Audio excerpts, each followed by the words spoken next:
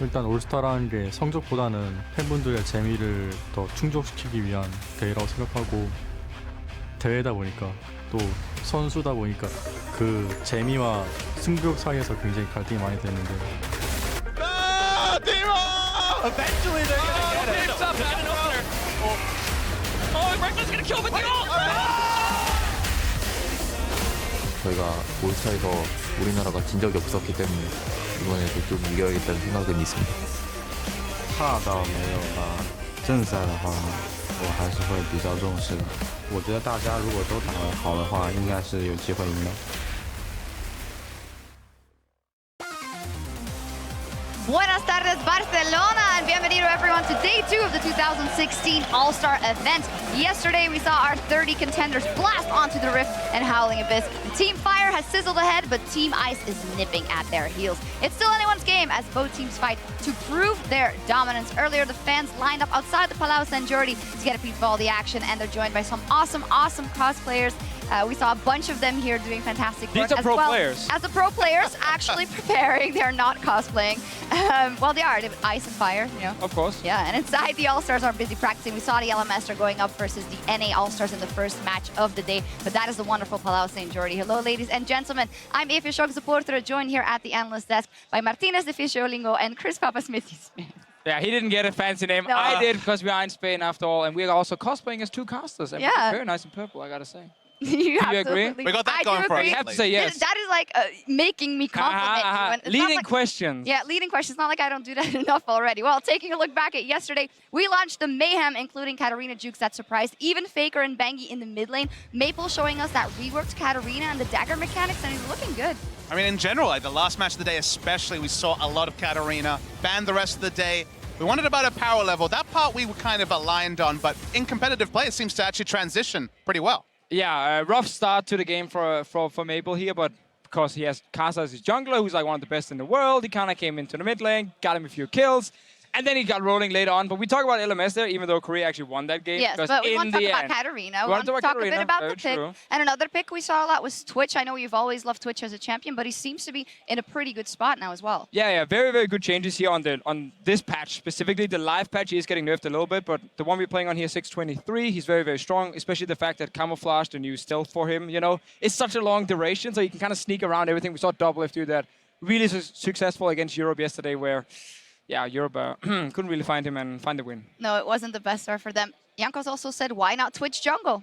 Sure, why not? Why I mean, not I'm Twitch seeing top? it in Korean solo queue, so I'm sure someone is thinking about breaking out here. That stealth duration you can set up so well, the positioning helps out. It's powerful. It should have been the marksman mode. Sadly, Reckless and Mata, they were playing Graves and Quinn. Yeah. Did kind of work out, Reckless especially said after Mata just Mata's- locked in the jungler, so I guess we were double jungling. Yeah, Well, Mata, he's playing his own event. Yeah. That's definitely. he's having a lot of fun sending his regards to the LPL. Well, you said it already, not the best start for Team Europe and Team Ice, but Fire's early coordination has given them the slight edge in the early stages of the tournament. 200 points, though, versus 150. Fire especially good, as we said, in those 5v5 standard Summoners Rift matches. Not only LCK winning over LMS, but also the NALCS winning over EU yesterday. Just the power of the lineup from NA and LCK.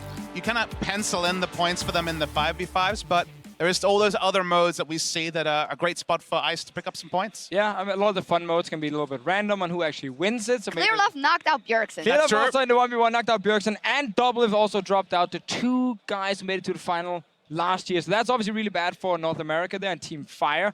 They do bring the big guns Yeah. today, though. They definitely have some power in the extended bench there. Once you get the LCK guys, and they're specifically Faker and Smeb, they have to be 2 of the favorites for the 1v1. Definitely, and Faker saying it there. Well, we've never lost an All-Star event. We're not going to start now. So Classic we'll see what that Faker brings for comment. Fire. Mad well, Lab is like, you he know... never loses, so... No, it's true. Mad Lab Yeah. is like, yeah, you know, between competitiveness and having fun. And Fun. Faker's like, we never lost, we never Oh. gonna lose.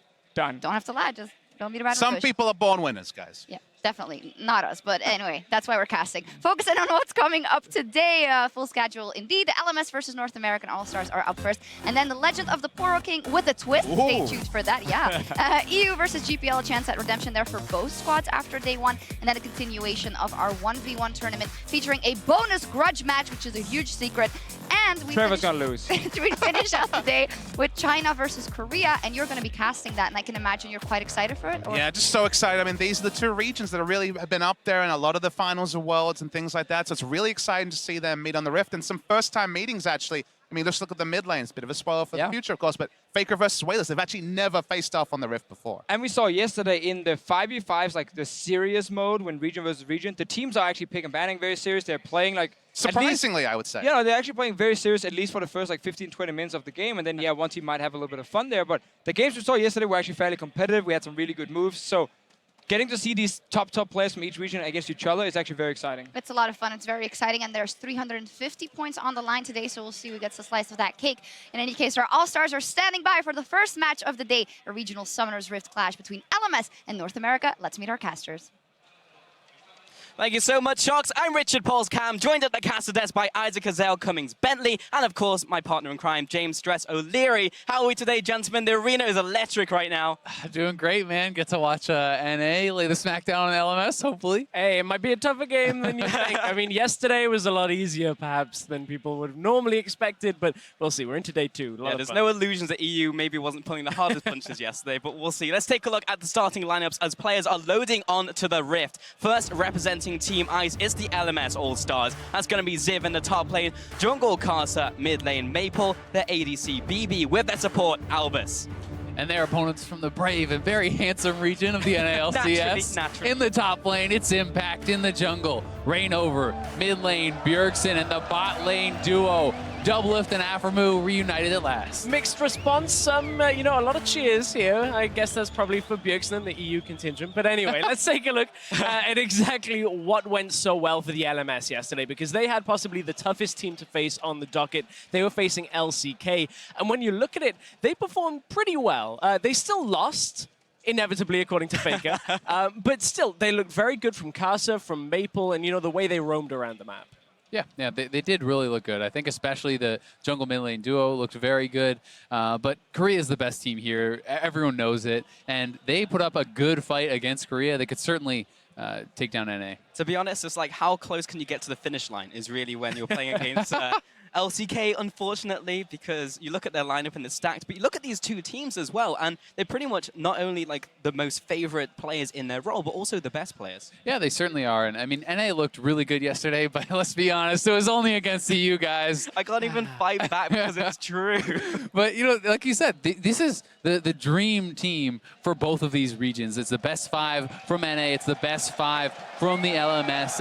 And people really want to see them perform. They really want to see which region is stronger here today. And I think so much of that in this battle is going to be from that jungle position. Yeah. The analyst desk talked about it already. I mean, you look at Reignover, one of the top tier junglers in multiple regions now over the last couple of years, and his performance yesterday, maybe a slow start just from Jankos being there, but you know, as soon as he paired it with Bjergsen, getting the Rengar plays in the bottom side of the map, it put it so heavily in NA's favor that he just could not keep up. But you cannot forget his opponent also in the jungle in this one, Karsa. He was going off yesterday on that Lee Sin. He was keeping his team in the early game. He was setting up Maple as well on that Katarina. So if he goes off this game, he could maybe carry this game forward. And you mentioned two champions we feel like NALCS have to target, the Lee Sin and the Katarina, or at least have to be a thought in the draft. They do, but, you know, do they have to ban the Katarina? I don't know, because Bjergsen can play Katarina, right? This is a guy who plays assassins, and when I found out I'm casting this matchup, that's exactly what I'm thinking. Maple and Bjergsen both are assassin players.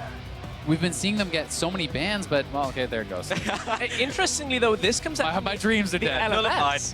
It's the LMS that are targeting this, perhaps looking at a different mid laner here, because if we do see this, the likes of a LeBlanc and a Ryze are still available here. I would anticipate them to be the last 2 bans out, but that's a lot of mid lane focus. Yeah, it certainly is. And I mean, Bjergsen got triple banned yesterday. It's kind of the Bjergsen special. He gets a lot of focus both in champ select and in game. But they're going to take Twitch off the table because of how well Doublelift did.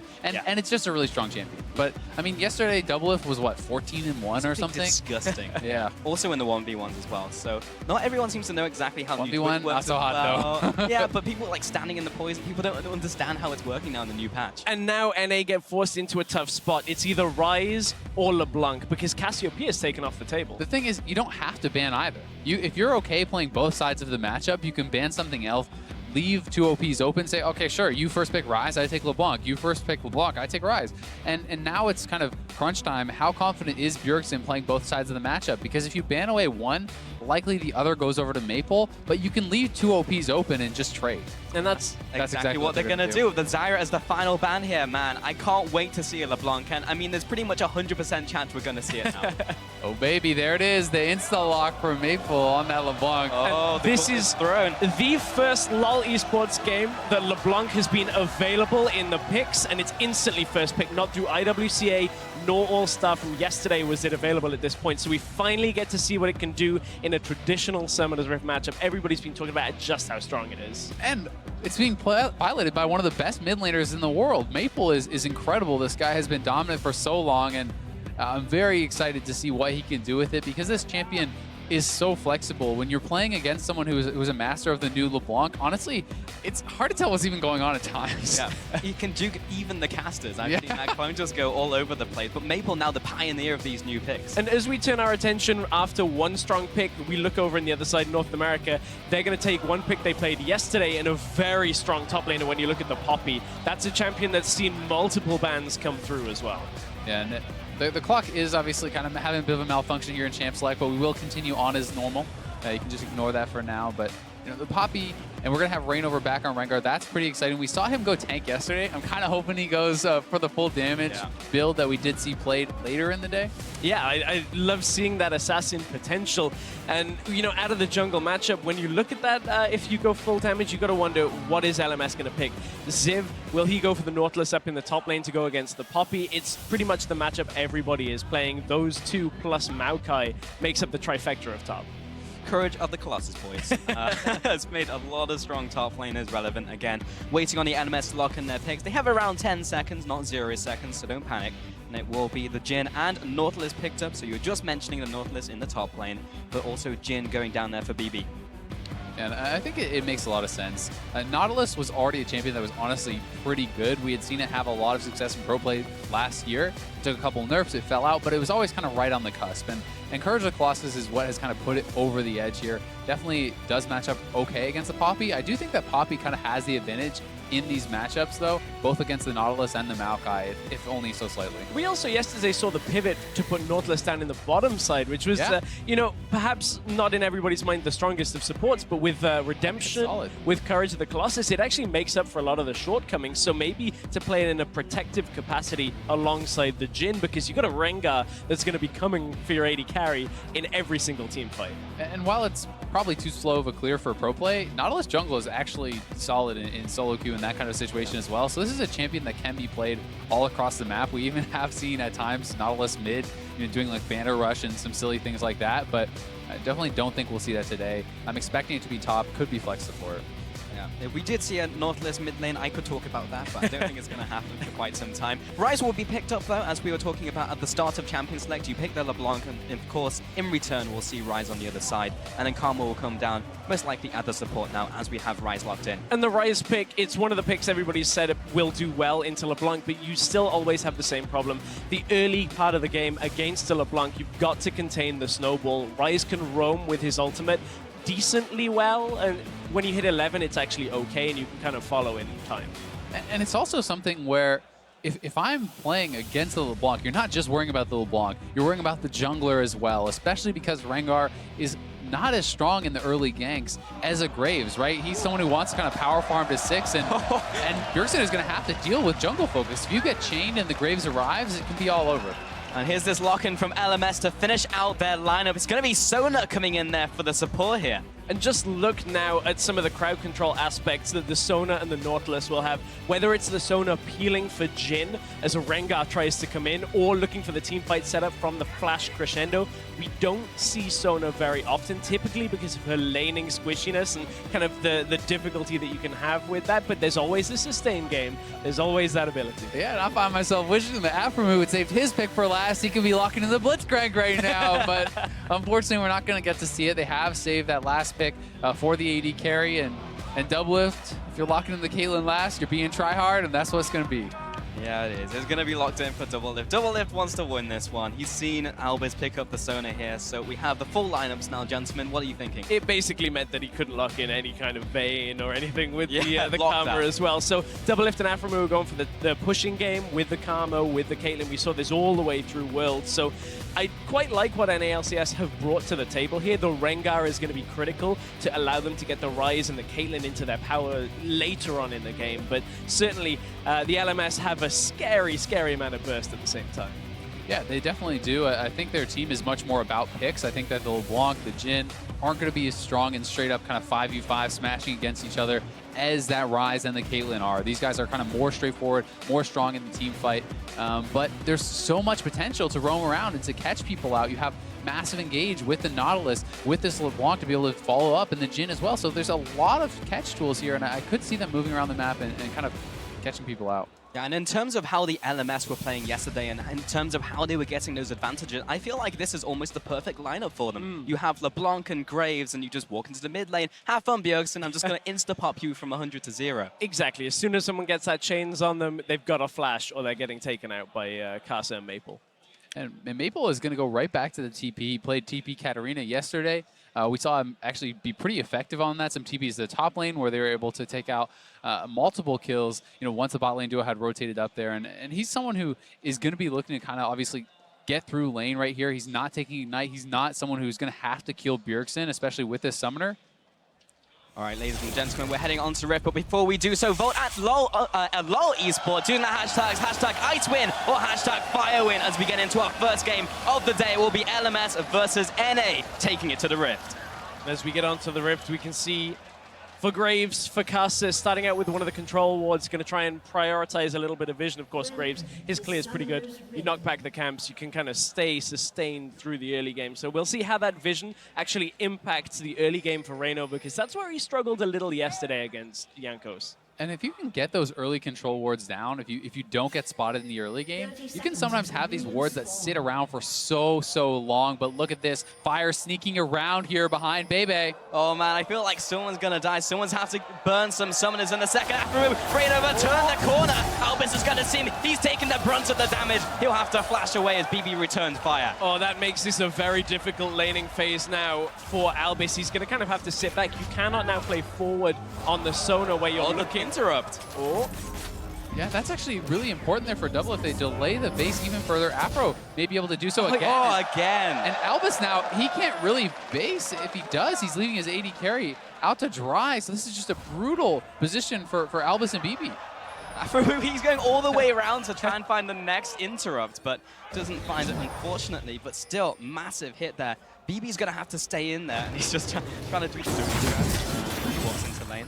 so he's going to be in lane for himself on his own at the moment. You can see Caitlyn and Karma are actually just sitting there trying to shove the wave already. Just trying to get in position to make sure that they can take that early push.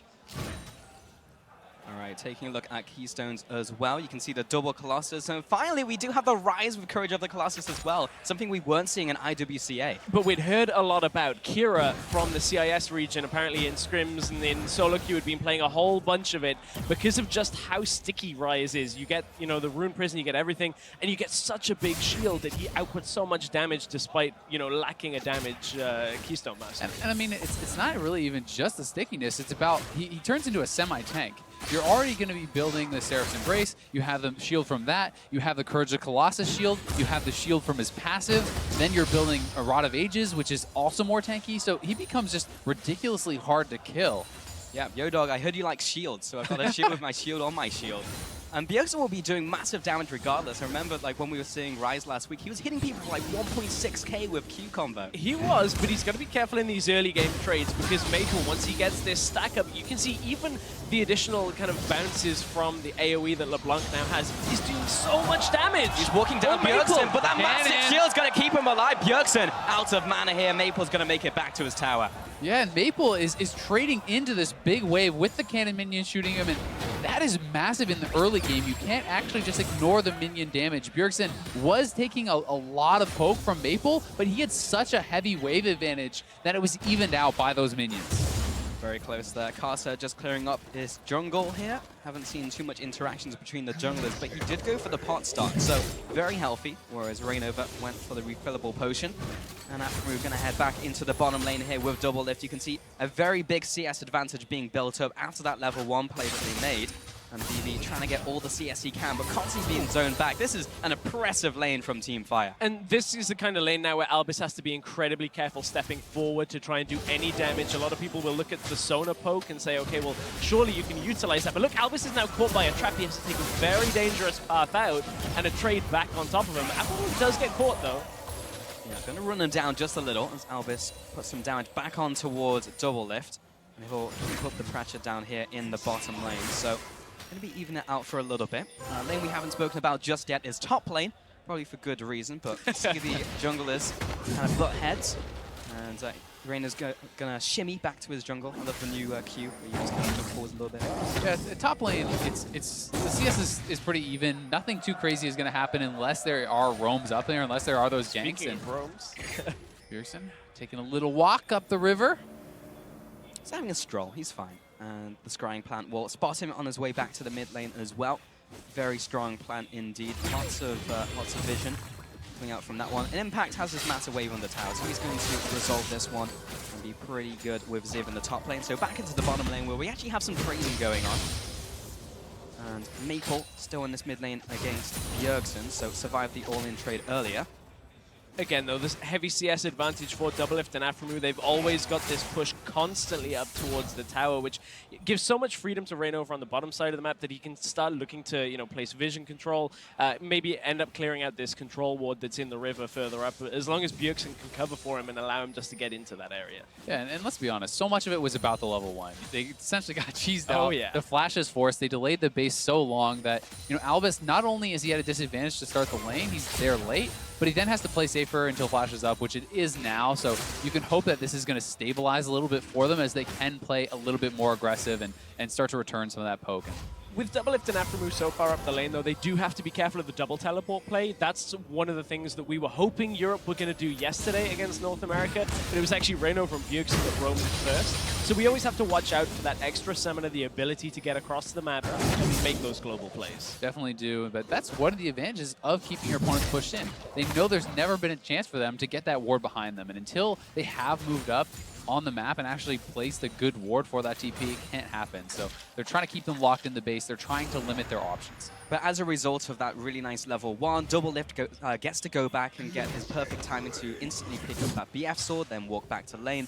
Now he has that advantage, whereas BB will look for a different component. But because Doublelift recalled, that ward has now been placed. Aphromoo standing right on top of it. It likely won't end up in a play unless Aphromoo goes way too far up in lane. Hang on a second. He's looking for this aggression because he knows Reyno is behind him, but here's the response of the TP. Most likely going to be not cancel. Maple, he's going in onto Aphromoo. Gives him the quick look at that, but he's going to be backing away, and Reyno is jumping all over the place. But nothing will happen in the end from that play. And both top laners now have expended their TPs. Maples is down, so you can go right back to being aggressive in the bot lane. Aphromu's summoners are down, though. We've yet to see Karsa really get involved whatsoever, and that was Reignover's first ult, so he knows that he can kind of get pretty aggressive without much of a threat of a counter gank from Reignover. And now there's a bit of a tricky situation in the bottom lane again for BB and Albis. They haven't recalled yet. They're up against BF Sword, which means as soon as they do recall, now they're going to get shoved in if Doublelift and Aphromoo are still in that bottom lane. They're going to lose a lot of damage on that tower, and it becomes difficult for them to actually recover that as they're just continually shoved in time and time again. Doublelift will re-establish the CS lead in this bottom lane. So one of our big storylines coming into the game was looking at the junglers and how they were going to impact at least the early game. And we may get to see that as Reignover is heading up to the top lane. But Ziv is already making his way back. But Karsa and honestly Reignover haven't found their way into these lanes just yet. Well, one of the things we just saw was the ult, the second part of the ult from Maple. He utilized the LeBlanc Mimic up into the top side where it's got this massive range. You can just kind of have a LeBlanc clone appear, and it fakes out your understanding of where LeBlanc is on the map. You can see that Reignover had to kind of think twice about ganking there. And that's just one of those mind games that we're going to see from the good LeBlanc players, always utilizing it at the important times because they were picking up blue. So it actually was this, situation where LeBlanc's off the map. Where actually is she? She could actually be top. Separating the good LeBlanc players from the great. And Karsa, he's going to be taking away his red buff as well before he looks for anything else. Has that control ward as well, so maybe looking towards that Dragon Vision. The first one is, of course, Infernal, so there will be a scuffle over that one for sure. 8 minutes into this game, no kills just yet between the LMS and NA. One of our questions has been answered, though. Is Reignover looking like he's going to go right back to the tank build here on Rengar?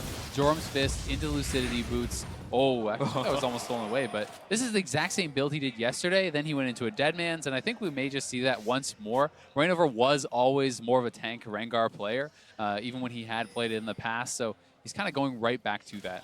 And it's scary how much damage you still have as a tank. You find any squishy target, and it doesn't matter that you're building resistances. Reignover's looking for Karsa, but Maple is here. Thinking maybe steps out of the bush, but he'll be backing away. Maple's following after. Is that clone real? Will be chased down, walking the kitty cat. As he jumps back in, I'll force the flash from Maple. Bjergsen following up with the combo.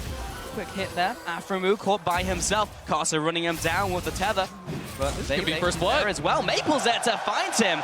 And first blood as Aphromoo well caught in enemy lines. Yeah, Aphromoo just took a stroll through the jungle and he was like, oh, not my side. Sorry, guys. That's going to be first blood going over to Maple, who is exactly who you did not want to give that to. And the amount that the NALCS All-Stars had been pushing in the bottom lane, you can kind of understand the mentality of, oh, I've got the clear path through this jungle, right? It can't be warded properly, but look at the bottom side. There's control wards, there's wards all the way around, and Aphromoo was just walking up past, kind of having to flash back in after the blast plant because they realize Aphromoo's a free kill here. Doublelift's in the river, spotted on a ward, so there's no way Aphromoo has any help there. Actually uses the blast plant to deny Aphromoo using it as an escape tool into the Dragon Pit. So, it looked a little funky from Karsa, but in the end, has the desired effect. Yeah, just cutting off another one of those escape routes. So, just being corralled into that jungle there. A bit unfortunate for North America, but we'll take that one for now. Yeah, I just think that was kind of pretty silly from Aphromoo. He knew that they were there, right? They just had a fight, a 2v2 fight in the jungle. He knows his AD is in the river. There's 4 guys there on the map, so a bit silly. He's going to die. It's not the end of the world, obviously, but as Bjergsen, you're now going up against that LeBlanc who does have the kill, and as the rest of the team, too, you're going to have to deal with this. And if LeBlanc gets rolling, it can be pretty terrifying. We saw what Maple could do on Katarina. It's going to be that or even worse with a fed LeBlanc. Yeah, nice little play there from Maple as well. As Albus was clearing out that ward, he just sent a clone down there, just a bit of backup as he walked back into lane, so Bjergsen didn't see him. And I really just like the fact that Maple's been looking towards these new mid laners and the new changes and actually bringing it to the mid lane, and he has all this stuff prepared for us. Yeah, I'm really enjoying the assassin play. The one question and reservation that I have in my mind is the same with a lot of picks throughout history that people say, oh, they're very strong, they snowball very heavily. Is in scrims that works exceptionally well, the same with solo queue. But if you can't snowball effectively again and again and in a passive game, because stage games and important competitive games are a slower pace typically, then we end up seeing these picks like Rise that can actually start containing the LeBlanc later in the game, and that's what we need to have answered. Oh, he's stole that steal away from Rainover. Albus gonna follow him after. We've got Northlands coming in from the top side. Maple to follow. Crescendo. Everyone dance. Everyone die. And they get wiped. An impact comes into the fight. This is not one that he wanted. Poppy got gonna get shot down from the skies. 5-0 to LMS. 4-0 in that fight, and the Dragon steal that insult to injury there as LMS just absolutely cleaned up. Maple putting on a clinic here, was able to land so much damage. He hits them all with the W, puts up the passive, then he can bounce his Q and get a massive amount of DPS out there, and that is so big for the LMS, as they're going to get the first turret too. And a beautiful crescendo from Albus. Didn't even flash in for it, just lined up 3, takes him out, and allows Maple to just knock them down on the last little bit of health. So this was the steal coming through, which, you know, it sticks at around 2,000 health for a while. Rainover goes back in, but Casa straight in for the steal. I mean, once again, Doublelift not really with the rest of his team as they get fully collapsed on. Nautilus comes in from behind. There is that beautiful ult, and you can see the passive going up. There's the bounce from Maple as he is able to clean up. Impact not even able to get out. Does waste his flash and is TP there as he goes down. And that raises an interesting question. You were talking about Doublelift being on the bottom side of the map. Well, we saw him split pushing a whole lot yesterday on Twitch, and it took him a long time to start ending the game where they were looking to carry with the Twitch. If that kind of happens again, they don't have the success between Rainover and Bjergsen in this game that they did to rely on in yesterday's game against EU. Well, and they don't even have a lead in the bot lane, right? He's actually down a couple CS, not that that's too consequential, but the kills plus that means that it is starting to be a bit of a deficit down there. First tower has already gone down, and that does give you such a large infusion of gold, specifically because you have 3 of those kills on the LeBlanc, that it's going to be terrifying. This guy already has his first item completed, plus his Sorks, and he can start popping people. It's absolutely massive. He's going to give an attempt onto Bjergsen. Double jumps in there. Big shield coming out. Keeps him alive, of course. Courage of the Colossus also coming in there. That was like half his health bar. It's just like, what, is this Tam Kench in the mid lane? Yeah, I mean, he hits the chain. That's 2 summoners gone. And because he's that strong, you have to respect it. If Bjergsen doesn't flash there, he's just dead.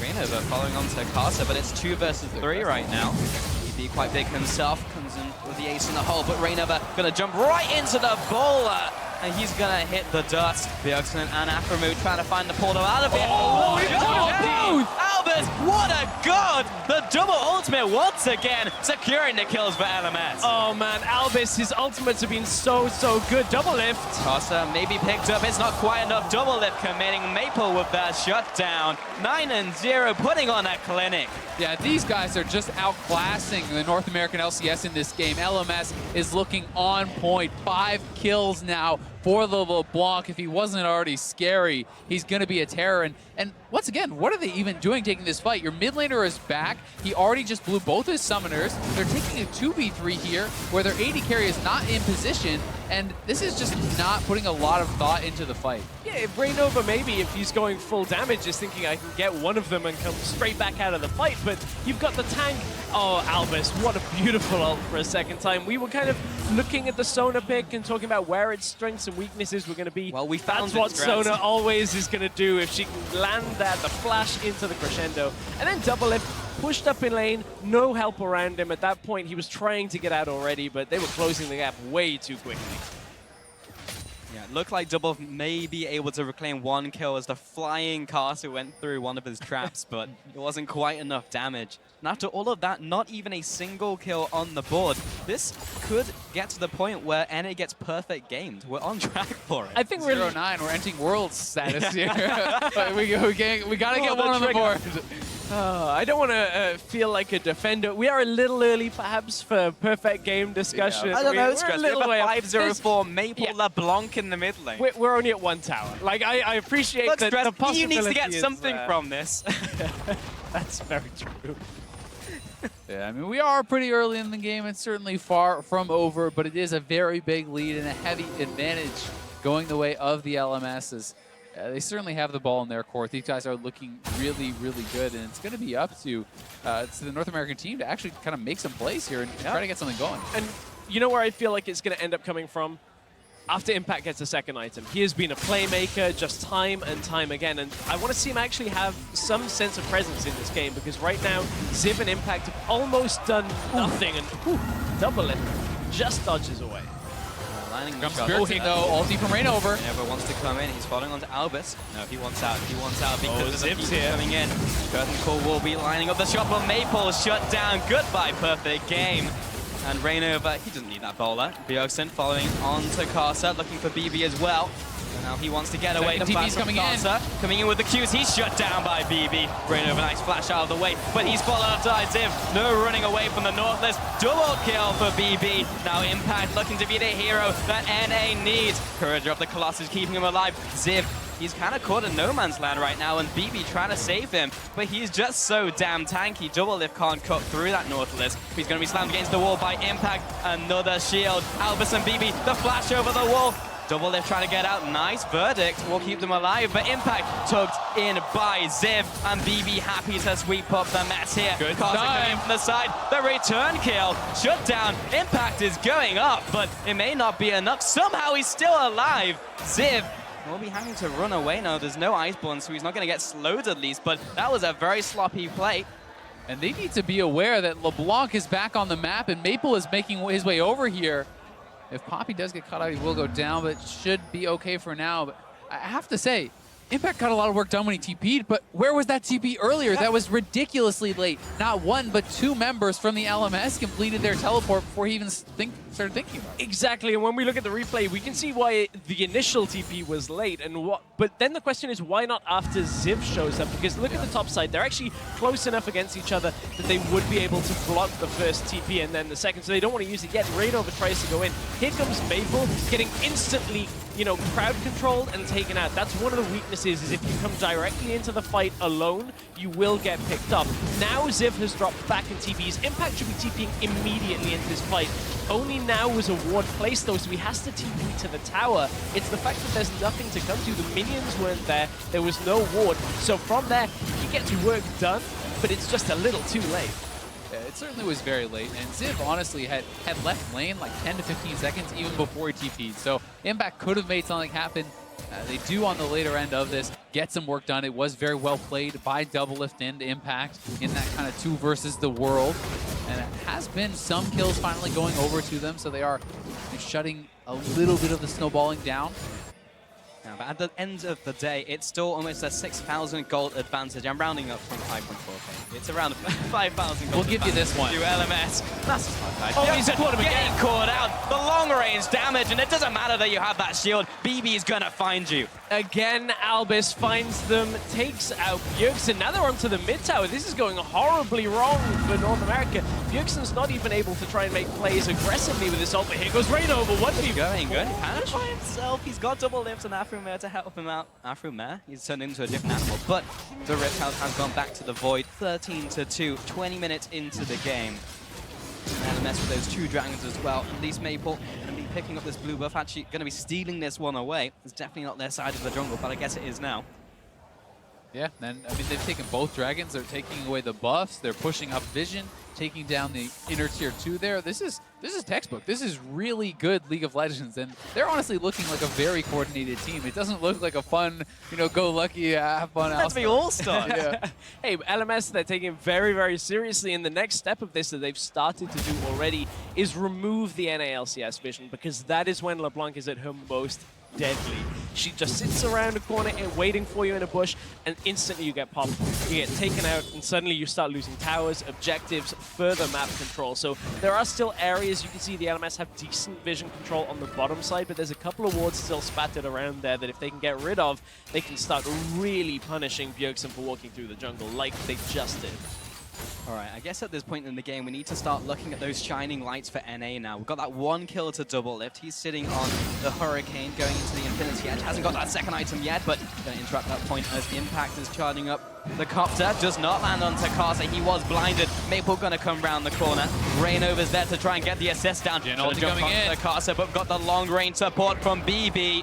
Doesn't quite land onto the Poppy. Good body block there from Rainover. Do we have more support coming in from NA? Yes, we do. But so is Albus. And this is super risky for them to try to defend. It's a 4v2 right now. Afro is coming up, but even then, the turret's going to go down. And with Impact chunked out, NA cannot stay around. I'm going to say that's not a good recall location for Impact there, so he's going to wander back to his tower. And the other thing here is this is too far for Bjergsen with his ultimate. This is the other side of the map completely, whereas Ziv has the teleport. If he drops back in the pocket behind the turret again, he can look to TP play. Going down too. Bjergsen has to recall if he wants to get here, but they're just choosing to fight. So, as you said, this turret is going down because Impact previously was so low. He actually just had to TP back to the top lane just to defend against that push. Man, that feel when the top lane Nautilus is dueling your middle laner, your Bjergsen, team solo mid laner, 0-4-1 currently. And you just cannot get through that shield. He's just too tanky. Yeah, I mean, Bjergsen is 0-4. He's not ahead of this guy, right? He's behind. And Ziv has the early Spirit Visage, he has the Merc Treads, and he has Scourge of Colossus. So it's gonna be really tough to actually punch through the Nautilus at all until a much later stage for Bjergsen. He's gonna need a Void Staff, he's gonna need some more completed items, but that's a long ways off. And really, NA is kind of putting their eggs in the Bjergsen basket. They're saying, go to the side lane, get some levels, get the farm. We trust you to carry later in team fights. The same can be said for double lifts items as well. When you look at this, he's only just got the Infinity Edge as he recalled then. So he is still a long ways off being able to shred through the Nautilus, through the Graves, because Nautilus is likely to get more armor now as his next item. So there's a lot of tricky spots that NA just have to try and not fight if they can. Yeah, I mean, itemization becomes very difficult when there are these kind of super tanks like the Nautilus that you have to deal with, plus an assassin who kind of says, you need to build a Hex Drinker, you need to build some MR, or I'm going to one-shot you. And it's kind of which do you go for? And oftentimes the premier AD carries will say, you know what, I'm going to position perfectly, I don't need the MR, I'm going to go for the damage. So looping this one back to champion selects, we were looking at LMS and saying, hey, look, they have a very much a pick-based composition, and I think they've executed on that very well, considering how the game's gone so far. They've leveraged that into those objectives, but where's their break point for NA? Where do they get strong to the point where they can start challenging LMS in those 5v5s? I really think it is completing 3-4 items. These kind of points for Caitlyn when she has rapid fire on top of this, you can really start putting out a ton of damage. And Bjergsen completing his Seraphs and getting an Abyssal Void, they need to complete more items, and that means they need to delay. So it's going to be up to LMS to force fights around objectives. Look to make NA fight you now around the Bear and around Dragons where they don't have vision, and close out the game that way. The problem is the NA All-Stars have picked fights earlier on in the game, and the point that it leads us to is the fact that Maple has done twice as much damage as any member of the NA LCS All-Stars in this game so far. That's what you get when you fight a LeBlanc this early in the game, and after a couple of kills, a couple of items, suddenly you're wondering, why is this LeBlanc doing so well? It's because your Rainovers decided to fight time and time again. And look at the flank they're setting up here. They're looking for a fight here. Oh no, Aphromoo, the depth charge is locked on him. He's not going to allow that to hit any more of his teammates, but the TP is now coming in from Maple, so he'll join the fight. Rainover's leading the charge, but he's now been revealed, and the rest of ICE are grouped together, so I don't think Fire really want this fight, considering the state they're in currently. Now, if Maple can't... Ooh, Karsa! Oh, nice pick onto Karsa. That will start off the fight. Impact so well done there. The flash stun. Rogue charge against the wall, pins Karsa, they take him out, and that is a big play from the top laner. And that's the difficulty for this composition that ICE are running, though, is if they go in head first. But this is going to be this is 4 versus 5. This could look very good for the NA lineup. Rainover, he's kind of dancing back and forth. Redemption came down as well. I would like to point out that everyone was hitting Ziv in that fight. We did about 2% HP. Good job, guys. And he's regen all of that back up with Albus there behind him as well. That will secure Team Fire the Dragon. Reinova's going to jump to the bush, give himself the push there. But Impact, for the crescendo onto 4 players. Ziv's going to be chased down by Rainova, jumping back in one after another. Ziv, he's taken the brunt of the damage from Team Fire. He'll tank that after, but Bjergsen wants in. He's going to teleport 4 people into the back line. That will find BB, and now Ziv in enemy territory. He's going to be run down, and it's just a matter of Impact slamming him against the wall and getting Rainova in there for the kill. Impact is making the stun look like it's just a point-and-click ability. Like, there's no setup involved in this thing. He seems to be able to get people on command, and Bjergsen, no. Oh my God! But didn't get a chance to get away. But Rainova, he will avenge his mid laner. Maple, he's gonna have to jump away with that distortion. Albus there to back him up.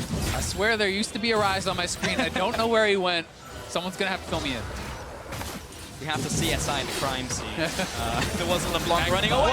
Points and click ability indeed. Impact, I don't know how we did it. That was fantastic CC chain. Rainover lands the empowered bola, double it, follows it up with a trap, and then Impact slams him into the wall. Beautifully done. This was a messy sequence that eventually goes heavily in favor of the NALCS All-Stars. Let's take a look at how it started, because the key difference here is the fact that Maple cannot find a way into this team fight. He cannot get onto a squishy target. This is the second phase that, despite a great crescendo, again, look at it, the damage dealers are not able to stand and fight. Maple cannot get in. Bebe can't find the space because of how low he is, and ends up with 4 members right around him as Bjergsen ends up taking him out.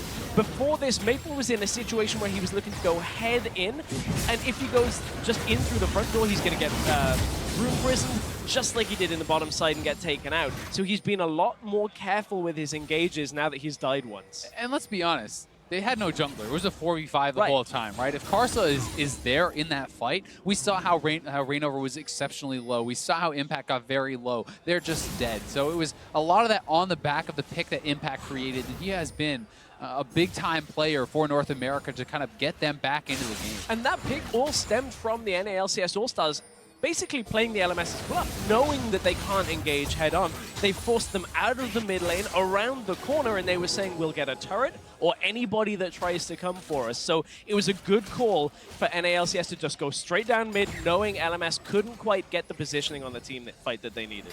I mean, a real heads-up play, you know, getting that pick onto the pick team themselves. Karsa, one clearing out the Baron ward. Almost it is twice as clear. Twice as clear. The double control ward's going down. It's always scary clearing out the Baron ward as Graves.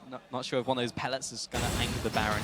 Don't want to be taking too much damage, but Impact now in the bottom lane. I don't think there's too much to say about this fight, other than that they are hitting each other. They're not really doing any damage. They're both going to get a shield up at exactly the moment that the other's shield is up. So it's just going to always continually be trading, but it's like fighting. He's kind of losing out. Yeah, I mean, Ziv is kind of winning, but Get him, Ziv. I don't think it's going to be enough to actually kill him. What a hook. So it just becomes about the pressure that he gets in lane. So he wins that skirmish, now he gets lane advantage. He can get the push going. Impact has to base. So that is what he got himself there. I don't think he was under any illusion. It's like, I'm going to get him, guys. I'm going to get him. You're not going to get him, but you might get the minion wave. He wants him. Impact just wants to ult it away by the looks of it. Don't always get what we want, boss. No, we don't. We do not indeed. But I'm happy to be LMS Pulse for this game, though. Yeah. I mean, I wanted TSM to win Worlds. How did that go for me? Oh boy. Hello. He's in this wobbly. Oh, the damage jump from Maple, but there's Courage of the Colossus. There's the shield on his shield, but it's not enough to keep him alive. Karsa with the assist. Well, we learned the answer to the question, can Bjergsen take that fight with 3 items? Still no. Despite still having some MR and a fair amount of tanky stats, so... Yeah, I think he needs more items than you can get to win a 1v2, but still. He's got the inverted scoreline there for Maple, so... Rest in peace. He'll get there. He just needs those 4 items, Azael. That's all he needs. That's true. That 50-minute mark, the power spike. That's what we're looking for. We're scaling. We're scaling, boys. Guys. We've Don't got the worry late about game. Yeah. The classic solo queue. Keep the morale up. Don't worry, we can make this work. 16-7 though. 30 minutes into this game with a 7,000 gold lead to the LMS. but Baron is not yet down. However, speaking of Baron, LMS is looking for it. And this is really what they need to get to crack this game open because the gold lead has stagnated. Whoa, double lift! Bad. Deleted by Maple. He goes right over. Gonna jump in. He does have the shield. Nice cleanse out of the ultimate there from Albus. Gonna be knocked up by the death charge, but Maple, he's causing havoc in the back lines. Baby taking out Aframu. Jumping over the wall. It's gonna be secured by Carter. Rainover looking for the hero play, but not today. You are not the protagonist of this story. Look at Maple's damage when he finds somebody on their own. Doublelift doesn't know what's hitting him, and just suddenly LeBlanc takes him out, and it opens up the easy, clean Baron play for the LMS. And this, at this point, should be enough to close this game and start getting the inhibitors down. This is the kind of lead that they really have been looking to open up. Yeah, I mean, 3 members dead. There's no contesting this one, and the question is, does LMS just march it down and try to actually close it out? But I don't think they will. They're going to base. They're going to spend their gold up. And this is definitely the safe, the smart play from them because they have the pressure in the mid lane now. They can look to the side lanes and try to really play it safe. So let's take a look because we didn't catch this actually the first time. Doublelift on a ward. Easy combo for Maple to take out. And that was the start of this fight that eventually leads to Baron. Rainover a little fortunate because he gets that can't be disabled through the crescendo, but still ends up, you know, losing out on this fight for the NALC. And this was pretty slick, though, by Rainover. Not only to stay alive, but to get around. He jumps in onto Bebe, attempts the steal. Had he got it, that would have been pretty sick, but not going to work out for him, and not much has been working out for NA in this game. Down 10K and going to lose another Infernal. Maybe not the point. It's worth just trying to go. It totally is, yeah. Try and be the hero. Try and turn your fortune around. We've seen it happen time and time again. But at the end of that fight, both Maple and Bebe were almost sat on 3,000 gold each. So that's why they needed to go back. They needed to go and make sure they had just enough to be able to close this game out because they have just been on fire this entire game. So I just heard that Maple has done 25k damage, and NA have done a total of 50k damage. He's done 50% of the entire NA team's damage. Us here in North America, we're about teamwork, so you gotta have it all together. Spreading it across. All right. It's camaraderie, you know. You, Azale. We're doing fine, guys. I mean, you're not, but 19-7. And Baron buffed LMS, who are pushing into the bottom lane, but I appreciate the optimism. Hey, good hustle, right? Good hustle. Good hustle. They're doing their best, and they are trying to defend this bot lane turret, and it's just about stalling at this point. Stall, stall, stall. LMS want to close it out with this monumental gold lead, with the Baron buff, with everything that they have in their favor right now, because the reality is, yes, they're crushing North America right now, but if you give it another 10 minutes, if you let these guys continue to pick up items, the gold lead starts to matter less and less and less, but it's going to be a huge task to stay alive. As the towers are just falling left, right, and center, you can see Maple going on Bjergsen on the top side of the map as well, and pushing up to the turret. So, I mean, there's just so much in the pressure game here for the LMS, shoving constantly in with the mid lane, having super minions streaming in. I don't think we're going to get to that 10-minute point without a horribly botched fight by the LMS. If they try one of the ones where they're looking to go in through the front door, where they tried in the mid lane, then perhaps NALCS have an opportunity to hang on. The Baron buff has almost expired, though, so once that goes down, it's going to be a big boon to the North American team. We'll see if they can make it to that point. We are just trying to weather the storm now.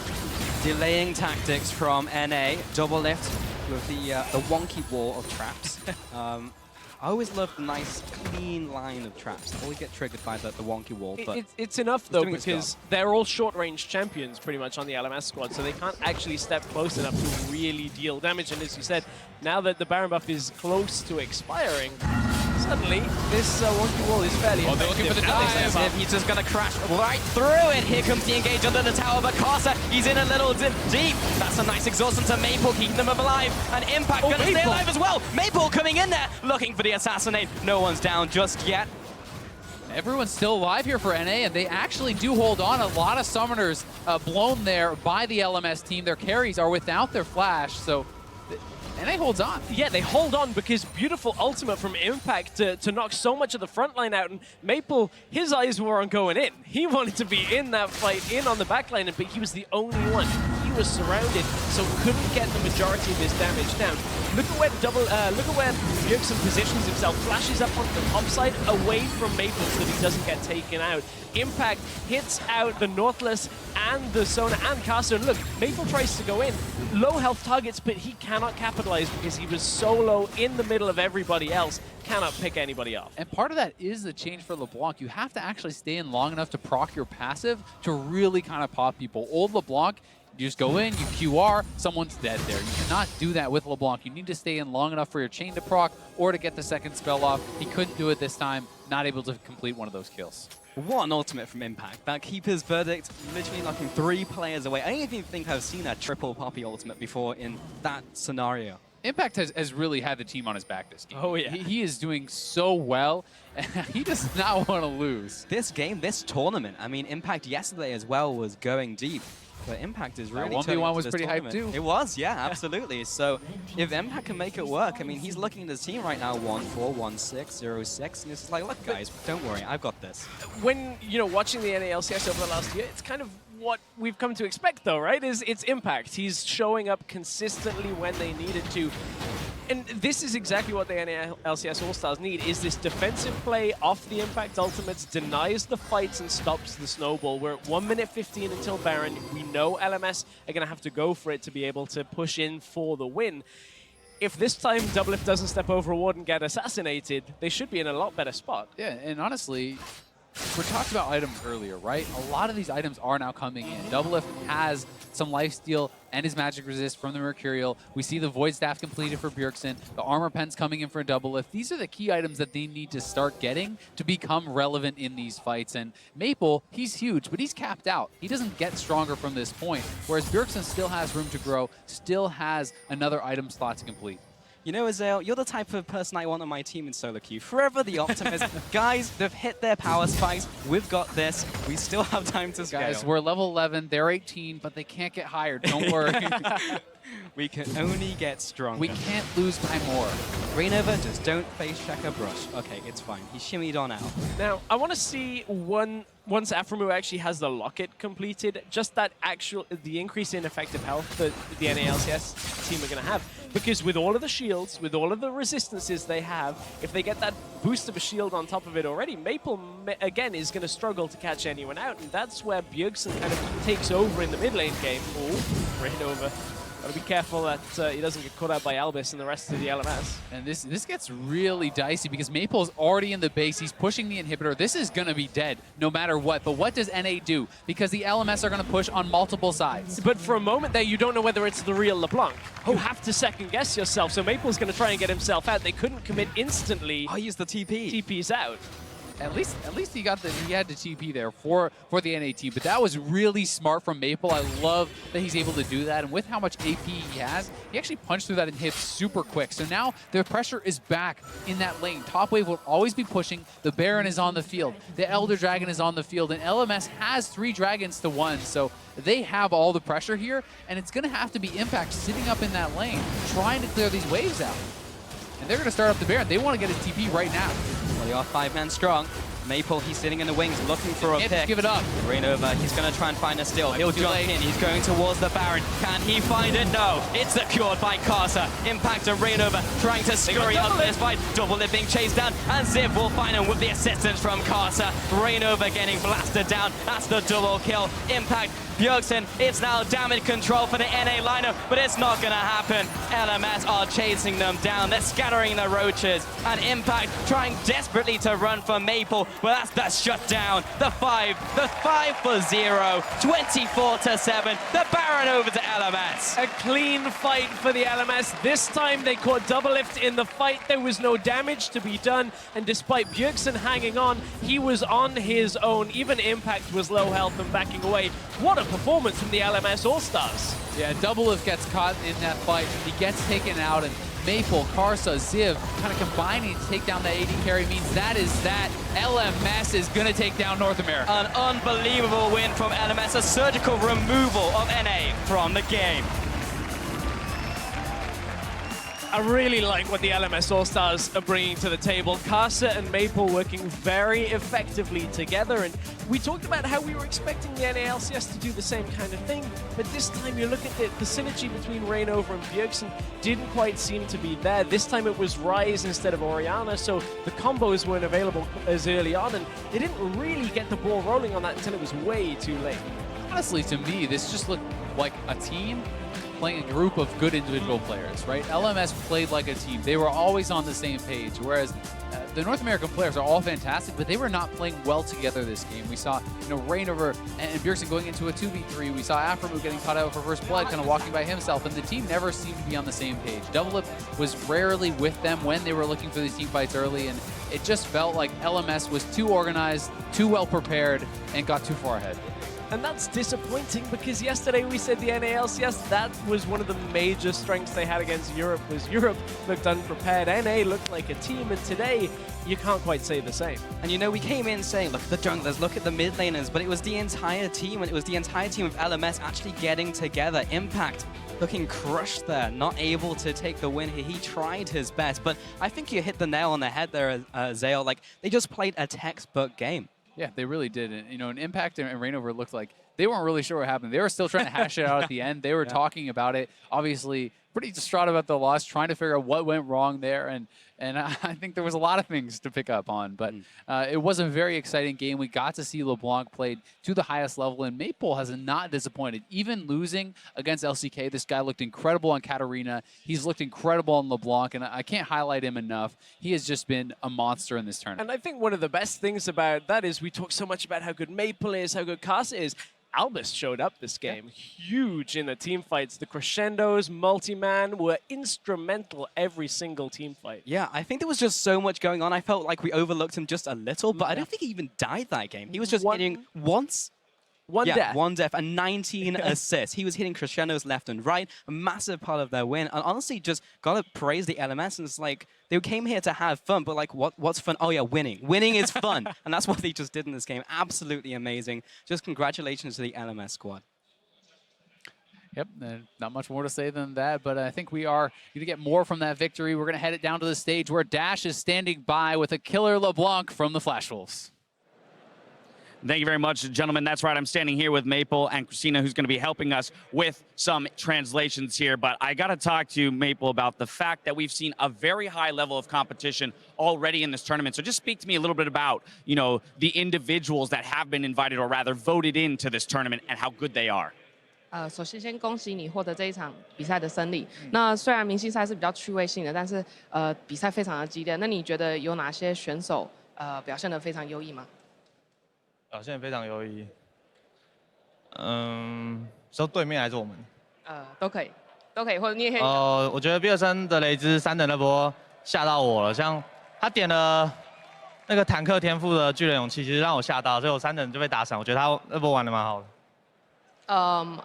I was very afraid of Bjergsen when he was level 3 because of how his masteries were set up. So I was pretty afraid of him at level 3. Yeah, that was a very unique mastery. Have you seen Courage of the Colossus taken on Ryze in the mid lane yourself, or have you considered doing that?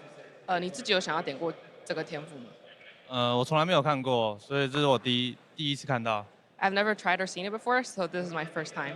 All right, well, you dealt with it very well. A very impressive scoreline on LeBlanc, but we also saw you get to play Katarina yesterday. So you yourself, of all the mid laners, have gotten to play some of the most feared mid lane champions. What is your thoughts on both Katarina and LeBlanc as they've been reworked?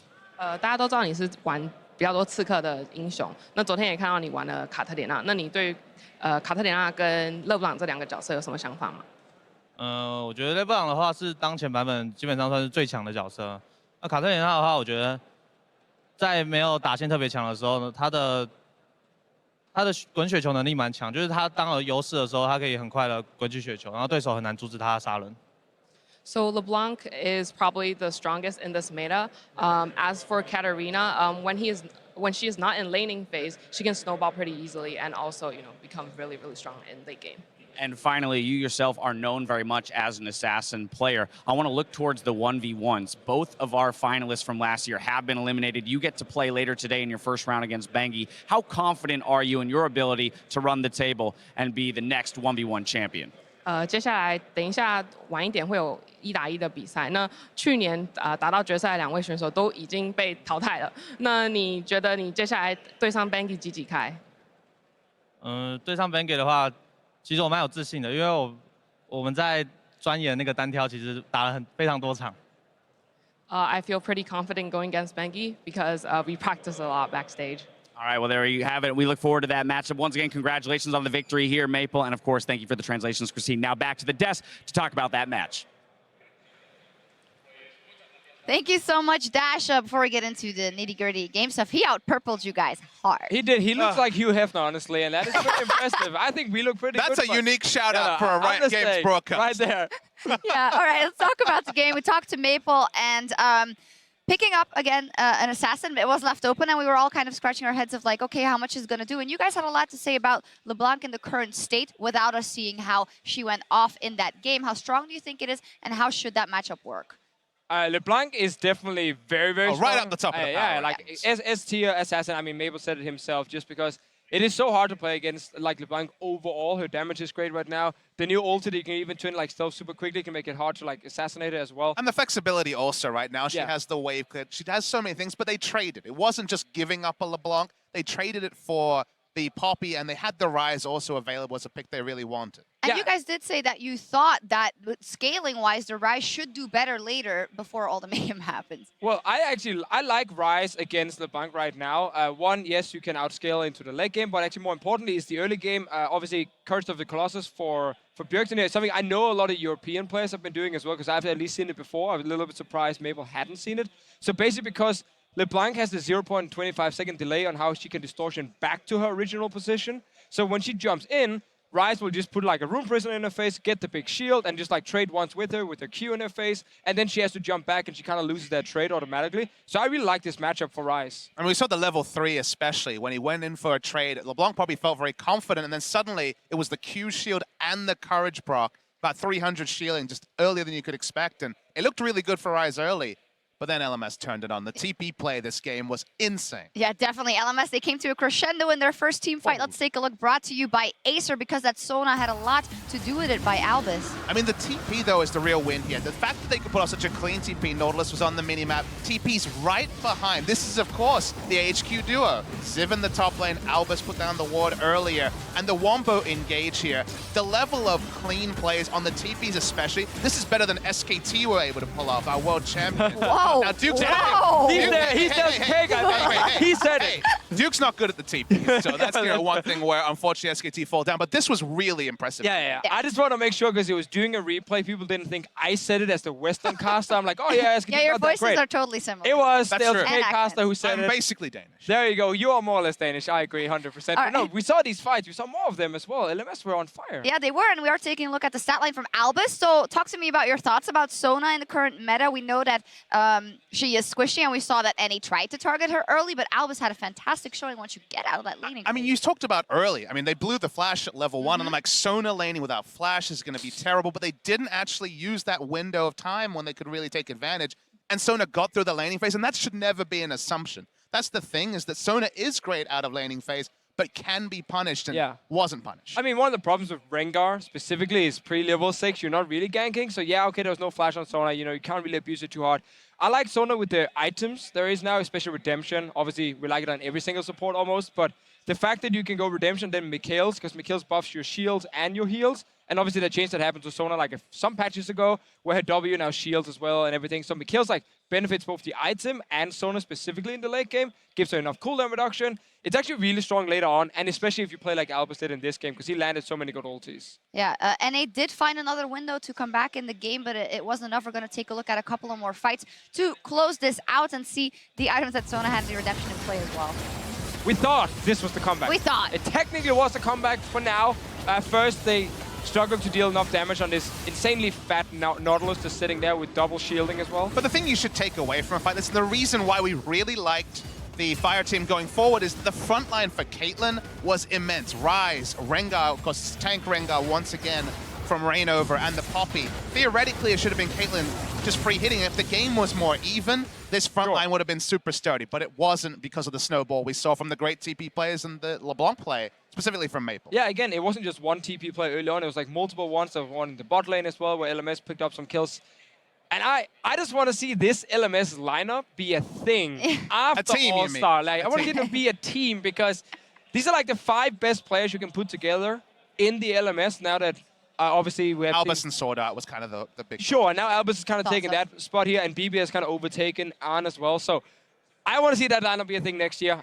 Obviously, we probably won't get to see it, sadly, but they're showing how good they actually are, like these 5-star players together. And NA obviously have 5 very good players as well, but LMS came out on top. Fantastic, and they also netted 100 points for Team Ice. LMS jumping and saving Europe in a game at least. For now. For now. For now. Revenge. Yeah, and what do we think of the NA squad? Are they going to be too taken aback by this loss? It's a tough one, but it's also one of those where like, yeah, the LeBlanc got rolling and then we just got rolled over, so what do you do? I think they'll shake it off. Obviously, they have one more match left. Korea, of course, have to pick up the slack, unfortunately, of NA once again. So, I mean, as long as Korea win their 3 games, I can feel good about myself. This would actually be a very good day for Team Ice because Europe, taking on GPL next, Europe will be favorites to win that game. And if China can beat Korea at the end of the day, possibility. That's a ton of points for Team Ice right there. You got your ice jacket on too, so exactly representing. Sending out the good vibes. We're gonna take a quick break. Next up, the Howling Abyss with a twist. It's been a while since we've seen the Poro King, and he has some new tricks up his sleeve. Don't go anywhere. You won't want to miss it. Okay, that's better. It's way better than Jenna and Yeah. better than Zenda. Better. I mean, who's that idea, man? Oh. Yay. Albus gonna follow him after. We've got Northlands coming in from the top side. Maple to follow. Crescendo. Everyone dance. Everyone die. Bjergsen and Aframu trying to find the portal out of it. Albus, what a god! But Bjergsen wants in. He's gonna teleport 4 people into the back line. That will find BB. And now Ziv in enemy territory. He's gonna be run down. But Maple, he's causing havoc in the back lines. Baby taking out Aframu. Jumping over the wall. He's gonna be secured by Carter. Reignover looking for the hero play, but not today. Impact of Reignover trying to scurry up this fight. Double lip being chased down, and Ziv will find him with the assistance from Carter. Reignover getting blasted down. It means that is that. LMS is going to take down North America.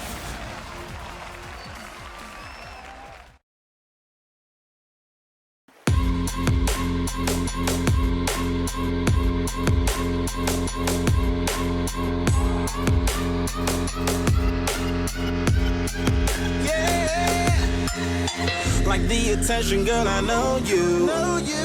But you're everything I want in life. We're fighting danger like Kung Fu. The love I feel is deep inside. The others don't matter. It's honestly us against the world. We're the perfect team. You're my dream, but I just want it. Can't get to myself. Can't get to myself. Can't get to myself. To myself. Can't get to myself. Can't get to myself. Can't get to myself. It's like to myself. Can't get to myself. Can't get to myself. To myself. Can't get to myself. Can't get to myself. Can't get to myself. Oh baby, if you ever need a helper, you should know that I'll be there day and night. Nobody else can love you better. I'm here just to treat you right. You're the reason I'm alive. You're the only pain I can endure. But when you're not here, you're my dream, but I just want it. Yeah, I just wanna.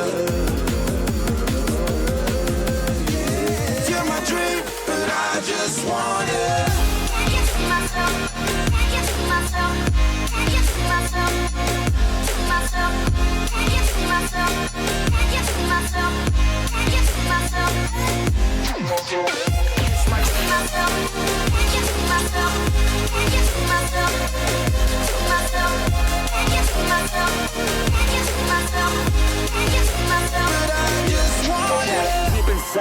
from start. You my bunny, I'm your Clark. From now to eternity, I give you all my heart. We are meant to be, it's clear to see. My love is bigger than I thought. I got everything I want when I hold you with my arms. The others don't matter, my love and my pleasure, the key to my treasure. Whatever's the weather, day up and out with you till I die. How many times for you I'ma try? Want you to notice the one and I know this. Perfect soulmate, I wanna show it my best friend. She saved my life, my happy end in hard times.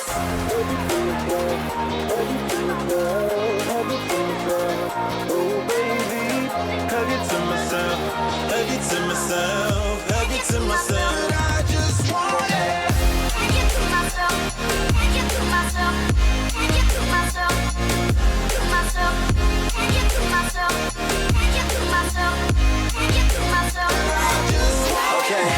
Hug it to myself, hug it to myself, hug it to myself, to myself, hug it to myself, hug it to myself, hug it to myself. Oh baby.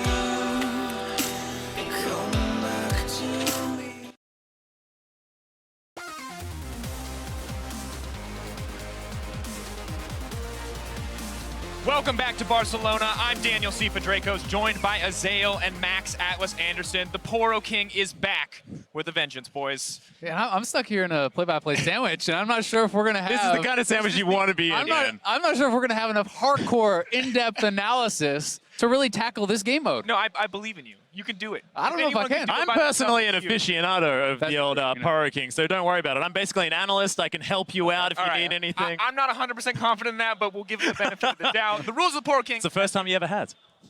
First time.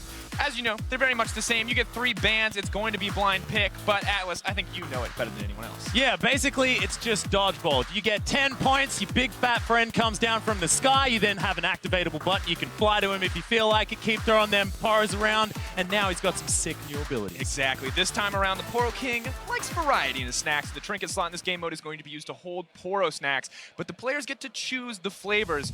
You can see it right there. The super spicy snack, essentially a giant flame spitter from Rumble. Yep, you got coffee snacks there as well. You can knock back some enemies, give the king a large shield. You're seeing the frosted snacks here, Atlas. Yeah, those are the frosted snacks, and this is, I believe, the Rainbow Snacks Party Pack. It's a giant freshie, except it sends the Poros a tumbling, and they pull you back.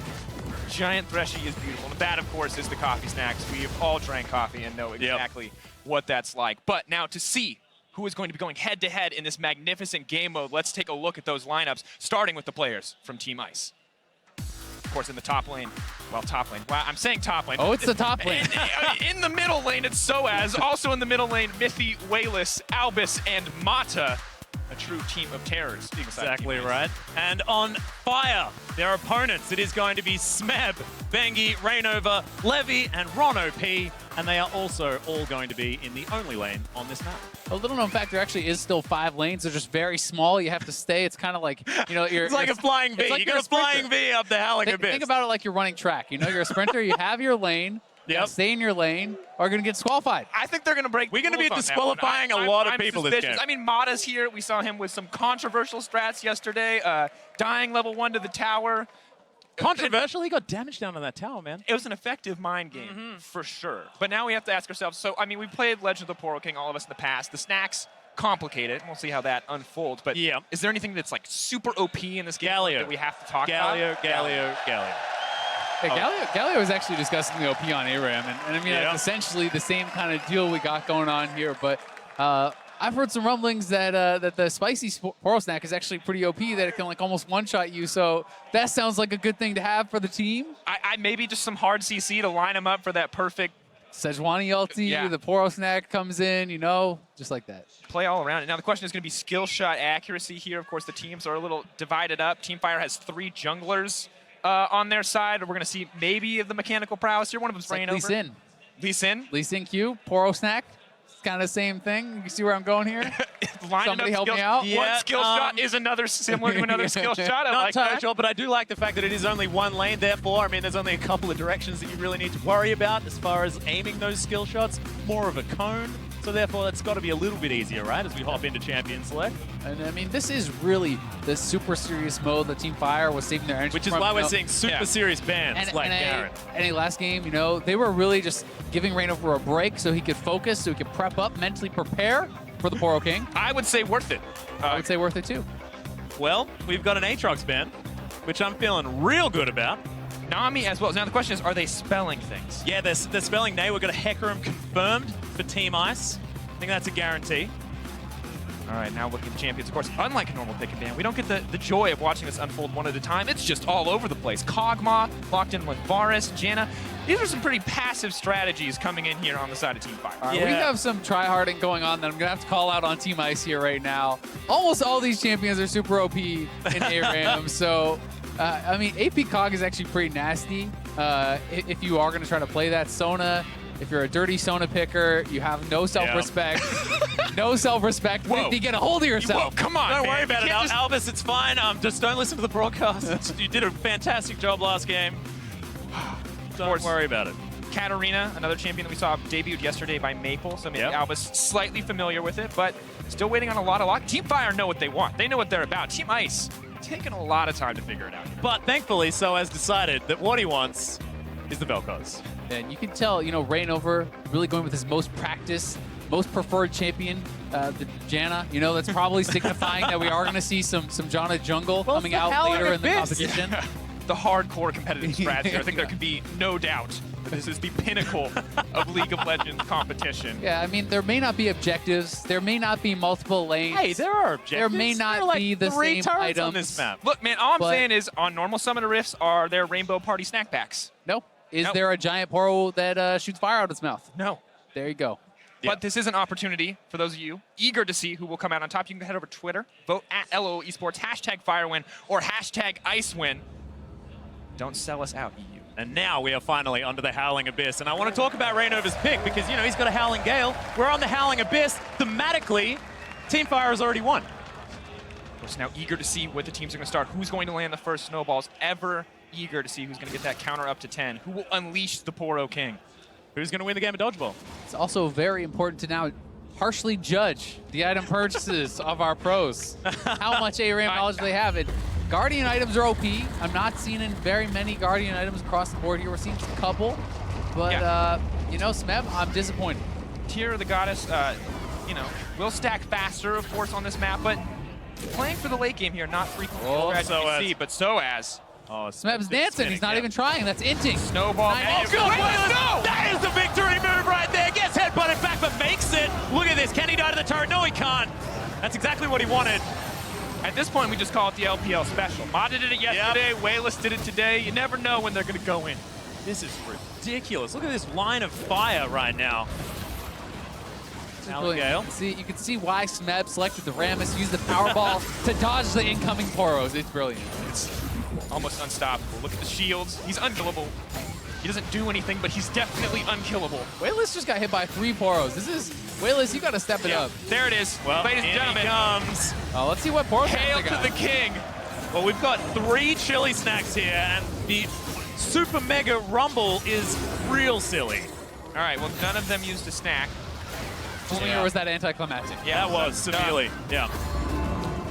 Maybe the strategy is to wait for a later Poro King since they are so significantly far ahead in the snowball landing department. Oh, there goes Mata. Yeah, looking to try and get his way in there. However, not really going to find too much more on this. They have right no, still everyone's bouncing, but he is going to die in the end. Man, it's so exciting. LPL, not very good at ARAM. Turns out. They're supposed to be so good at fighting. Reignover! That was an odd maneuver. As well as going to get some revenge. It's not the tank Rengar anymore. That's when you hit him with the question mark. No, that's when you say needed to buy. Sorry, needed to buy. Waylon? Bro. Going in. Waylon's dead as well. So everyone just trailing through. What is this? Soaz, get in there with the damage. Mata, what are you doing? He's being a cow. Just being a cow. Back to the pen. We're going to be fine. Isaac, what is the next move here strategically from Team Fire? They seem to have an edge. They're up 4-1. I mean, what options are in front of them? Well, the world is their oyster. They can do whatever they want, but they can keep throwing these snowballs in. They got to get the Poros out. I think breakdancing is probably the best method. Smeb has got it under control right now. I think oh, gonna go in. That might be a kill. He's gonna get knocked up a whole bunch of times. Should be fine. Oh, there goes the snowball. Levy's gonna drop. Albus. Resets. No. Gonna get out instead. Saws once more, but he goes right into the Powerball. The knockup's gonna connect. Smeb, is he unkillable? Right now he is. And the Poro King comes down at the same time. Oh, he wants it so bad. Back to the King there as well. That is the utilization of that one as the chili snacks come out. Look at the well, it's not really doing all that much, to be perfectly honest. He was angry for a while, but Wayless gets haunted. Coffee going in. Too much caffeine for that guy. Just hit the turret, boys. We should be okay. It's Albus. How did he survive? Of course, can snap back to the Poro King to make it out. Did you say snap back or snack back? Snack back, as it turns out. Snack pack? Back? One thing you gotta say, Ice, a lot better using their Poro snacks. Fire wasn't even able to do it. I think Fire, a little confused, but clearly better at the core Poro game mode in the early game. We'll have to see if they get creative with their snacks. Moving forward. Pressure now mounts for Ice. They're gonna have to figure out a way to overcome this onslaught of pressure.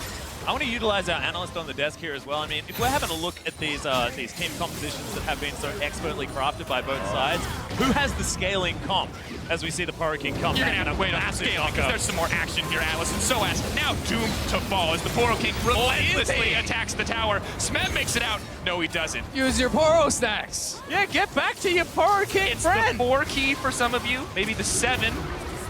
They're 0 for 2.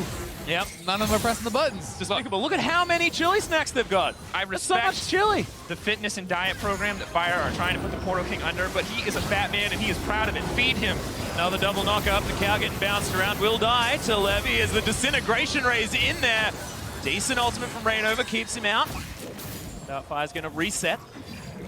Oh, nice geometry solo. Smeb going to taunt up Mithy. Mithy definitely looks like he's going to go down here. Bangy on the way in. Hole does miss. Not what he wants at all. So gets the knockoff. Saves his EU teammate, but Mithy drops anyway. Ron Wayless. Odd maneuver. Will be able to pick up the kill, though, as he's dashing around this fight. Not going to find too much more as Mata chooses to time his way in just as his teammate had died. Ogma explosion wasn't enough, and now Mata's the one who's in trouble, and he's going to drop. That's a double kill for the Varus. What a disaster. I don't even know which team it's for. You have a slight gold advantage for Team Fire. It's 5-12, of course, in the kill department, and now the gold lead is mounting for Team Fire. Also, as he's in trouble there, the taunt. So many tanky members here on the side of Team Fire. Wayless doing the best he can. Coling is gonna go. Just a Hypno! Oh my goodness. Mithy gets a nice double stun, but Wayless is already triggered by the fact that Smeb survived. Poro King's coming down, headbutts in there by Bengi. That's Wayless trying to get the damage in, but he's going to fall down. Smeb, he's going to pay the price. Yeah, massive Death Lotus from Albus as the Poro King's just wandering through, wondering why nobody is giving him any attention. And finally, a Fire Poro snack. But he shot it the wrong way. I don't know if that was supposed to happen, but it wasn't going near anybody. Happens, man. Poro AI on par with Daisy for controllability. But it was fun. Fire, interesting enough, backing off, not protecting their Poro King here, giving him up. They clearly have not a very healthy relationship with their It's a Poro meat shield, I think, in this particular game mode. I will say, with this EpicSkillshot getting pretty strong in the Varus, it's going to get pretty brutal for Team Ice. The amount of long-range pokes they're going to have, but they do have their Poro King, and they have shown they know how to use it. Oh, and there goes the Varus. Cannon could be next. Smeb making his way in, but is going to back out safely. It's a follow-up kill, though, as Elvis does fall down. Smeb's going to get knocked back. Can he take on 4 members at once is the question, but no, he doesn't have to as Bengi gets in there and kills his cow comrade. Forward looking for the ult from the Kog'Maw.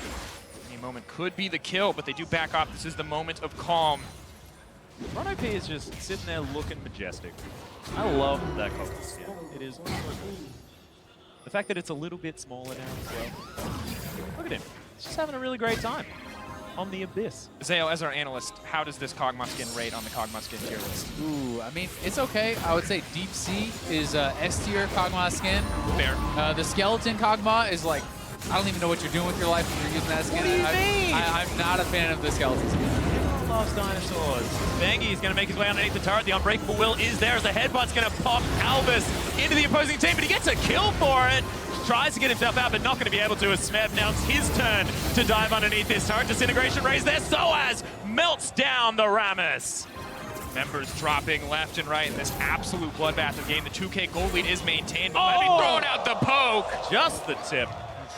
And we're at 29 kills, 8 minutes in, so it's like kind of a slower LPL game on Summoner's Rift. But, you know, a little bit faster than some of the other regions are used to. Bengi now move forward, though. He is no fear. Doesn't have ult, though. Is going to drop to the tower. Mata, a little more experience on these support champions. A little more unbreakable at this stage. See what you did there. Is Albus going to make his way in? Can he pick up the daggers is the question. I don't know. Yes, the reset's in there. Oh, the king is party here. joins the fight. Albus is way out the back. Feed the king. Someone give him a snack. Stop malnourishing. I beg you. The leader of your people. Oh, in goes Bengi. There's he a wants a double little party. pull. Smev moving forward. They don't have that much damage, but Jan is here to back him up. Minty now set to fall. Wayless is going to get one. Can he get more? So many tanky stats here. Moving in, is he going to stick around too long? The snowball is active. Smev hitting him up, but he's going to get knocked up himself. So is having a good time on this Vel'Koz. Nice knockups. Whalers avoids getting taunted for that one. Smev is powerballing back in, but don't know whether they're going to go for the two-man dive. Smev, cheeky snowball leaps forward. Now snowball himself. He's set to fall. So dead. Oh, but Bengi wants more. Pow! Oh, God. Gotta respect the AP power cow, but Bengi not respecting the rest of the team. It looks like he's gonna drop. Dies by his own terms as well. I like that. What do we have to say about this game mode, gentlemen, other than a chain of me and Atlas screaming? I really want the Rainbow Party Packs. That's what I have to say about it. No one appreciates the Rainbow Party Packs like no one Levy. appreciates Levy because he's getting left out to dry. Never mind, he's a little too strong. Alba's doing a little spin around. Oh, that was really cute. Avoids the damage from the hail of arrows. Show snacks! There we go. They used it while no one was around, but you know what? They tried. And at least it looked. Oh, here we go. There it is. Clear. Now we're seeing the strategy. Now it's the sales time to shine. Go Mata. Mata. There goes the Kog'Maw. Is he going to get knocked down? He gets knocked up. No, may get taken out. Cullen going down. Oh, there's more. Rono B gets out of the way. Should be all right. Disintegration round to Smev one more time. He hates that ability as he dies once again. Bengi gets knocked up. Mata headbutts him back there underneath this turret. These turrets are lasting forever, by the way. No one really cares about hitting them as Rono B's going to fall down. Albus knocked up into the sky and destroyed. As please hit that turret. Albus finally taken out, but you were right. The turret is now set to fall. Mata wants a little bit more piece of the action, but he's left alone behind enemy lines. Just headbutting He's going to taxi to Bengi. Doesn't look like he's going to get the chance. Killing spree. Ice is just displaying superior Poro snack mechanics so far. Now, Isaac, there's a lot of skilled champions in this game. Katarina, Vayne, maybe Zed. If you're a dirty Zed, pick her LeBlanc if you want to get creative. How does that rate against the use of Poro snacks? Ooh, it's much more simple to master a Zed than it is apparently to use a Poro snack, as evidenced by the entire Fire team. But Fire is not now being able to do it. May not be able to push snacks, but they push their buttons real good otherwise. Not today, Katarina. Now the tower might finally fall down. Oh, Mata back in one more time as Mithy's trying to stay at the very edge of this battle. Mata just surviving for so long. Tower eventually falls. Oh, there's a snack. Here we go. Yep. Coffee snacks. Give him the fire snack. I don't think it's healthy to feed him coffee when they haven't fed him anything else for the rest of the game. That's a very good point. Look at a spicy snack. You don't know what kind of spicy snack it is. It could be a delicious Mexican dish, for example. All sorts of different Spanish spice if they wanted to be poignant in our current location. Of course, Fire now backing off, leaving their king to die once again, but his sacrifice was not in vain. Approaching more damage on the tier 1 tower, tier 2 tower rather, but the gold still remains relatively the same. Ice have to make his moves to get back. Wayless moves into the air. Yeah, it was up there for quite some time as well with that powered up Howling Gale. Albus didn't have to do too much work with the current location of that dagger. Oh, I think that was a Levy ultimate, but didn't quite find the mark. Going a little wide. It's getting intense now as Bengi finally gets himself in there. Huge shield from that Courage of the Colossus as Mata now trying to get himself amongst it. Triple knock up with the Howling Gale. then nothing else is really going to happen. Is that John of Mastery? Oh, Just baby. Just wait till he brings it. He's coming in the lane. He's ganking you with the Howling Gale. And Wailers gets taunted and destroyed. This living artillery is starting to really do some work. Super passive, non-interactive League of Legends happening with this Cogmore. And they don't even need to interact. Oh, Elvis! Good. Can he get this work done? Gets one kill. Oh, There it is, goes back another in. one. He wants Death more. Lotus is there, and he dies. Out, 3 daggers on the ground. No one gonna get to use them. Mithy goes in. Oh! Gets one. Some bad damage coming in. Now it's the battle, but oh, he lands it! Boris. Get in there, Levy. What are you thinking? In he goes, and Mithy falls down. And he goes right back out. It's just too much power on the side of Team Fire. Sick mechanics as well, as Wailers is just going to punish him for it. Rono P should be able to grab himself the kill as he's dashing around. Piercing line, no damage. Rono P just says, I'm a butterfly. Back to And Mata doesn't have the damage here to take down the King. The King is just nomming on this tower, and there's no one here to stop him. Look at him go. Knockups don't work. Yeah, we need that Zune to actually find any damage that it is dealing to that turret. It goes without the evidence by the human eye. Oh my goodness, the tower eventually falls down as Mata is the focus. Blue team have summoned their King, though. Is this their chance to fight? Albus. The AoE. Max. Albus potentially in trouble. Oh, gets popped. Whoa, Levy. stop, Levy. Just respond. Good, good. Fantastic to know as Mata's now just trying to get himself around this fight with the help of his Poro King friend. Mithy's there as well. Crescendo not quite available just yet as Wailers takes down Rainover, and he's so deep in this fight. He's trying to get the taunt off his Smeb as Wailers does eventually too fall. much damage. Mata now has to step back. Bengi gets punted back into the team, but he may be too tanky. Poro King still alive and well. Are there snacks up and off cooldown? It looks like it. Are they going to get it? Mata taking too much damage. Courage of the Colossus keeping Smeb healthy. Frosted Snacks come out, but Team Fire are uninterested in those tasty treats. Yeah, it was a chilly time towards the back end of that fight, but Fire just didn't really care about retreating. It's never too chilly in Barcelona. As the Poro King does go down once more. Bengi going in on the Soaz now. Absolutely fearless. We have to start to wonder why Bengi never played support in his competitive career, because this Alistair... He did, for Faker. He was the second support. The third summoner. And Alistair, Yeah. you know, we used to jungle him way back in the day, so that's fine. Just kept on to those mechanics. What do you think those Sightstone builds were? Perfect. The heydays. Bengi's time on SKT. But Bengi, you know, he did say in an interview, he's going to use this as a tryout for teams. He's going to be able to use this to find his way into another team. And he's like, look at these Alistar skills. Oh, well, Levy may not want to after he gets popped like that, but Bengi's still alive and well, but there's 5 members on top of him. He's nearly unkillable. Redemption comes down. Not quite enough. Snowball's looking to land, looking to summon the King. Mata wants to start the party off, but gets knocked up and denied the engaged Smeb. A little too tanky. Soaz, not quite enough range. Fire back off, mostly unscathed. Yeah, good disengage there from Rainover, helping out with the Howling Gale. More snowballs are landing. Team Ice actually getting their eye in at the moment. Counting that one up as the tower will eventually fall down, and they do grab the King. Smeb gets the taunt off, but he's pretty tanky. Just, not going to fall, even though he was relatively separated. More Thornmail up and available on the Ram. It's Lucian. No lifesteal outside of that Guardian's Hammer.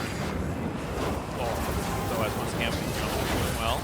Levi actually just took like half his health from that thing. Does a lot of damage.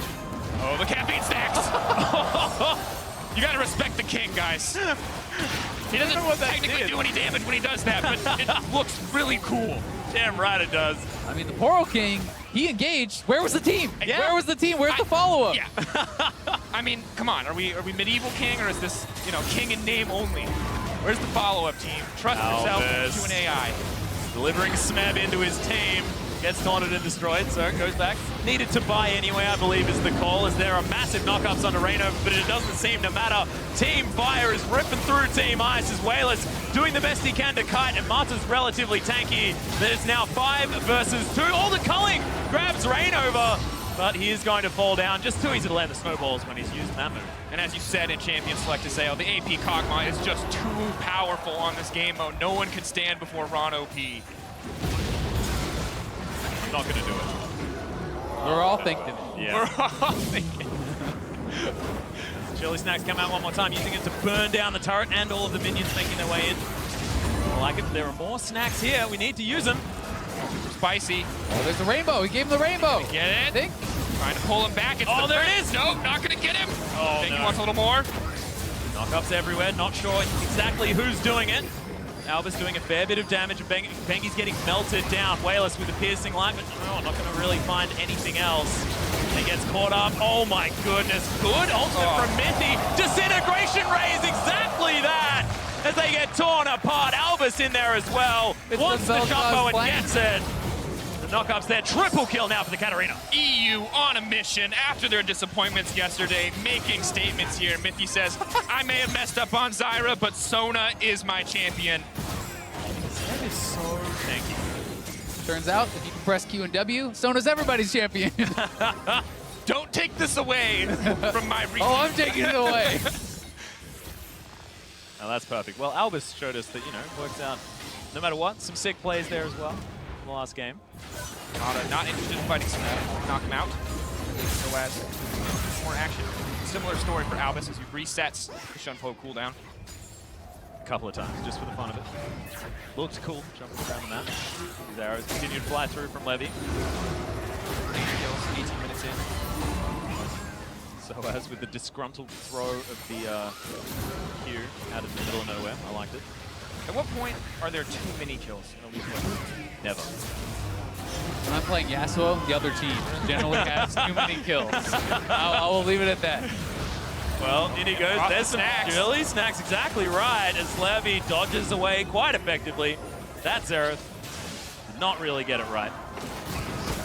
Poro King. Billy snacks. He's zoning him. He's zoning him.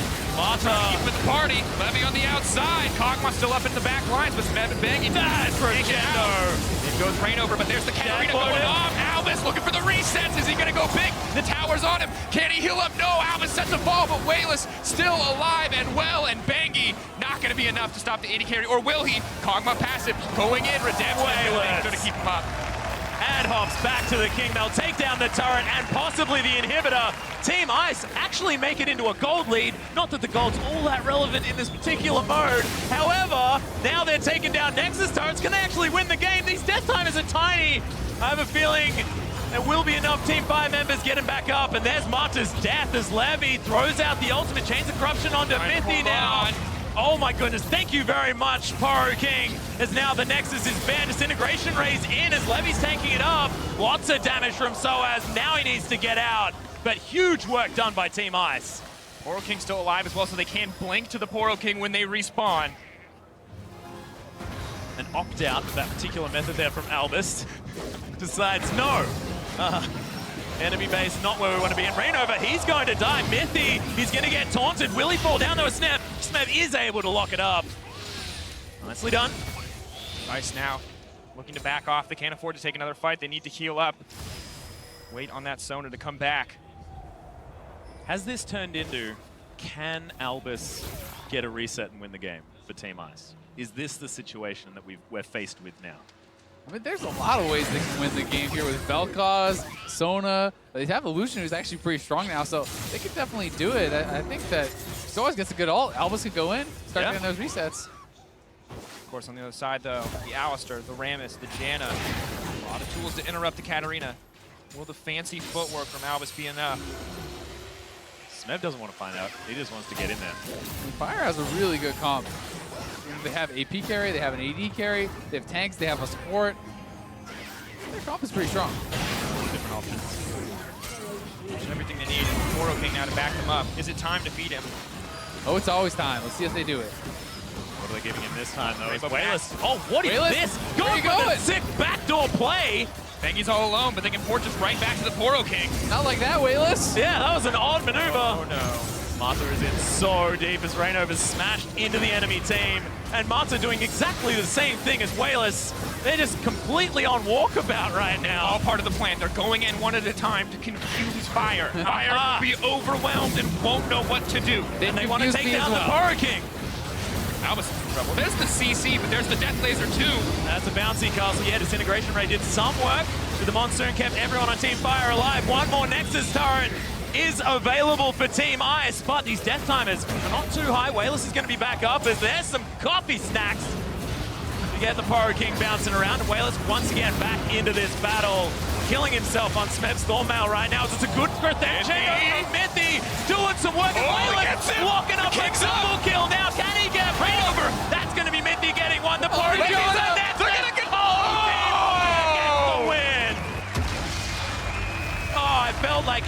an opportunity there in that last push, but these death timers never seem to get big. And we have to give credit to Mr. Azael here because he said, Rainover took the feet off the gas in the last game.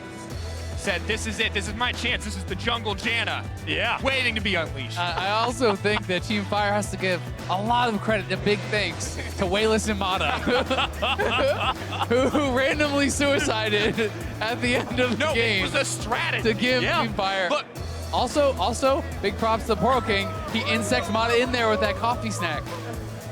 Yeah, I feel like a whole lot of things went wrong in the beautiful strategy that was developed by Mata and Wayless towards the end of that game. Unfortunately, we didn't see it unfold the way they wanted it to, but I believe that there was method to that madness. I just don't know what it is. And really, we're here, to give credits to the great. And if Mata's experimenting with the new strategy, we have to be sure that there's something else there. Maybe we'll see it in another game mode, but he's figuring something out. Yeah, I mean, Mata takes All-Star very seriously. He's been practicing for tandem mode, only playing one hand for quite some time. Yeah.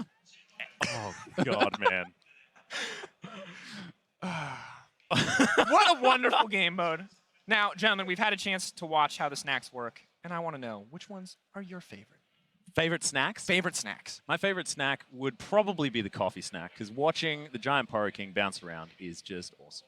I think Spicy Snack was pretty good, but I was kind of underwhelmed by some of the usage there. The Poro King would have like 4 guys in his face, and no one was giving the Spicy Snack for the flamethrower. Yeah, and sometimes they would use it on an empty lane. Yep. Wasn't quite ideal. Questionable. The Rainbow Party Snack Pack was a little disappointing.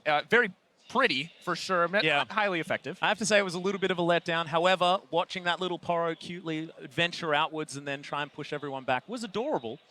Just didn't do very much that I noticed. Although there were a lot of things happening, so perhaps, could have gotten lost in the madness. Yeah, amazing things could have been happening, but there was just headbutts, pulverizers, all sorts of knockups, disintegration, rays, and death lotuses everywhere. And the important thing to remember is North America was victorious here. Once again, nothing happened earlier. If you guys are just tuning in, America 1-0 on the day. Yeah, solid day so far. Definitely. And if you missed in game you one, missed earlier. They banned LeBlanc, clearly too strong to be let through. Definitely. Maple didn't get to play it. Played as a team. Yeah. Strong the whole way through. Hey, wait. Are you guys being sarcastic? No. Because I could have sworn it went the other way. What a disaster. However, definitely redeemed after this game. I think. And if we think about it as well, Summoner's Rift, how is that even nearly as serious and competitive as New and I mean, they're playing those matches because they have to, right? Yeah. They're not there because they're here for the interesting stuff, for the Poro King, for the marksman. For the fun This is what they've modes. been training for, And we just can't, expect much in those traditional games. And they did get 50 points for the team, so it's not too bad. It's been pretty close so far. And I am very excited for some of the other fun modes as well. Tandem, also aside, I think that mode is super, super fun. One for All is really hype. So I'm pretty excited for both of those modes. I remember last year we had All Blitzcrank. It was pretty exciting. I have to say, Assassin mode going to be amazing. Assassin mode will be amazing, but we're going to have to find out more about how that game unfolded because Dash is standing by on the stage with Rainover. Thank you very much, everyone. I'm standing here with Rainover after a victory here on the Legend of the Poro King, new and improved. So my first question to you is, what do you think about this game mode and the enhancements that we made in the Poro snacks? I think it's definitely really fun if you play with your friends. And like before, like when you spawn like the Poro, like it was just like a Poro, but like recent one, like you can like feel like a snack to Poro like after you spawn him, and then like it's like Rumble Q at the first time, and then like you shoot like a meteors behind them, and I think like those abilities are like really fun, and like you can like play around it too, So I think it's like really cool. Now, is there a specific Poro snack that you think is the most powerful, having played it now? The flame spitting, the ice sieging, or what? I think having shooting like a meteors behind them and like engaging together is like pretty strong because they have to run away, and then like there's like ton of damage, and you have to like dodge this like meteors too. So I guess it's pretty good. And coupled with that, we saw you play Janna, but now that you've played a game of it and you've seen what those Poro snacks can do, is there a specific champion that you think might be even more powerful that you would play next time you play this game mode? I actually didn't know about like Rammus, but like Rammus was like really, really strong pick on that mode because like people keep constantly trying to like jump in and jump out, but like if you just taunt like the champions like right after they jump in, like usually they get one shot. So yeah, I guess like something with like a target strong instant CC is probably like the strongest. Now, I want to switch gears for just a moment because we've seen you playing Rengar as well as a couple other people in this tournament so far. Your build, though, is a little bit more tanky as we've seen other people go for more of the assassin build. Why is it specifically that you choose to build Rengar in such a way?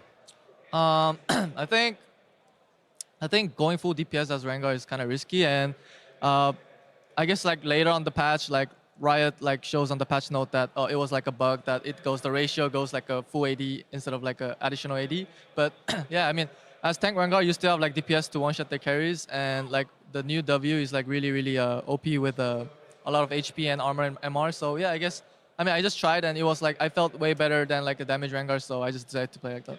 All right, and finally, later today, you're going to be playing in the 1v1s. Your first round is going up against Reckless, former teammate of yours. So how confident are you going up against him in the 1v1 today? Yeah, I mean, Reckless is, he's 80 carry, and yeah, I mean, definitely he have like edge on the 1v1, but I'm preparing something, and then if it works well, probably I might win. So yeah, I'm really excited to play against Reckless, and yeah, I heard that we can like speak each other on the 1v1, so it's gonna be really fun for me. You got to make sure to talk a lot of trash. Well, we look forward to that one. Congratulations on the victory here in Poro King. We've got to take a quick break. When we come back, it's going to be the EU LCS All-Stars versus the GPL All-Stars. We'll see you then. Everyone focus. Smeb. Kill Smeb. Smeb's dancing. He's not even trying. That's inting. Snowball. Oh, good. No! That is the victory move right there. Gets headbutted back, but makes it. Oh, wow.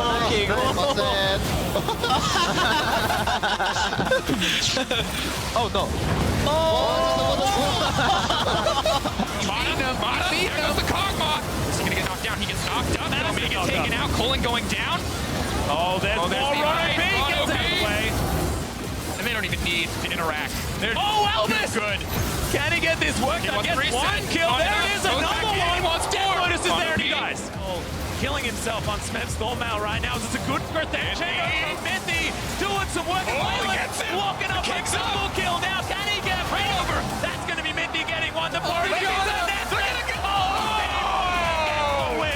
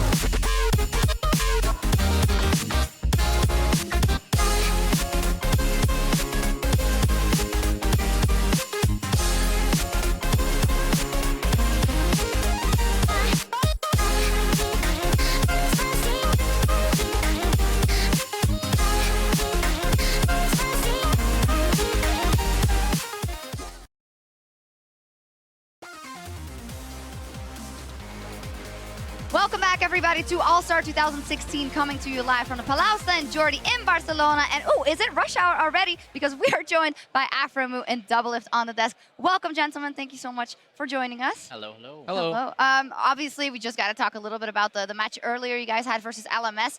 The consensus on the desk was the NALCS All-Stars are strong, but that combination of LMS players is just really hard to play against. What did you guys make of it? I think we just made a bunch of random mistakes early game, and then like we had to claw our way back into the game, and then when we made one mistake, it was like too snowballed for them to come back. So yeah, that was just an unlucky game. And a question I have for you, Afremu. Obviously, you're one that has brought Sona back into the meta before. What's your take on the Sona pick again? Funnily enough, before we went into draft, I played against Karma the first game versus EU, and then I was like, wait, Sona beats Karma. I told Peter, I was like, dude, it just demolishes. So that's some like secret tech that we now have out there exposed. Yeah, and then he picked it. I was like, dude. Oh my God. In general, though, before we jump into this match intro, how have you guys been enjoying the All-Star event? I know you guys, of course, take the game was really seriously, but it is all about seeing those players you don't get to play with often and making new friends. Yeah, I've had a really good time. I mean, the NA All-Star team, we get along really well. Yeah. I played with Afro for like 3 years. I played with Bjergsen for like, this whole year and got close with everyone. And then I didn't know Rain over Impact that well, and I thought they would be like really shy, but they're actually like super nice. We hang out all the time, and yeah, making new friends has been nice. And you got sick jackets, so. Yeah, these are nice. Right, all right, let's talk about the next match. We're gearing up for another regional showdown, this time pitting the Europeans against the GPL All-Stars. A tough day for both teams yesterday, losses for both the GPL and EU, and you guys, of course, started off the tournament fantastically by beating EU. So what are your thoughts about the strengths or the relative strength of this lineup, Afremu? For EU, right? Yes. For EU in general, I think Mithley had an off game the time we played him with Reckles in the bottom lane, but I think going into next game, he probably won't be on like a Zyra pick and more so playmaking type of pick, maybe a tank, maybe Thresh, something like that. And that should be a lot easier on like their front line or engage opportunities, because just leaving Reckles on, the arrow initiation isn't as good as, having a front line engage. Definitely. Doublelift, what did you make of it? I think Soaz is like pretty creative with his positioning. Like he made me blow sums a couple times with like, he just does like this bush cheese where he just sits in the bush for like a minute and he waits for the AD to come farm, catch a wave. Also, like, xPeke had some really sick flanks, good TPs.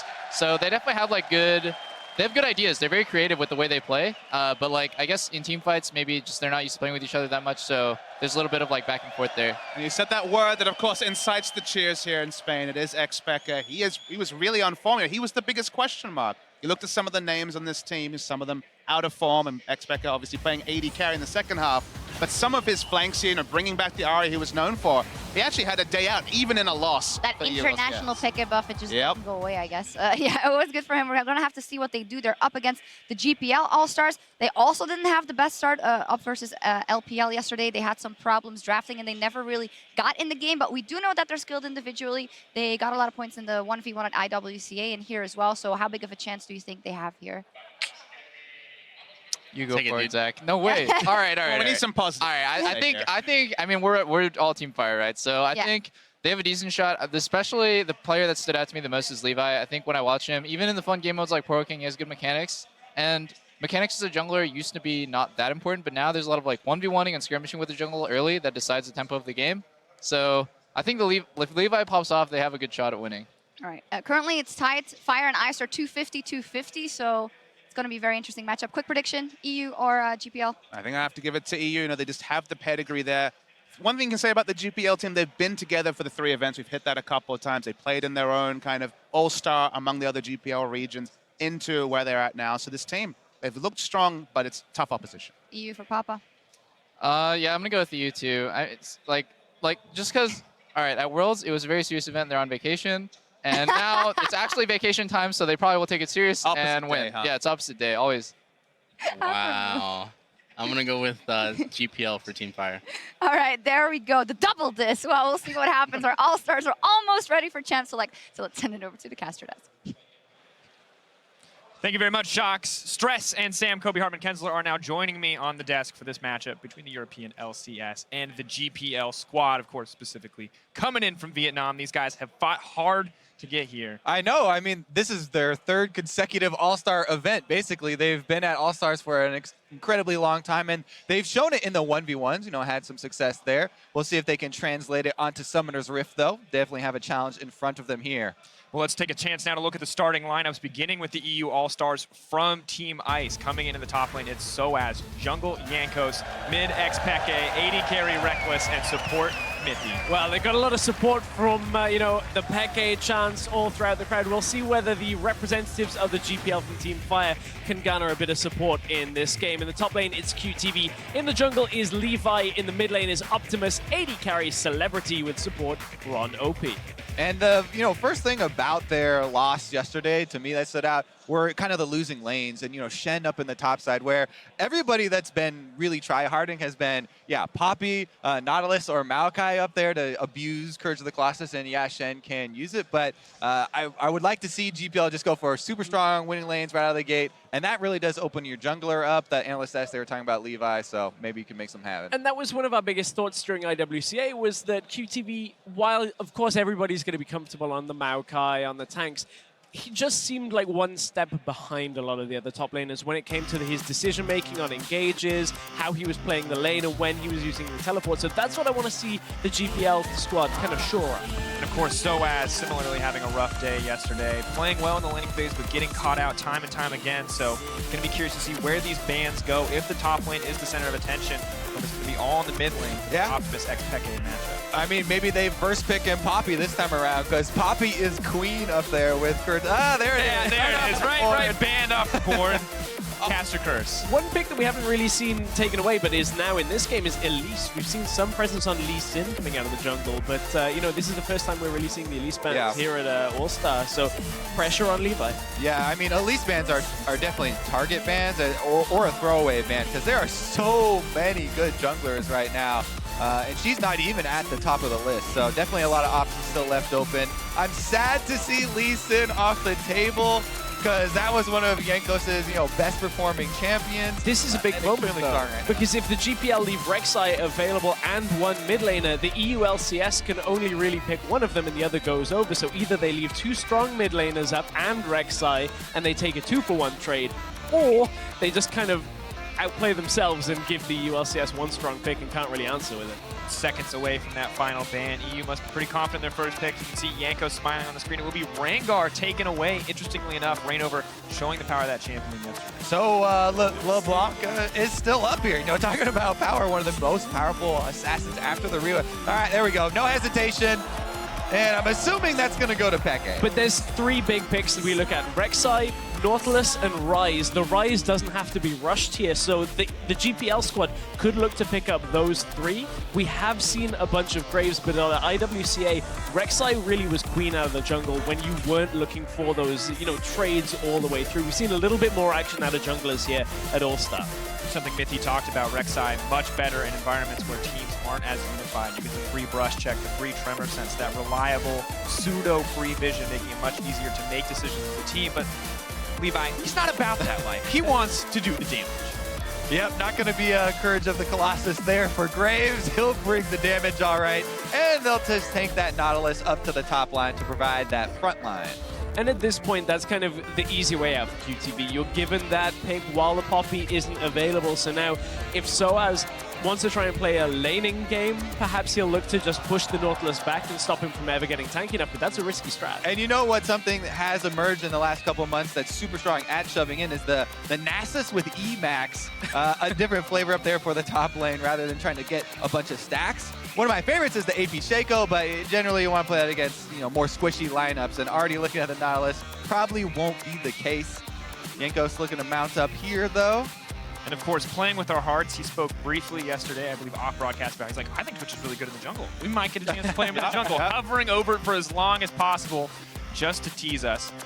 And of course, be the Hecarim in the end, or at least for now. There are still a few seconds left here. If he does end up locking this in, this is more Jankos trying to be a playmaker more so than Rek'Sai. Of course, you can make plays on Rek'Sai, but Jankos is a little bit more of the mentality of, hey, let me get myself ahead, and then I'll get the rest of you ahead along with me. So looking for a little bit more damage, a little bit more engage coming out here, giving them that tool with the Onslaught of Shadows. A lot of Wombo comp potential. Now we have to wonder, Reckless and Mithy struggled a little bit yesterday, had a strong early lane, but what are they going to pick up here?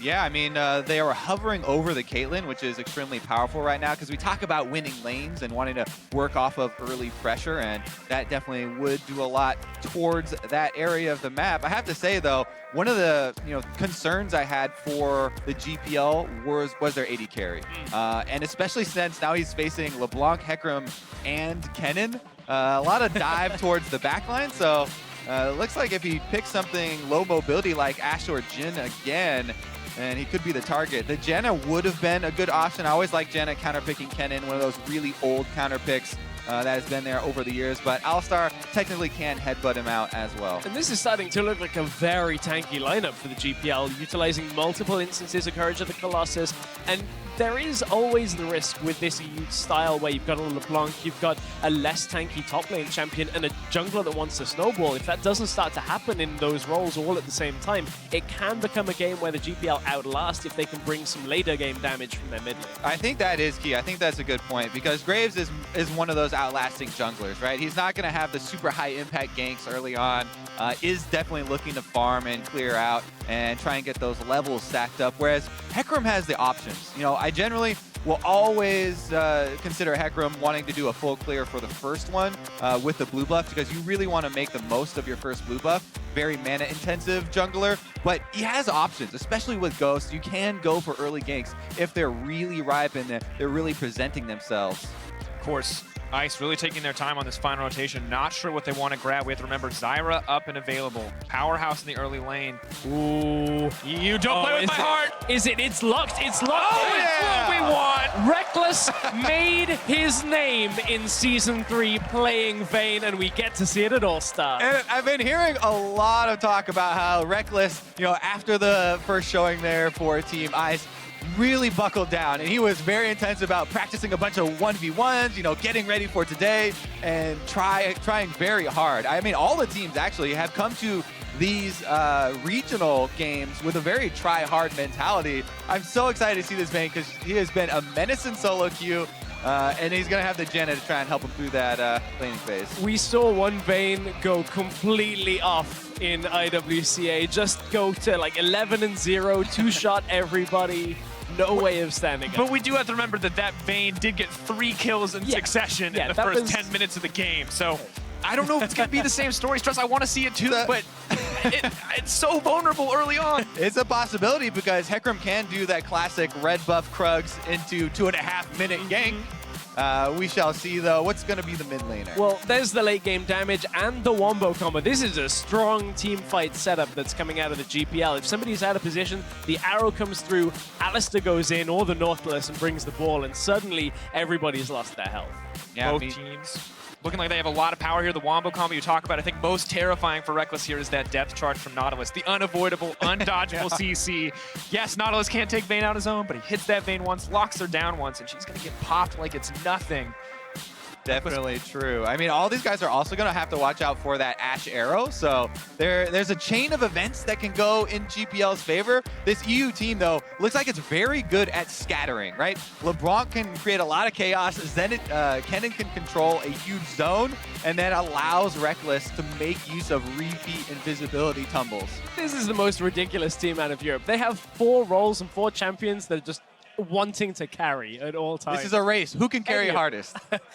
I mean, Peke showed it to us yesterday. Maybe Peke is going to be the carry again, but Reckless is clearly like, it's my turn. You had your chance on Aura yesterday. We didn't do it. We didn't pull out the win. Not going to get a chance today. Maybe he will. LeBlanc, pretty good champion to do it on. But of course, this is your chance. Head on over to Twitter. Vote at LoL eSports. Hashtag IceWin. If you think the Vayne can come out on top, or hashtag FireWin. I think the GPL can close this one out with confidence. Whew, I'm excited to see the Vayne. Been a long time since we've seen Reckless on Vayne. Of course, the changes recently made it that Vayne Janna is exceptionally strong once you get past the very early points in the game. So I'm excited. Did get nerfed on 624. Does that mean she's OP on 623? Normally that's what it means. It's time, ladies and gentlemen. Third match of the day, EU versus the GPL. Team Ice already well on the way out. Looking for some early plays. And to focus more on this bottom lane, this is a matchup that specifically I asked Mithy about during IWCA, about Vayne into Alistar, because I was thinking, well, you're just going to get Q-flashed, surely. And he said, Well, with the changes to Alistar, you now have to walk past the champions. So unless you can flash all the way past them, it's impossible to headbutt and punish them. So you end up the other side of Vayne in between two people. And with the Janna, any kind of crowd control to deny the Alistar the way in makes it almost impossible for him to engage reliably. So this is why this Vayne Janna has been picked into the Alistar. Yeah, and there's so much potential for outplay with the Vayne, and you always like to highlight these big, 1v2 and 1v3 even sometimes possible plays. Oh, nice. All right. He doesn't even need it, ladies and gentlemen. He's that confident. The crowd cheers for Peke. By the way, cheers or cheer? D is for dance, Stress. It's definitely cheers. And this time he's not running teleport, the classic Peke. He's bringing the ignite for the kill in lane. See this brand. I mean, there's just. There we go. If you're watching from home, you cannot appreciate the sheer magnitude of Peke fans in the crowd right now. Spanish loyalty at its finest. See now Team Ice starting. Very standard blue buff early for the Hecarim. Similar story for Graves on the bottom side. Which means we're not seeing the red Krugs 2-minute 30 gank that we were looking for. Kobe maybe getting them ahead, but we'll see how they do in lane on their own. Yeah, I mean, that has been the most talked about strategy after the changes. It's become that everybody kind of expects it on the bottom side nowadays. And like I said, using the first blue buff to a maximum effect for Hecarim, full clear is not a bad option. This is a very, very high percentage chance of success if you just power clear the entire jungle, then you come out with your level 4 and go for the ganks that way. And you can see the punish already coming through. Mithy puts the shield on Reckless. Ooh. Reckless goes forward to Celebrity because with Ron OP only being level 1, he cannot even combo on towards him. Like, even with a Q flash, there's nothing more to be done in this setting, so... Wait, really? Flash replay! Oh, he dodged everything. Nothing hit him. That was foreshadowing. I mean, he's setting up the mind game flashes into a brush to juke people out. Once you get close to the wall and flashing backwards into the brush instead. We saw it at IWCA. We'll see it here now in ASE as well. And he's getting a little cheeky. Going into the jungle here, spotting out Levi. I like it. Peke calling his shots. And actually, yeah, you talk about the circle around to the top for Hecarim here. QTV's pushed up. Stun gonna connect. In with the Hecarim. He wants to get it. Should be first blood, but QTV gets a big shield here. Graves on the way up. It's too little too late. Yanko's picking up first blood for Team Ice. And yesterday we were looking for some big early moves from Yankos. Didn't quite come through with them. But here we go. Talk about the mind games. Oh, everybody's expecting the red into Krug's early gank. Ha! Do it on blue side, and he is rewarded. Plus, since Graves cleared bottom to top, he can't punish and go to steal away the red side jungle. EP's here, though. They can't punish Soaz. That's a big wave, and that's going to be one dead Kennen. QTV traded back. Just a little too low on the health, stuck around while the TP was channeling and couldn't dodge out the hook. Soaz giving Yankos the way out there. Peke were going aggressive in the middle lane. Optimus has already burned through all of his mana already. And Soaz is one of those guys that has such a long history of escaping ganks on the top side. No, Soaz. And repeat. Levi going in. Red buff down. Nautilus hook. Are they going to... Nope. Backing off. Meanwhile, the rest of the lane's playing suspended. Oh, that was a great tornado from Mithy. Definitely, too. You expect that for a top-tier player. Rondo Pizo goes in with the flash. Look at it. He can't clear the distance enough. Not going to be able to go forward. Reckless still trading back, and it's not going to be much in the end, but so close to the potential knock under the tower. Peke, though, has now overstayed his welcome in the mid lane. Levy proccing the red buff. Peke set to fall. Great patience there, and they punish him as soon as he goes in for the distortion. One of the other changes, the only kind of downside to the new LeBlanc is you don't have that old passive where you go invisible and then you have to make him guess which one and have a higher chance of escaping. They do punish him there, kill Peke, and he doesn't have teleport, like we said, to get back to lane. There was some other guesswork going on there by Levi and Optimus. Where's the flash? When's he going to flash? How's he going to flash? Now they're going to think he's saving it. They're never going to know. They're just going to think he saved it for some reason. Exactly. They're like, oh, he was resigned to his death, so he saved it for next time. Won't get repeat gank now. So patient. Peke, how does he do it? It actually pays off. Wow. Repeat gank's not coming. Talking about repeat ganks, though, QTV, again the focus. Yankos may try to delay the back here. I mean, if I were QTV, I would have called his bluff and just stood there, because if Yankos goes in... I mean, there's no help going to arrive for him here. So QTV is... Oriana's on the way up. Oriana's on the way up. Optimus only level 5 though. QTV gonna have to try some fancy footwork. In goes the Hecarim, challenging smite drops. Soaz grabs another one. Too little too late from the mid laner, not gonna make it in time. I just look at that and like, okay, it's a little too late for QTV to stay alive on his own, but what was Jankos gonna do? Go under the turret with no minions around to tank and Soaz not there for the rest of the damage? I think QTV with staggering blows, a hook, his shield, may very well have stayed alive in that situation and dead Jankos, or he just keeps recoiling out. Jankos can't stop him. Look, they seem pretty rough, but I just mean like QTV. I feel like you're taking that optimistic top laner approach, and I like it. But it's not going to work out for him, and Jankos not playing around today.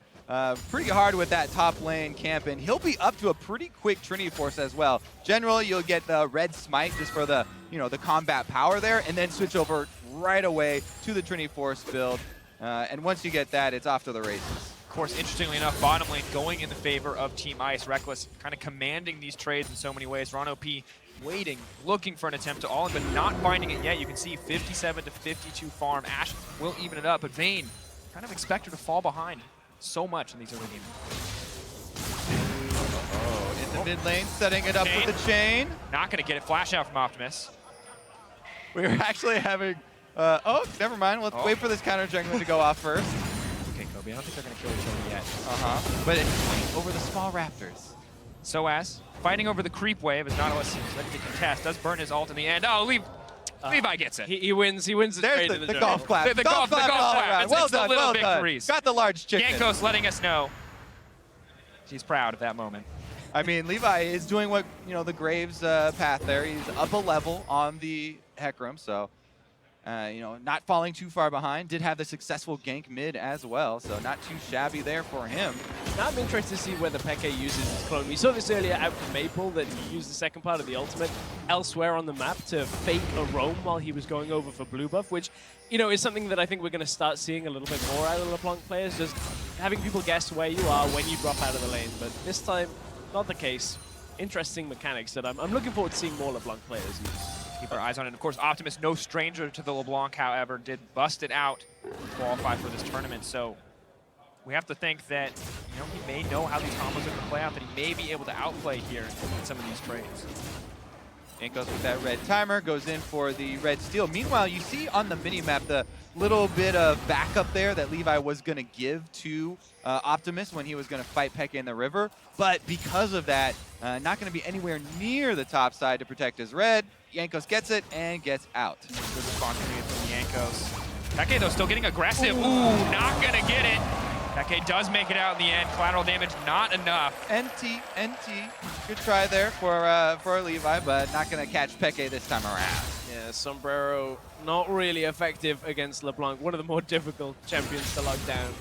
Despite adding that extra second that she has to stick around before she can take the W back, still well before the time that Optimus ult would have closed. So I'm interested to see how Optimus can kind of hold on in this middle lane and if they can keep up with Peke when he starts roaming around the map. Yeah, Orion, not too shabby towards the late game, does scale very well. So Optimus doing just fine at the moment. We shall see though, because I'm waiting for some bottom lane action. Ashe has hit level 6. The CC available to this GPL bottom lane is really, really good setup for something like a top lane teleport. Nautilus is very high impact as soon as he joins down. And Optimus actually with the roam. Something in mind as well. Maybe look for the bot lane play, but he gets caught in transit, and Optimus now set to fall. Peke gonna grab one, but the TPs are here. Nautilus not overstaying his welcome, instantly makes his way out. Pretty dangerous roam there, and looks like Team Fire going to get chased out of the jungle here altogether. Now they have numbers on the bottom side of the map. See if they actually establish any more control. Kobe, you asked for a bot lane play. Optimus was on the same page. Yeah, okay. Team Ice not going to have it. You're leaving the Vayne alone. And it looks like it's working out well so far. Of course, fell behind for a little bit there, but is now evened up in the CS department. Evened up, and we've been hearing so much about Vayne in solo queue. You get yourself the BF sword, then go attack speed item, a lot of that upfront damage on those first couple of hits. I want to see how that actually ends up playing out now for Reckless. We've seen it a handful of times in competitive, and it really does take the game over if you don't put the Vayne behind significantly. So EU are in a decent position for that. xPeke just going to double dash on out of that. Not accepting the risk of the depth charge. Alt traded for alt, but looks like it's in favor of Peke here. Yeah, definitely in favor of Team Ice right there, I think, because of the low cooldown. Plus, because now there's a Flash Cannon ultimate available with no answer from QTV. They don't have that extra CC from the Nautilus. And as we said, you know, Soaz is going to be one of the big divers towards the back line for Team Ice, especially once that Proto Belt does get completed. Trying to get to that pretty quickly here. Misses the shuriken on the trade, so not able to lock up QTV, but still pressuring out here. You can see the massive CS differential between these two players, and it's only going to get harder for QTV as they move forward. Surely, though, the decision-making now, as you're talking about the depth charge, I completely agree with this as an option not to stop Soaz. It's difficult for him to decide, because if Vayne starts snowballing, if Kennen starts snowballing, if LeBlanc starts snowballing, one of these champions, you can only pick one of the three. Who are you going to depth charge? Gonna wish you had it, you know, so that you at least stick to use it on somebody. But 50% left on the cooldown, and I think they're gonna give up some ground here. Jankos going in for that deep vision coverage, combining with Mithy for the blast plant escape. Making their way out. Mithy making his way back into the bottom lane to keep Reckless safe and healthy as Ron, OP, and Celebrity back out. But xPeke and Jankos are back in the mid lane. Maybe looking for a little bit of play, but Graves is waiting in the wings.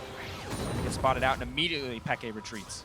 Speaking of Mithy, we can commend him for a better performance today than yesterday, losing in the 1v1 and having a really rough game on the Zyra. So I know he took that hard. I wonder whether he was along with Reckless tryharding the entire time. Yeah, I mean, just look at the vision control as well. One of the big criticisms for Team Ice yesterday was the team play. You know, they talked about themselves. Mithy was kind of disappointed in their late game strategy.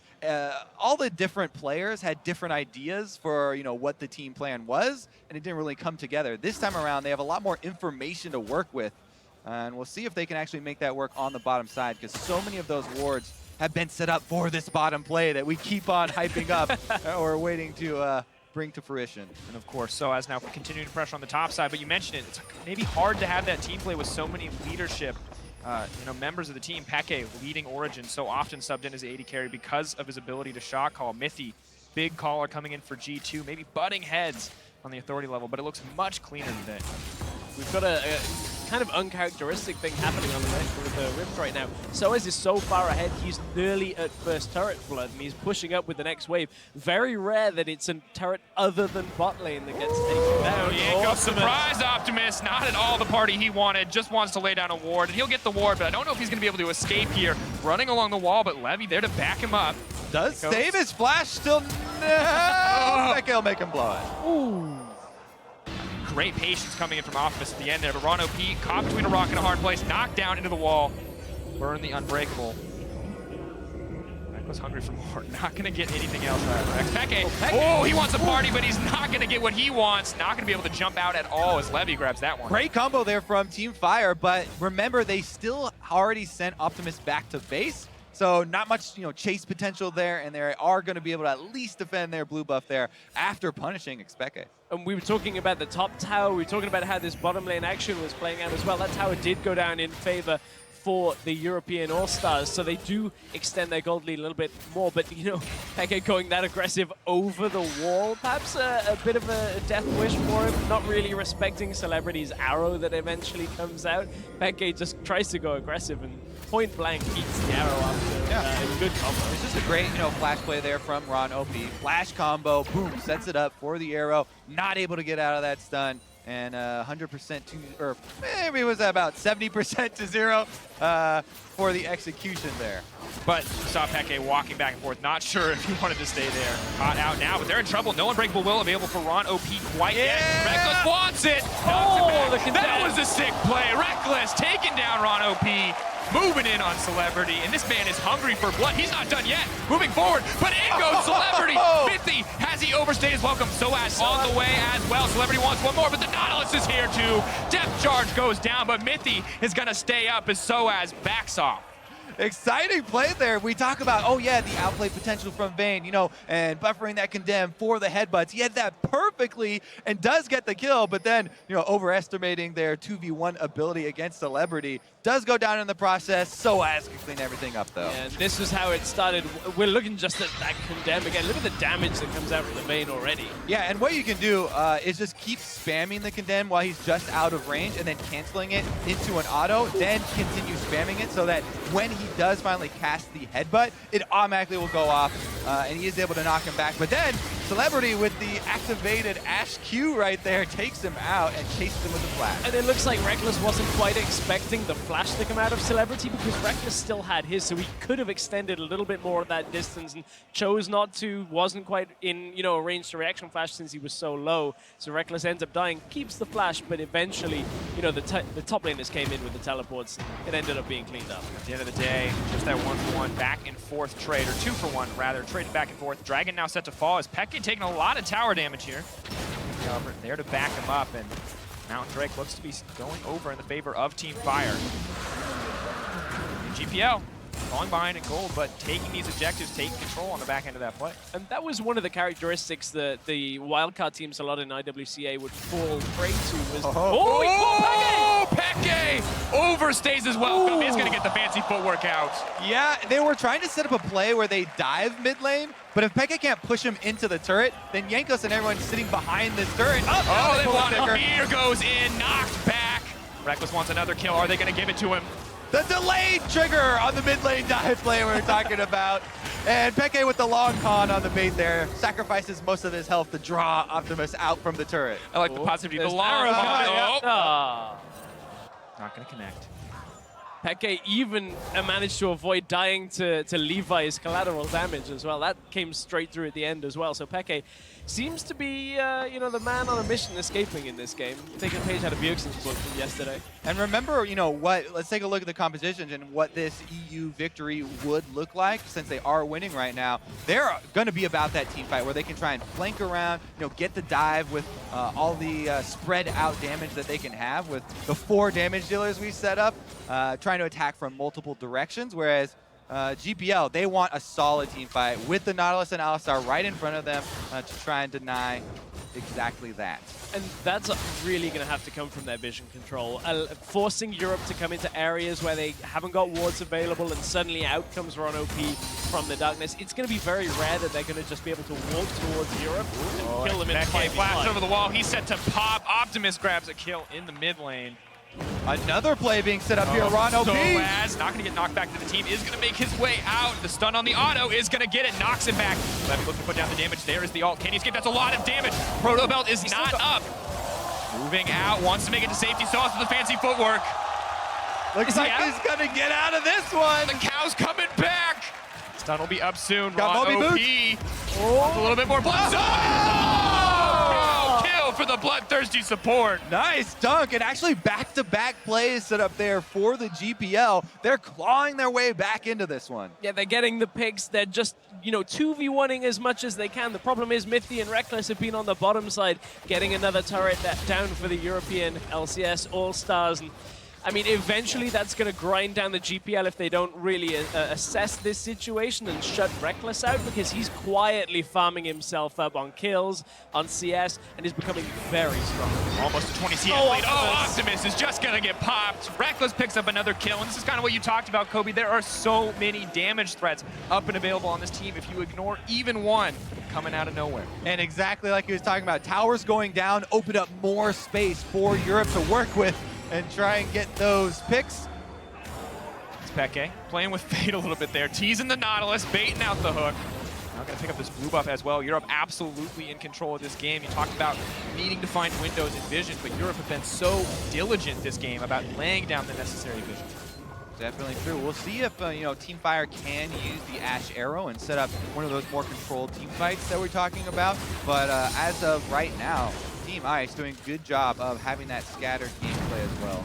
One tower that remains that is critical for the GPL squad is that mid-outer tower. Normally, it's fairly difficult to break down. You'd see Optimus go to the mid lane, wave clear it. They've just got to be careful that Jankos doesn't come around the side. If somebody from the GPL is in a side lane out of position and isn't able to react in time, if that Orianna dies, that tower is going, and LeBlanc suddenly gets so much more freedom in the jungle like you were talking about, Kobe. Yeah, the towers are kind of snowballing, because even though GPL haven't taken a single tower yet, they do have that Mountain Drake, and they could collect a lot of gold pretty quickly if they get the momentum, if they get another one of those picks. The only problem is they got a couple picks, weren't able to turn any of that into any objectives, because Team Ice, the European squad, they are doing a good job of controlling those minions. Not just that, but also controlling pretty much everything across the map. 34.9k to 31.3. Soaz with a massive CS lead. In addition to that, now completed Zhonya's Hourglass. And that's so key because suddenly the depth charge no longer a real option for QTV to put on Soaz to force him out of the fight, because as long as Soaz has Flash Proto Belt, who's already in, Zhonya's the depth charge and the damage is down. And the threats are just stacking up. Not only is the Zhonya's done, but Reckless has his Infinity Edge. It knocks him to the wall, but the Graves is coming. Is there enough damage? Mythy may try to disengage the fight. They're fighting him one at a time. They ignore the Nautilus. They turn for the Graves, and they're going to grab him. Reckless looking for the montage moment here, but is going to have to back off. Infinity Edge static shield plus this is not damage enough. shields. Goes going for more, Kobe. Does get the ultimate out of Alistar, but that will take a long time to chop him down. And it's going to be push the bottom lane, move to the mid lane, because Optimus is in the top lane trying to get top tower. Oh, they're going to repeat. Oh, they got the arrow. Lock him up under the tower. Mythy with a nice disengage. Third proc. Yeah, QTV had to clear out the minions there. Oh! Static shift, boys. Popping him up, knocking him down, and Alistar just delivers himself to the Vayne buffet. Yeah, I believe that was like the third proc on the True Silver plus a crit. That's just, that was everything. That's the Vayne burst talking about. Just 2 items, all he needs, running straight through the bottom lane now. They take the bot inner, they're pushing up to the inhibitor tower. Look, the damage is so significant. Yankos has gone damage build as well. This is back, but I don't know if he's going to get here in time. They're breaking. Will they go for the inhibitor as well? Optimus finally returns to the base. QTV a little frisky, looking for the gank, but Reckless is untouched, and Inhibitor's going to drop in favor of EU. And they're just going to make a hasty retreat. They keep up the pressure. Now they're timing their back with this extra Infernal Drake. That's going to add to this 4 damage dealing, 4 damage build squad that they have, and just, it's going to be out of control here. They can continue to split up the map as well and poke at GPL from different sides. Europe just got a ridiculous amount of gold in the last 2 minutes. They took 3 towers, a handful of kills. Now they picked up a dragon to kind of augment this power already. Oh, Peke. Old habits die hard. Maybe not. No. Celebrity going to grab the kill in the end. Playing hot potato with Peke there. Alistar passed over to Nautilus into the Ash for the last kill. Depth charge comes out but does not connect. QTV gets the cooldown back, and Peke does drop. 1-4-1 the scoreline for xPeke, but doesn't matter this time around. Yankos 2-0-4, setting the pace for the team in the early game, and Reckless and Soaz more than happy to keep it going. Whips the ball. Yankos forced to ult to get himself away. The turret does go down, so a little bit of a recovery of sorts for GPL. They still have a long road back, though. This is so heavily EU favored. Yeah, definitely necessary for EU to see that mid turret.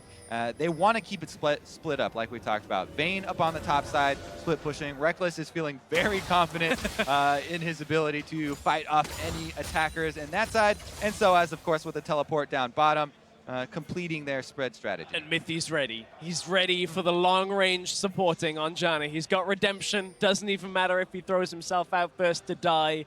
It's the name of the game. It feels like the perfect item, given his performance yesterday. Ouch. Meanwhile, Zero Deaths, 007 here. I know. Secret Agent Mythy, you guys are just holding yesterday. You're living in the past. It's true. All his troubles were so far. And well, Reckless now, coming in, has 36% of his team's damage this game. The man solo killing anyone and everyone he finds. And Mythy, of course, there to back him up. You can throw shade for yesterday, but today you guys are right. He is absolutely crushing it. And now they're going to look to crush Levy, although it's not going to be so easy. Now looking for the disengage, and the siege just continues. On the backside, Soaz is here. xPeke is trying to keep out Optimus. Down goes the redemption. In goes Soaz. 3 almost locked up. Levy overstays for just a little bit, but will make it out in the end. QTV caught between enemy lines, does not want to go any further. And Reckless unconcerned with the tower as Mythy tanks it out flawlessly. QTV, the true silver bolts are just too much damage. Mythy keeps the ball rolling, and Reckless grabs yet another one. Yeah, even with Vayne chunking away on him, takes a while to go down, but great flank there from Europe, and they're able to close this one, push in another inhibitor turret. Pushing down another. This is going to be his second inhib of the game. Reckless just tallied up his 600th kill. So, you know, impressive game. Another round of golf. There you go. Well done. Well done. Sorry, I'm being told it was 300th kill. 300th kill. I think that was in 2016. I was disrupted. Wait, what did you say? 300 is very different from 600. All right, we'll figure it out later, because this is a time for action, as made clear by EU going absolutely ham in this fight. And then, as mentioned, press, there it is. So as dodging out the ultimate with the use of that Zhonya's, And now, I mean, what options are left here for the side of the GPL? What can they do to come back in the game where there's so many strong members? On the I'm side a of big Senpai? fan of everybody group up, try and nail one person with the Ash Arrow, and just get your 5-man roaming squad. Maybe you can, start picking people off. But it's definitely a Hail Mary attempt at the moment for GPL. I've had it clarified. Got it. Nice. I've nice. got the All right, actual now, what do you got now. for us? 300th kill of 2016. Nice. There we go. Synergy. Moving forward, Reckless looking for his 301st kill. Maybe hoping to take that away. Mithy hungry for a little bit of blood here, but Fire are backing off. They are grouped though. Maybe this is their Hail Mary moment. The arrow is available. The Shockwave up and available as well. Ice prowling around the jungle, not looking to give an opportunity to Fire. Yeah, the minions doing a lot of work on the GPL base as well. They're going to need to dedicate someone to stand back and clear those out unless they lose their other one. Oh no, the Baron's going to have to be forfeit. Not what they wanted. Reckless just does so much damage, and Yanko's more than happy to tank it out there as they pick up the Baron. Infernal Drake backing them up as well. An 11K gold lead. Make it nigh impossible for Fire to come back, but they have the tools. This game feels like the opposite game to yesterday, where, everybody we were looking at being like, okay, these guys are probably going to be the primary carries. We're not sure how Peke is going to do. It feels like complete opposite land, which is good for the European fans. You were right. You were just a day early, I think is what we wanted. The analyst was right. They were just a little early on that one. But now Ice moving in. They could end the game here. That tower's set to fall. TP coming in. One final fight to decide it all. Mono P on the back line. There's a lot of true damage on that Vayne. I don't know if the ult is going to keep him safe. Ooh, Yankos can't be disabled if he uses the ultimate. Does leap forward. Redemption going in. Whose is it, though? It is going to be the heal up for the side of Team Fire. Yankos caught up and locked down. So as for the big play, goes forward, but the team is split up. A moment of miscommunication may give Fire a chance, but it's not enough. So as moving in, Vayne grabbing the double kill. Team Ice moving forward. Reckless. Do it! Oh, they gonna get it! Yes, one more for the Vayne. The shutdown in the end. A triple kill to close it out for EU and Team Ice. We've been wondering, when would the Vayne come out? We had Double Lift tease us a little yesterday with one of the games, and we finally see Reckless on it, and 9-2-4. He and the rest of the European squad looking a lot better than yesterday. Definitely agree. And one of the cool things, about this whole event, what is obviously All-Stars, a lot about the fun. So coach is not allowed this year, and so obviously the teams didn't come in with a bunch of practice, but they're all such competitive people. You have to be at this level of gaming. And so once they self-organize here at the event and start super tryharding, a lot more of those coordinated plays do come through. While EU earned the victory in the end, there were still some excellent plays coming in from the GPL. The chains you see onto Peke time and time again, making sure, hey, we might not be able to take a win, but we can make sure your scoreline looks pretty bad. Well, it was a good attempt on that. They certainly hit Peke's and Soaz a little bit, but we talked about it, 4 carries, and all 4 of them wanted to, and you could see, ended the game in a pretty decent way. Yankos had a great game as well. We were talking about how the Heck Room was a little bit more selfish for him, perhaps, than the likes of a Rek'Sai, but he made it work really well. Yeah, I mean, the top lane camp there, repeat visits to try and punish the Nautilus, also chaining into a first turret victory for them. Pretty good snowball. And, and really for me, it was so little attention paid to the bottom side of the map. Any effort made to send that attention down there just did not work out for them. And so we're watching topside. We're watching Soaz, we're watching Peke, and then 15 minutes in, we look kind of like, oh, that's a Vayne with a ton of farm who can kill literally anyone. And suddenly there's another threat on the map, and just made it so easy for Ice to close it out. Ooh, that 3-shot on Celebrity. That's why Vayne gets a lot of bans in solo queue at the moment. I mean, tons of power. As you said, the hidden power we talked about on that, especially that one kill, where it was the static shift proc, plus the crit, the infinity edge, everything coming together. Yeah, there's so many sources of big burst in Vayne right now. You're not exactly sure which ones we're combining for that last hit. Could have been any number. But yeah, as soon as the static shift and a little bit of AD are complete, the tumbles with invisibility are doing work. Well, now we've talked enough about this game. Let's send it over to Dash, who's standing by with the man that everyone wants to hear here in his home country, none other than xPeke. Definitely here with the hometown favorite in xPeke. I mean, you can hear it already, the energy behind you. First things first, let's go ahead and respond to the cheers that you're getting here in the crowd. How does it feel to be back here in Spain, in Barcelona, with this kind of support behind you, knowing that you were voted into this? You can hear it. I love it. I love to see the support. I'm thankful for it. Really, thanks. And I mean, and then beyond that, just as the EU LCS team being up here, does this kind of energy, push you even further in terms of strategy and wanting to win more so than maybe, having kind of those playmaking moments? I think so. I think it's we're here for the fun mostly. And I don't know, we're all enjoying it a lot. We're all discussing what we want to play on the go. Like, yeah, I want to play this. I think it's going to be fun. So it's motivating because we want to play good. But at the same time, it's more fun because we know the people here is just in here for that. And now let's talk about this game here up against the GPL All-Stars. You had a lot of flashy plays in this one. So talk to me a little bit about those. Yeah, this game was more about ending up trying stuff all the time. I think we were playing serious, but at least myself, I was just all the time trying to go in, trying to learn LeBlanc during this game. So sometimes it looked good, sometimes it didn't look so good. But yeah, it's we won in the end. Yeah, you picked up the victory there. You also picked up a victory yesterday in the 1v1s against Aframu. And I've been asking a lot of people these questions as, the finalists from last year got knocked out. And you're moving on to round 2. What's your confidence level, as you kind of ramp back up, learn some of these new champions and making it all the way to the final and maybe hoisting the 1v1 championship here in this arena? I mean, obviously I wasn't so confident at first about the 1v1. It's something that I was like, I don't know what to play. I don't know how it's going to go. But after seeing everyone play, I think I have a good chance of winning it as well. And like I said, the last champion got kicked out already, so. Oh, yeah, and he was hanging his head ultra low there. But finally now, once again, since we're here in Spain, I want to give you an opportunity to speak to all the fans and all of the support that you've had throughout the years of your career, not just here this evening. Well, I could say something in Spanish. Do you hear me? Hola. Buenas. Bueno, pues nada, muchas gracias a todos por venir. La verdad es que me hacéis sentir muy orgulloso y sobre todo disfrutar mucho de España. Que cada vez que salga estéis diciendo mi nombre, la verdad es que me encanta. Muchas gracias.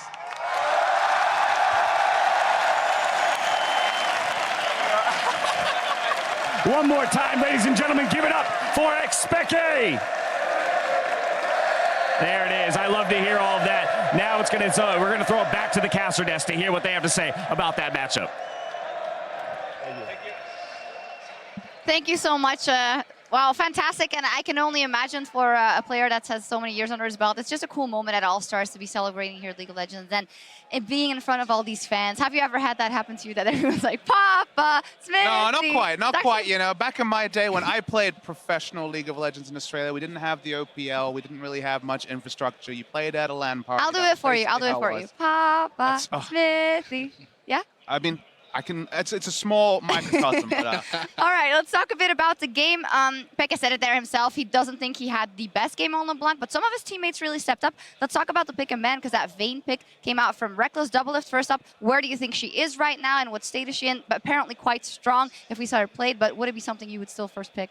Definitely not. So that game, they saw Alistar first, and so they're like, who's playing Alistar right now? Let's play Vayne. And that's a reason why nobody plays melee supports, is because if you play melee supports against something like Vayne with like a bunch of shields and it's going IE, you're just going to die unless you get the one-shot, and it's really hard to one-shot against something like Janna Vayne. You're not going to be able to get all your damage off before you get peeled. So I think that's why right now on patch 6.23, melee supports are not good. They're not in, and peeling, shielding supports are really good with champs like Vayne and Twitch. Okay, Aframu, to that as well. But on the other hand, we do see tanks and assassins that can just shred a Zyra, a Sona, a Karma really quickly as well. So is that not a reason why maybe there should be some more other picks available to go up against things like this? Or is it just irrelevant when it comes to what they can bring and what the melee supports lack?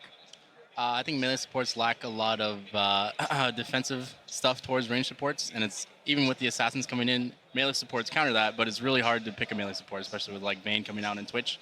So bottom lane is all about range supports and poking and stuff like that, and being able to pick Vayne in this meta when someone picks a melee support is just asking yourself to lose. So. Yeah. And to your point, you were talking about the fact that Alistar was locked in, but actually it was Alistar Ashe both locked in, and to me, you answered with double counter pick. Janna famously can Howling Gale Q the headbutt pulverize, so has always had answers in lane, but Janna's not a blind pick support. As you're saying, Vayne good into some matchups, Caitlyn not so much. So it was almost the double counter pick was granted to them. So often we see last pick support, last pick AD carry, double counter pick, and from there they popped off. And That's Mithy the had a only way to better say it. game as well. He was feeling quite bad about the game yesterday, so you can be proud of that. And Reckless also tumbled onto the Rift, determined to condemn the GPL All-Stars. Let's take a look, brought to you by Acer. There is a lot of highlights in this highlight reel. Double lift the Vayne Master. Here we go. So he has a 100% kill right here. So all he needs to do is watch Alistar for the condemn. He knows, turns around. Okay, so get the condemn right there. I think Alistar, if he just kept moving away, instead of going for the turn, he would have lived. I mean, you are a very discerning Vayne main, of course. What was your read on Reckless? Because we kind of heard that this guy wanted to come up big today. He really wanted to prove himself, and he had a day out as far as I could tell.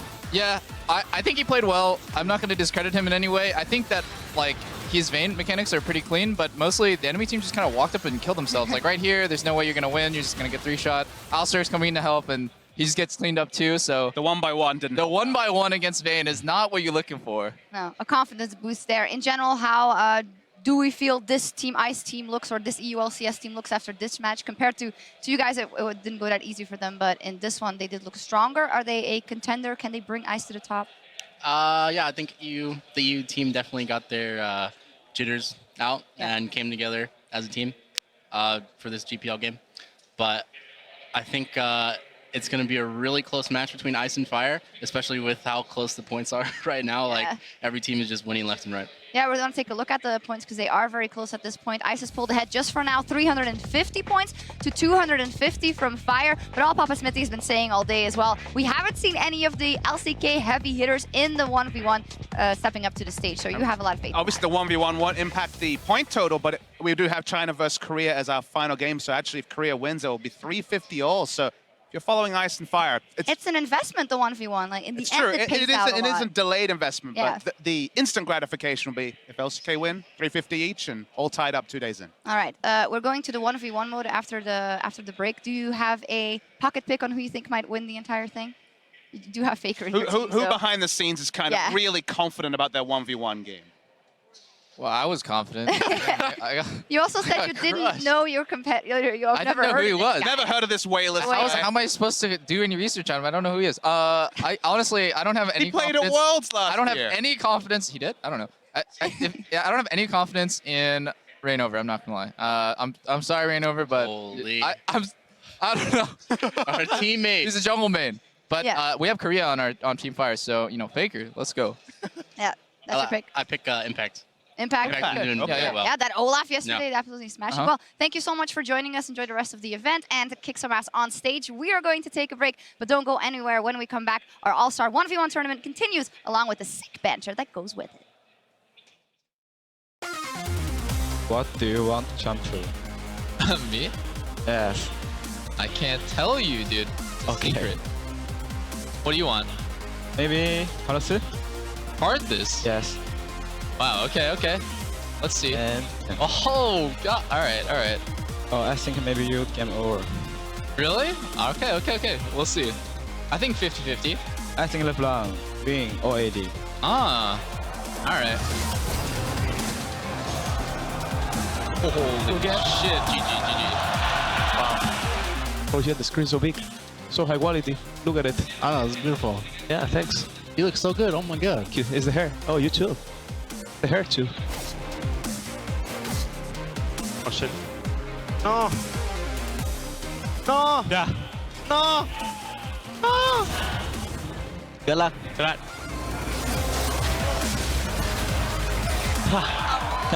GG.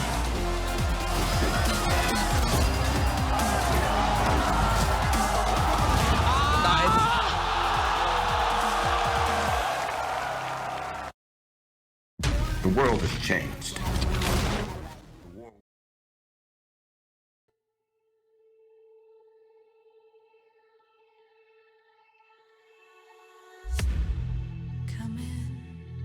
Come in. I could seat you by the fire. Listen.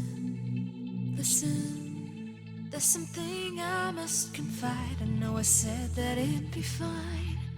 I know I made it look like it'd be alright. But I think I learned my lesson, and I'm not gonna let you out of my sight. You can call me killer, 'cause I'll bring you to the light. And it might taste bitter when you're answering to God.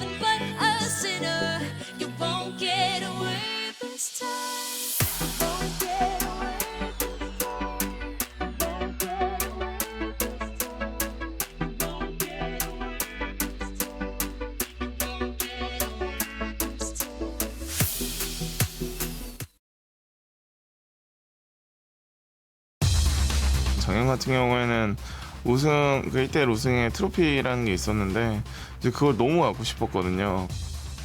I think in 1v1, what could win you the game is a cheese, and you can try out a lot of stuff. So maybe if you want to expect something.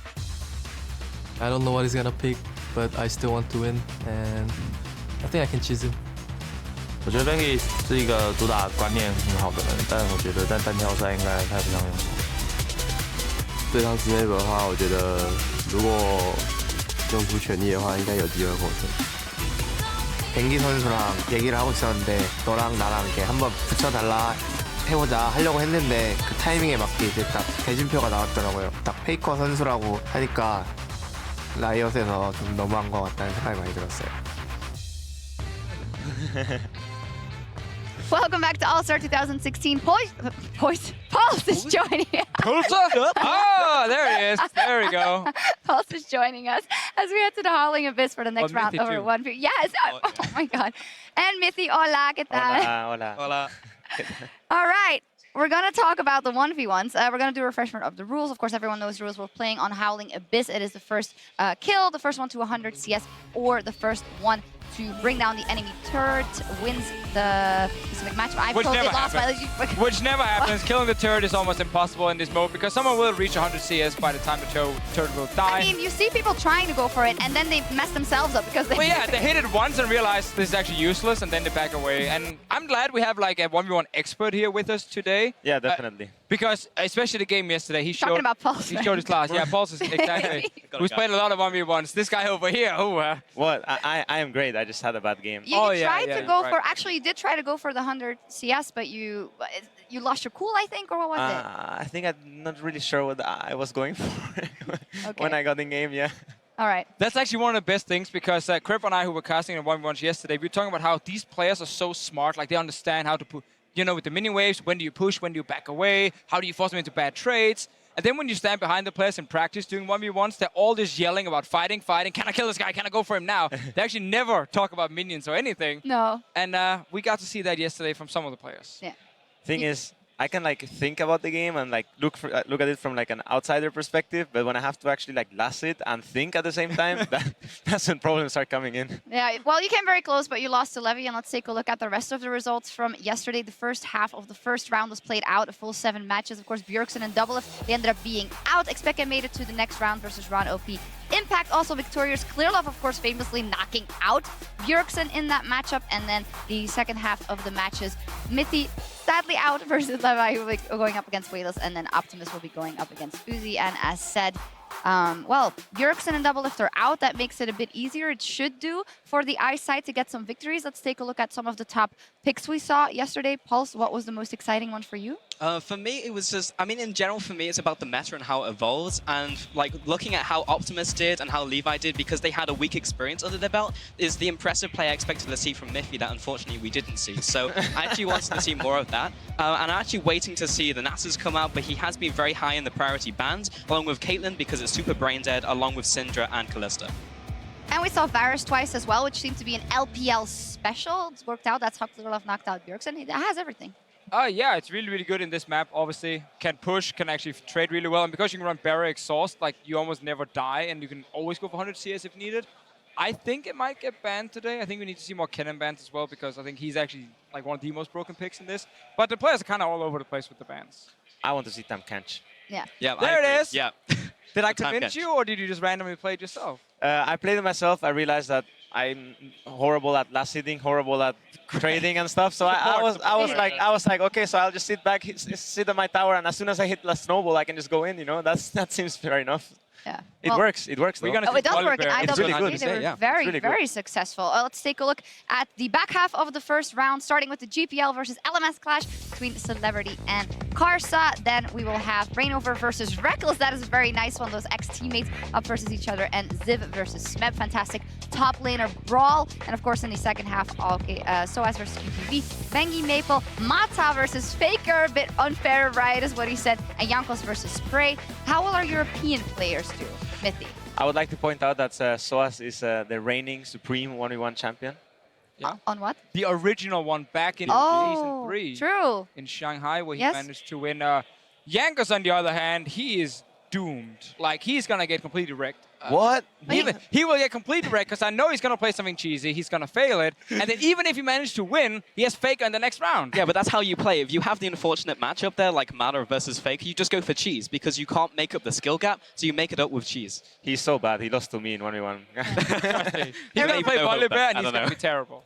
Pulse actually was talking to me beforehand how he was a bit taken aback by the fact that you have no trust in European players whatsoever. That's not true. Is That it not? true. I think Source can go all the way and win Okay. this tournament. That's the one. And Pekka can actually go pretty far as well. Yeah, with the crowd behind him, definitely can. Some other 100%. interesting matchups.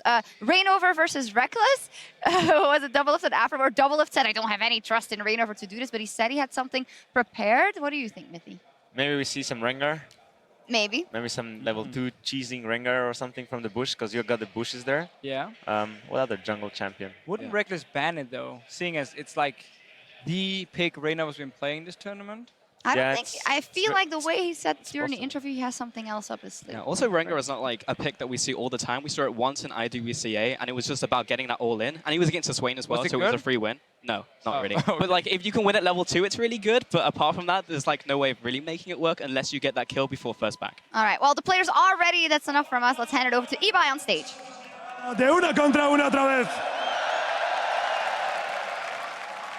En la esquina azul ha peleado contra los equipos de la Wildcard y ha evitado a cientos de paparazzis para llegar hasta aquí. Celebrity.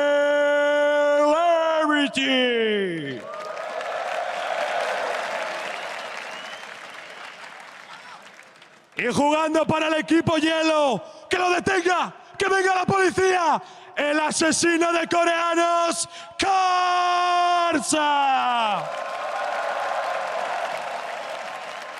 Buena suerte, caballeros. Ooh, these guys looking ready to fight some 1v1s. I managed to actually get rid of the Vishio finally and have a great upgrade. Cyrene, welcome to the 1v1s. Thank you. It's a pleasure to be alongside you, Crepo. I got to introduce you as well. Slide that in there. But yeah. In case people by this time still don't know who we are. Did you get to catch all the 1v1s yesterday? Yes, I did. Yeah, I did. I was very surprised at the fact that both Doublelift and Bjergsen got knocked out the finals from last year. I got to catch up with Doublelift a little bit afterwards, and he was saying like they didn't practice too much for it. Him and Bjergsen both kind of took it a little bit easy, but as soon as they lost, they were like, damn, we should have taken this seriously. And that's what you have on the luxury of day 2. They got to see everything. Talking to Doublelift this morning as well. At the same time, I was like, bro, what went wrong? Like, you did everything wrong in that all-in. And he basically said the same thing. I don't think I could have played it any worse in that particular situation. Basically, according to him, what happened was he was going to win 100% on the CS. Always, huh? But he wanted to fight like a man. And, well, he died like one as well. And gave the free win over. So hopefully, today, people that are actually ahead on CS will just keep on winning. Yeah, and the fact that we also see people go for those bloody kills when you could have just ended it that way so easily. But the picks, I want to see how they adapt, because we are seeing things like Twitch, like LeBlanc, some people pulling out Jace. Varus is becoming a big pick. The Draven as well is actually Celebrity's big pick. He's known for things off meta like Draven, Lucian, and Kalista, so those may be banned against Celebrity. Yeah, I'm definitely loving the Varus picks because there's 2 ways that you can just trade on champions through minions with the Q and the E that you can actually just get the double value off. It's a great champion that gets to 100 CS, and when your opponent gets a little cocky, just pop it in the head with the ulti, and then you just win that trade. Yeah, Varus has been incredibly good, able to like chunk people out as well. LeBlanc, Caitlyn. Caitlyn's big one on the ban category, #1 right now. Syndra, you expect it to be off the table as well? I mean, we're looking at Kennen analysis just like yesterday. There's going to be something up. There's a few too many picks available, but it all depends what style they want to play. There is a little bit of rock, paper, scissors going on. Obviously, it also depends on kind of what runes these guys are running. We're going to try and follow that a little bit more closely. That is something we maybe skipped over too much yesterday. And just have a bit of insight of like why these players are making these decisions, because it is as Mithy is saying, sometimes they're just in the moment and they're also not thinking straight all the time because they're so busy with CS. Yeah, I actually remember when we had the 1v1 mode actually on live. Every time I played it, like, you play a ton of League of Legends, but you actually feel your heart in your chest because every little thing you do, you don't have people to back you up. You make one mistake. Can't blame your team. Yeah, you can't blame your team. It's all on me at that point. You are your team. Thanks. But I'll mess it up, and then, you know, the guy, it's just purely outplay, outskill, and they can punish you really hard for the next 2 minutes off of one mistake. And again, if you're wondering why these hovers happen until the end, despite it being blind picked, it's because these players are sitting right next to the screen where it's happening. They can look up and look at the player cams, look for reactions, and look at the last seconds champion switches here. Karsa peaked. I don't think Celebrity actually peaked. No. And yeah, Celebrity's going to go with the Lucian that he's known for, and Karsa's going to go with the Rengar. Yeah. Jungle pick. That is a matchup where you have to stay away from the brushes. I feel like Rengar will never win it unless he all-ins at level 3. So this is basically survive with super defensive summoner spells. And this is such a strange thing on the Rift, or I guess on the Howling Abyss, is because you want brush control, but at 2 minutes 15 seconds, that's when the relics spawn. And then every minute and 15 seconds after that, they respawn. So the Rengar has to play between actually controlling the brushes on the top side, and then eventually being like, okay, it's about to come up, I gotta get the bottom side. So it's kind of a cascading effect where you get brush control, hopefully that gives you minion wave control. Yep. And then once the wave is kind of your ally, you switch over to the other side to get the right timing for those relics. But that's extremely hard to track while trying to CS, dodge Lucian Qs, and not die in the process. Yeah, it's incredibly hard. And you have to keep track of all that. Nobody's keeping anything for you. And you have the other guy in your ear. Yeah. He talks and match it. Players actually haven't really been using it too much. I want to see more like, especially from support mains, because they're so used to like not having to do much in the game. So mental warfare, like you're already disadvantaged. You can't CS very well. You're going up against a better player. So I really hope that Mata later on when he goes up against Faker starts using that. And I know a lot of these guys take it very seriously. Talking about Mata against Faker, he really, really wants to actually win that. He loves the Howling Abyss. He loves being able to play on it. Loves A-Ramp. But looking at Celebrity, and the GPL guys are 2-0 in actual one-on-ones from yesterday. Yeah, an interesting start as well here. Karsa looking for an item upgrade early because he doesn't go for the conventional Dorans, which means he sacrifices power early for a little bit more sustain. But it gives him a little bit of an upgrade. If he does get a first back, that's also good.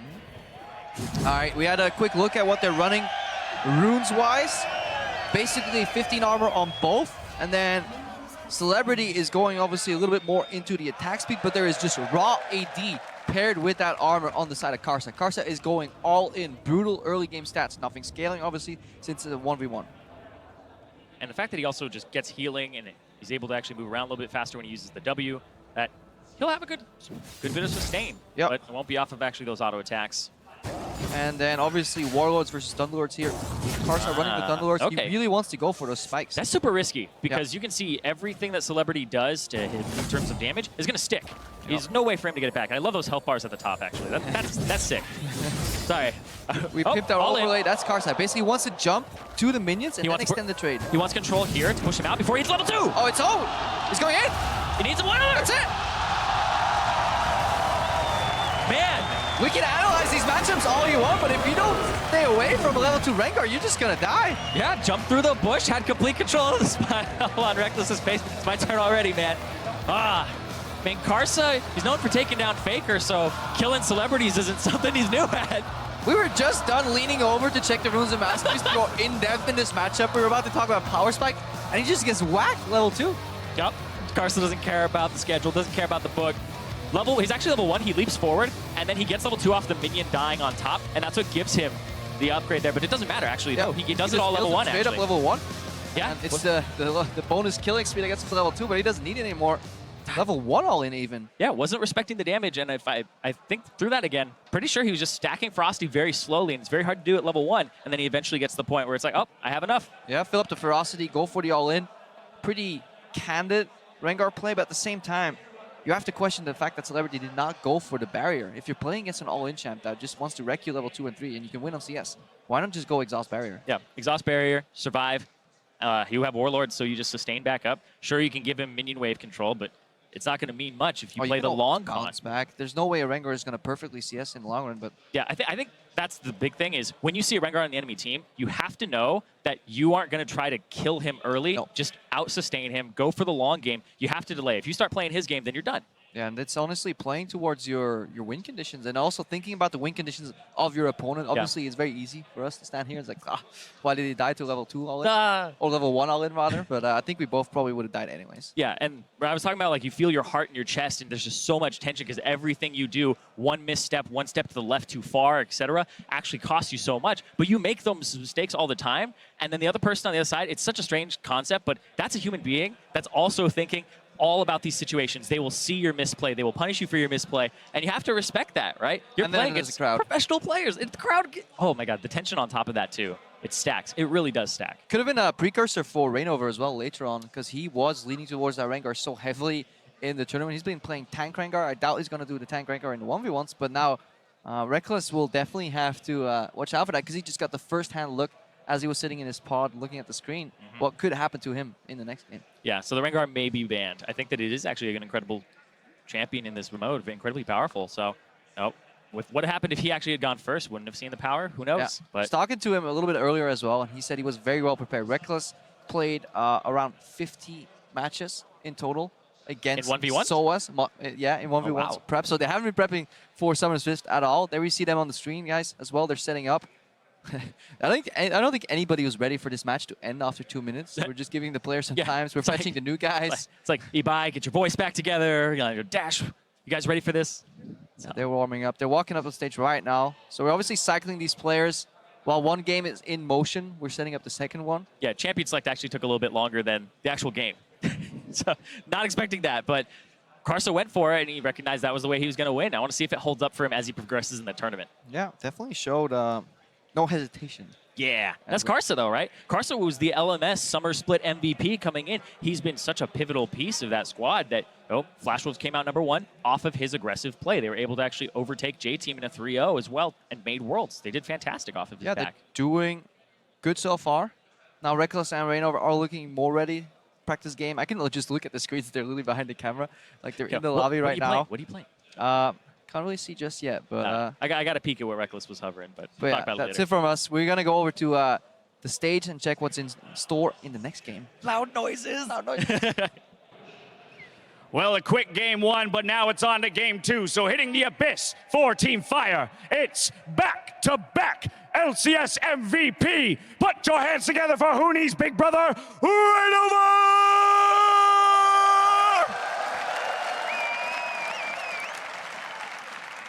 Y representando al equipo hielo, a veces los viejos amigos se convierten en tus peores enemigos. Pero maldita sea, quiero tener su pelo. Reckless! Yes! Every time. I'm getting to the point where I'm like, how many of these are there? How can they come up with new stuff every time? I think that's why we're splitting them up, so we don't have Dash and Ibai there every time, because by the finals, we have to like start getting really creative at that point. Yeah, we already got a little preview of Ibai carrying Dash with his back, so hopefully it holds out for the rest of the tournament. Nobody's going to carry these guys, though. 1v1, mano-a-mano, Reckless. I'm actually really excited to see him in the tournament, because where people are talking a lot about SOAS, I think Reckless actually has insane wave understanding from bot lane as an AD carry and just really solid mechanics as well. Yeah, and I think motivation is another thing, too. He is playing All-Stars to win All-Stars. Every game mode, it's like, no fun allowed. Reckless, let's go. He hates losing. There it is. The Kennen first ban, it's what actually Reckless, I saw him playing in the practice game. Yeah. So, no surprise there. Yeah, the Quinn that he pulled out as well, and then Kayla, and obviously these are all really good AD carry bans. I like the Vanguard ban. It's a little dangerous for me to leave up Nasus versus a jungle player, because it feels like that's the go-to cheese. Just tank Nasus and hope that you get to 100 CS quickly. Yeah, everybody's saying like us junglers don't have mechanics. It's kind of true, but only when it comes to CSing, right? But with Nasus, you don't have to think about that. You E and you'll kill the whole back wave. Yep, kill the whole wave. I think Rainover is looking forward to an all-in kind of style here, though, with the hovers he was having so far. 20 seconds remain. A zoom in there actually blew my mind. Brand and Lucian, it just looked like Lucian was on fire, and that's it. Like, same splash art. People have overlaid those splash arts and have, like, dug deep into the lore, and then they confirmed he wasn't actually they went too deep, and now I'm disappointed. Oh, well. But I wonder what he's going to play here, because Akali, don't think so. Darius? Oh! He actually locks it in. That's Okay. super hard to play, because if you play Darius versus dashing AD carries, you can interrupt the dashes usually, at least if you're lucky, but with Ezreal's shift, that's never going to happen. Yeah, how are you going to get to him? So you're talking about how you win in the win conditions. Darius, you have to kill him, but it's really hard to get to him, and he's slippery, and if Reckless actually takes Exhaust and Barrier, I don't really see Darius coming out with a win here unless there's a huge misplay by Reckless. Yeah, Rainover is going for pretty unique summer spells here. I hope Reckless realizes that that's coming, because that's actually pretty smart, going for the Ghost. The Ghost and the Cleanse, something you could see on Olaf as well, just really desires that proximity. Yeah. Reckless obviously going for Exhaust, but it will be nullified entirely. Yeah, if there is a Cleanse coming out here, it is important to note that Cleanse doesn't just remove CCs, it removes Summoner spells as well. So the Ignite will actually go away on top of it. Definitely, but then it's up to Reckless, obviously, to never double stack those in and all in. Just had a quick look. It is Rainover's running the Fervor? 18-0-12, so Fervor with 15 AD, 6.3 armor, and then 72 health. So basically he's doing like an 80 all-in page with some tank stats that work well versus physical carry. So that kind of is super standard. I will say, though, he will have a shove advantage with his Q level 1 over the Ezreal if he just decides to walk up straight into the lane. He does go with those 2 summoner spells, and Reckless is also going with the aggressive set here. Ooh, Reckless's rune page is actually really interesting. Ooh. The one he's running right now. He has 20% attack speed, then a tiny amount of physical damage, and then just some flat health. And he has 1 lifesteal Quint. So he's basically playing the push game. He's going to stack up that Ezreal passive and just keep autoing the creeps over and over and over. He is not looking for all-in trades. He's just looking for repetitive shove, honestly, winning the match with lane control. And I assume he has Fervor. Nope, he has I'm sorry, Warlords. Sorry, that's what I meant. Fervor is not very good at all. Especially, it used to be good on Ezreal, but now everybody's just actually, I would take it in solo queue, but I wouldn't take it on this. Yeah, it's Fervor, you think it's good because, you know, on additional auto attacks on champion, I get so much attack speed from his passive. The problem is, if you're playing a CS game, you just want to stay alive. Sustain is so valuable. Yeah, you think about last year's, everybody was taking the, oh my gosh, I can't even think of it. Grasping Undying off the top of my head. There you go. Everybody was grasping up here. Reckless just trying to, like, focus the creep that his creeps are focusing as well here. Trying to whittle them down, then auto attacks in between. As long as it's the push, he can afford to go for those cheeky autos, because obviously he is ranged to melee. That is usually the trading pattern of a ranged champion into a melee champion. You want to get 1 creep lead on the push, then start trading, or at least finish off the creeps before the second wave meets. And this is good as well. Rainover's going to walk up, try to get some damage on this, but Reckless gets constant auto attacks. Brush control is in Rainover's favor here, but the level 2 comes out for Reckless. Yeah, because Rainover is not level 2 yet. He gets punished for being that brush here. Oh, he got both summoners off. That's a good spot there because he used both the Ignite and the Exhaust, so maximum value from Cleanse, but already on the back foot. This is why you do not want to be over-pushing if you're Ezreal. You want to poke him down, but don't donate the creeps under the turret, because this is an experience race for Rainover. He doesn't want CS necessarily. He just wants to stay competitive so his items don't track too far behind. Yeah. But he's looking for that all-in, especially in level 6. I think you can wait for level 6. Yeah, that's kind of his win condition here. Get to level 6, try to punish Reckless for a misposition or being a little too far forward. But Reckless has full advantage in this game. He's going to go up in CS, he's going to go up in experience and shove. He's getting sucked into trading a lot, though, instead of focusing on the creeps. He always wants to punish Rainover when he walks up melee range, especially for these cast creeps. Yep. Also, both relics ended up spawning at 215. Rainover has a shove advantage here. Maybe he'll pick his up. Yeah, there you go. Yeah, picks it up. Has Corrupting Potion. Yeah, he used all stacks of it. So he's running dry right now, whereas Reckless has a continuous source of sustain in the Warlord. So it's looking pretty good for the Swedish Wonder Boy. Oh yeah, he's got Warlords, Lifesteal Quintessence, and he's also got the Dorans on top of it. So he's really healthy. It's at these points where you gotta remain calm, though. Everybody wants to shift in, finish off Rainover, but there's still a chance that he can always beat you on the backhand. If you're Rainover, you have to stay really calm, because this is where, like, the house is burning down around you. Like, this is fine. This is fine. I don't know. This is fine. I picked Darius. It's great. Because now you're thinking, okay, maybe I didn't think this completely through. Maybe I want a 1v1 with this. And, I mean, he just has to keep thinking about the win conditions, which is getting to level 6 here. So they're narrow. Tracking that. Yeah. But obviously, Reckless, pretty good wave control so far. Honestly, a back behind, so he can afford to base. He doesn't really care if Rainover freezes this wave, because he'll just come back and shove it in. He's still enough CS ahead. Oh, this is interesting, because Rainover will have like 10 creeps on him. Yeah, Reckless doesn't even care. He's like, I don't think you want to stop me there, buddy. Yeah. Tough walk up, take all the aggro, cannon minion wave on top of it. A bit of a freeze here. Obviously, more minions on the other side. But Rainover knows, as a melee champion, you don't want to be freezing. Freezing only works if you can punish the opponent for approaching you. Or it works if you're close to your turret and you won't have safety. I think it's better for Rainover to just solidify getting all that CS and then stack a wave on the other way. Maybe then he can threaten Reckless for an all-in. Yeah, that's a good point.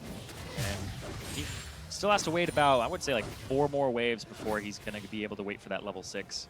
Yeah, brutally long time. It's around like 50 CS. I think yesterday that most 6s were hit.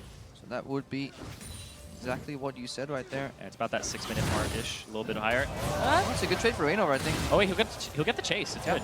Full HP versus full HP. Darius will always win in proximity. Now, Reckless can sustain up, though. If there's another trade like this, obviously it'd be good for Rainover. He's level 5.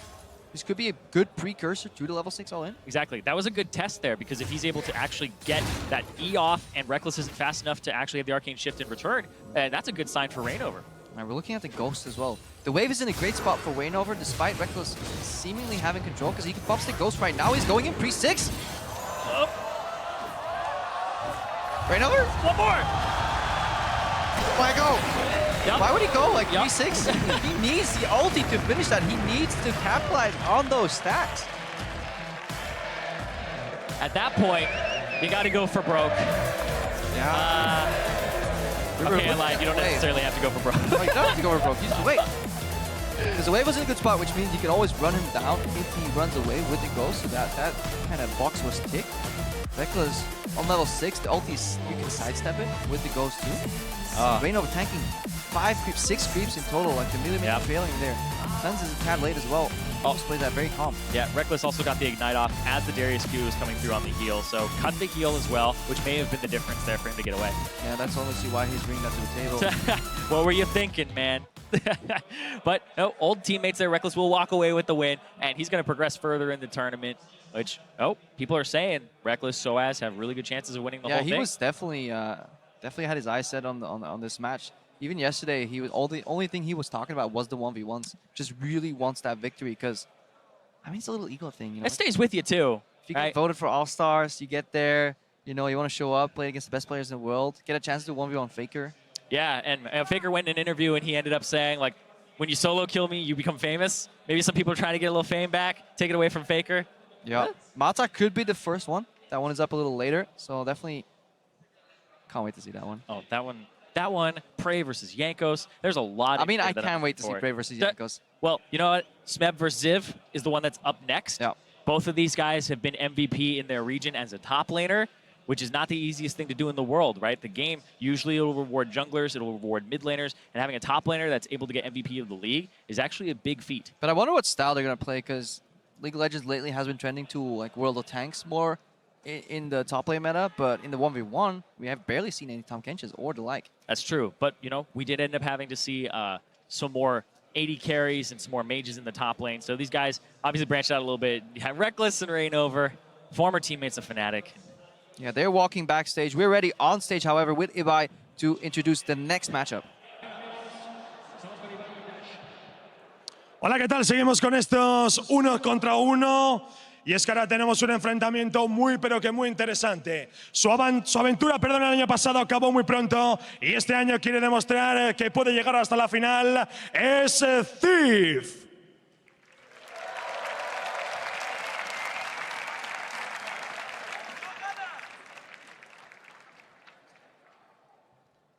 Y en el equipo fuego, el auténtico terror de la top lane, el doble MVP de la LCK,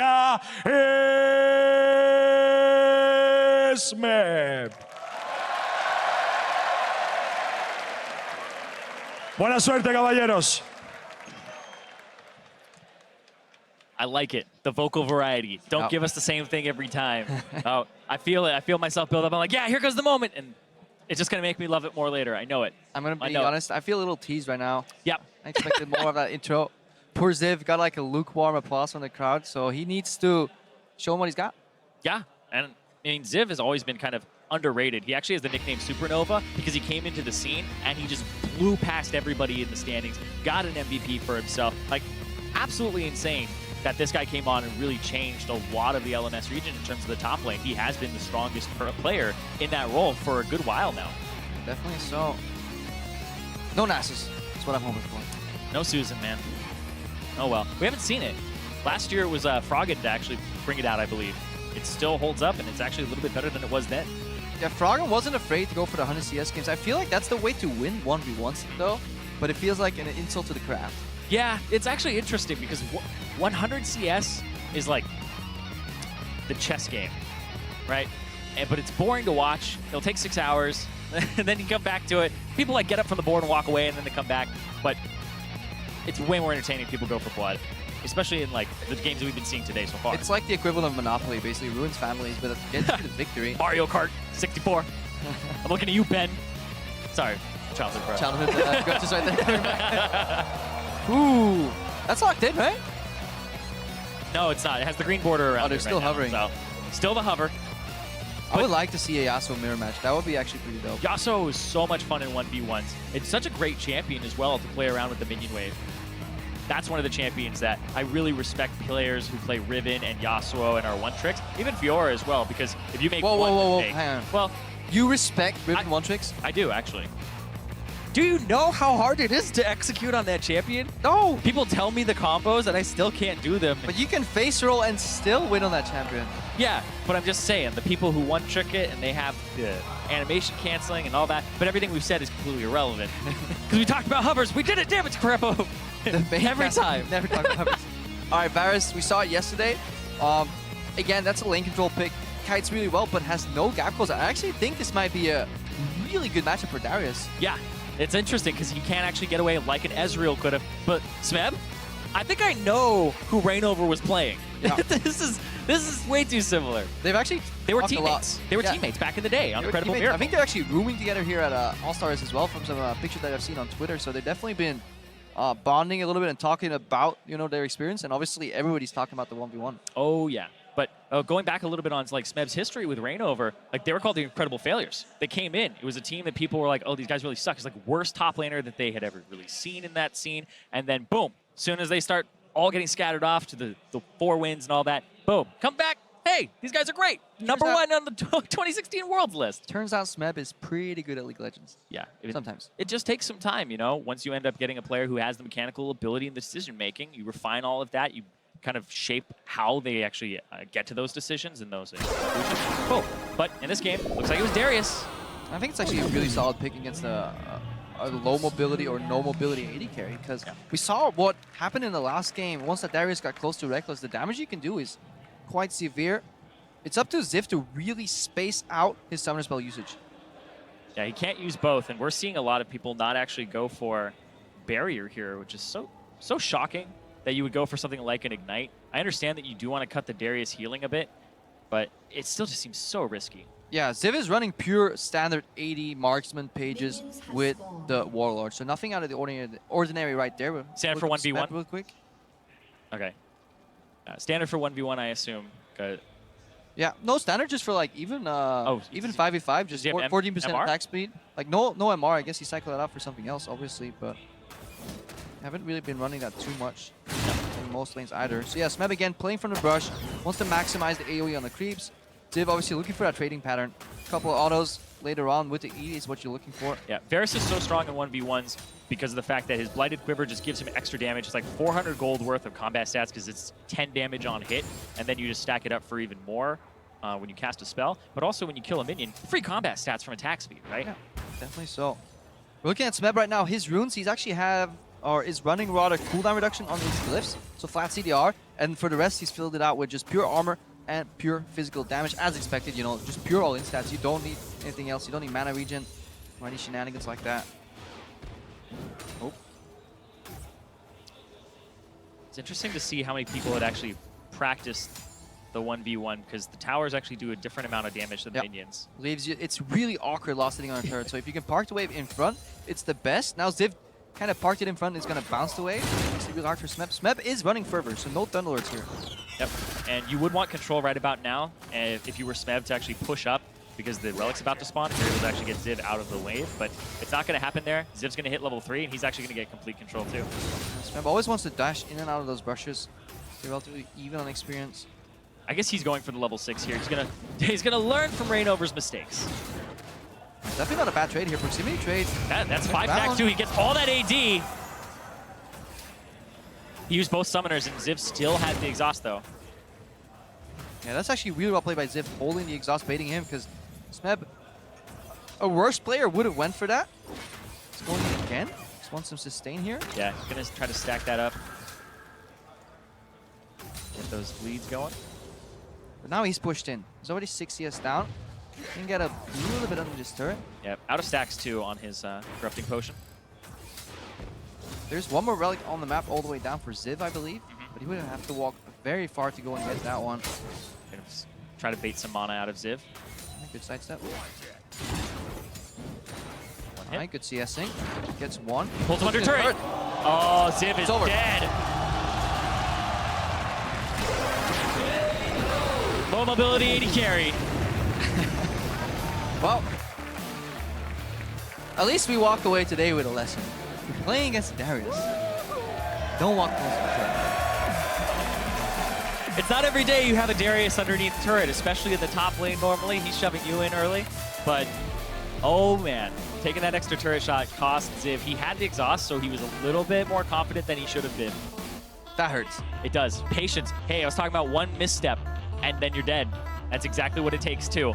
He's so happy that he's poking outside of turret range, and he forgets that this guy literally has a grab that moves you, and he actually gets minion block for the second shot as well. Adding insult to me.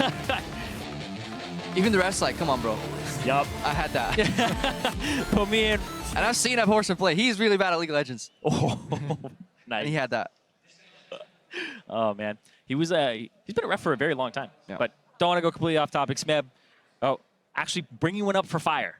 Fire a little bit behind right now. Need some victories. Yeah. Yesterday, it was 4 and 3 in favor of Ice making it through. And there's one player from each side that already has a bye. So we're looking at 5 and 4. And so 2 more from Ice got added on. So 7 are through for Ice. And so far, we have 5 from Fire. But we still have Faker coming. Yep. We have Bray still playing, so we can automatically kind of slot them into the next round. So it's looking pretty even if everything goes as projected. But you never know. Faker may forget that Darius can pull you on a turret and die. Even the best players do, right? These are professional players. And that just happened to him. Yeah, that wasn't too great. Nope. But yeah, hoping for some more variety to Darius' game right now in a row. I'm also probably mispronouncing it, and everybody's just spamming Darius in chat right now. Happens every time. Darius? Yeah.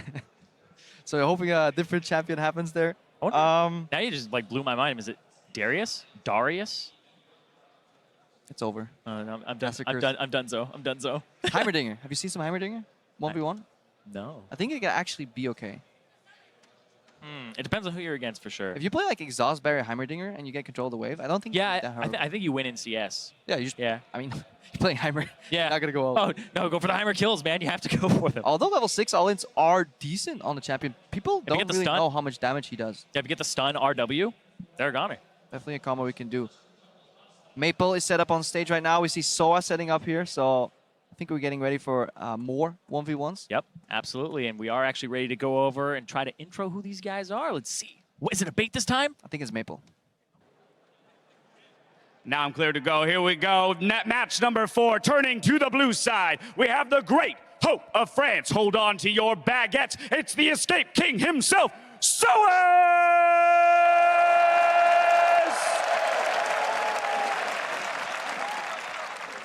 Y en el otro lado, el único jugador de la GPL que ha jugado 2 All-Stars, QTB.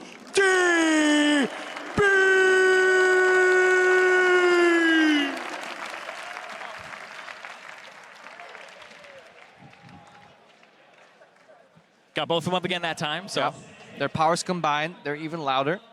I'm still thinking yesterday was a little bit better with the ratatata. You see, that's the thing, though, is now that's in their heads, and you can't let that perform. get to you, right? You think of Dave Chappelle when he was, like, going crazy, and it's like, I have to outdo myself every single time. It gets so hard. Reinvent yourself. Exactly. It's so hard to do, though, because people fell in love with what you had done. It's like Key and Peele as well. It's like, we got to keep making funny stuff. People have He came back, though, Dave Chappelle. Did he do, like, a little skit right now, a little lately? Yep. Changes direction just a tiny bit, but still.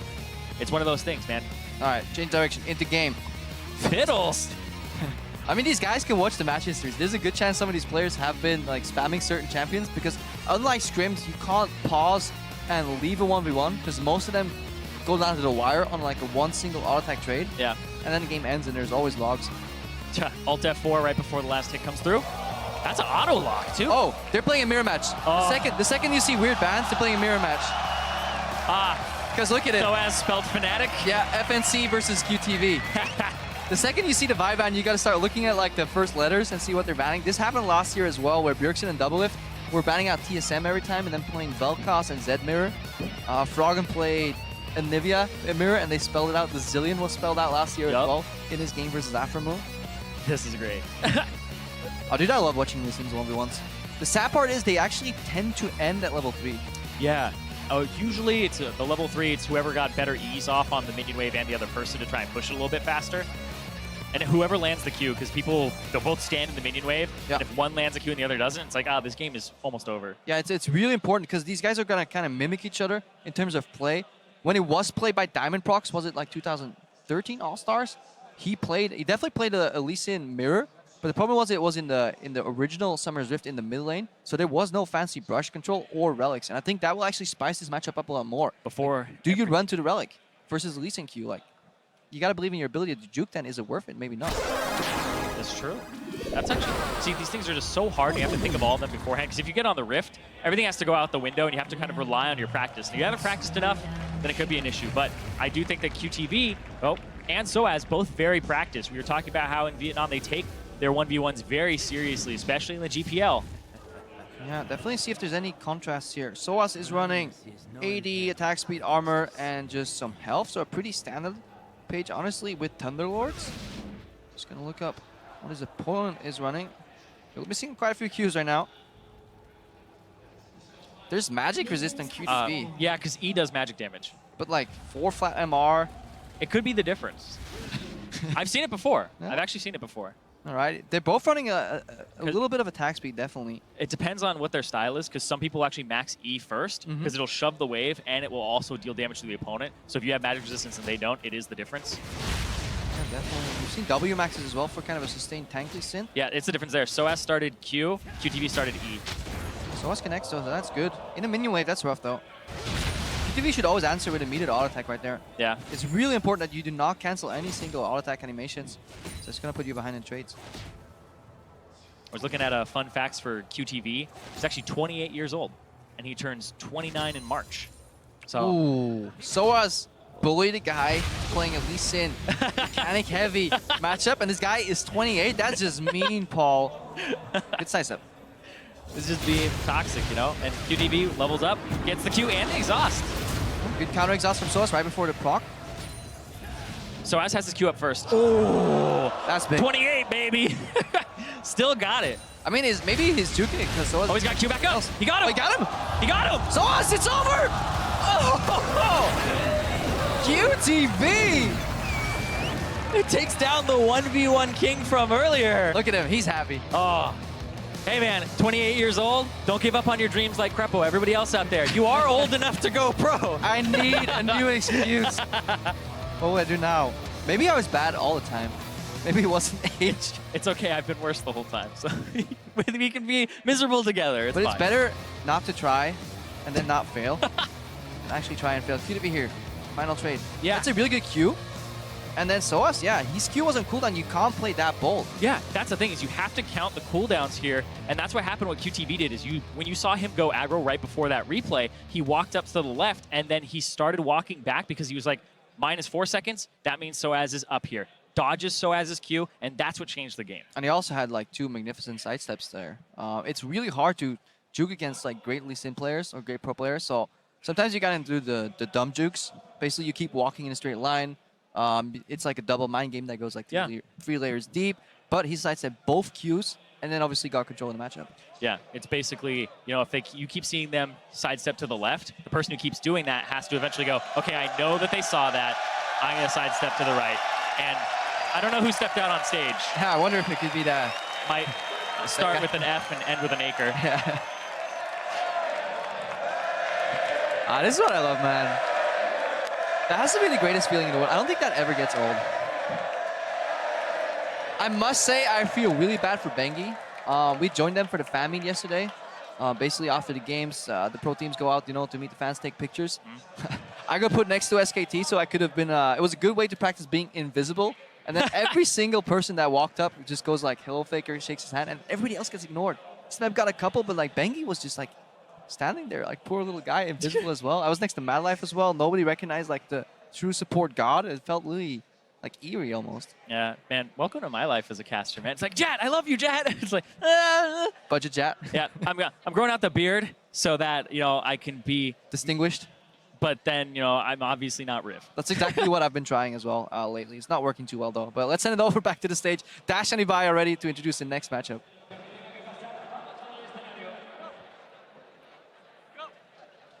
Lo ha ganado todo, ya no tiene dedos para llevar los anillos. Es un 3 veces campeón del mundo.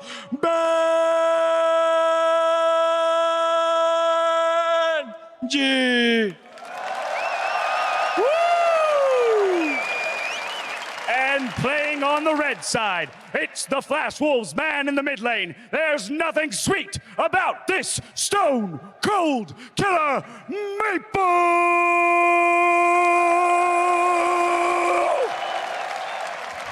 All right, gentlemen, good luck and have fun. All right. Yeah. Fierce. I like that. That was great. I can't do that. If I try that, I blow my voice out. Yeah. Like Martin said yesterday, girly voices. Girly voices. That's why we're here. That's why they are on stage. Yeah. Most color cast. Never mind. I'm not kidding. We're talking. Hey! Let's go back on track, shall we?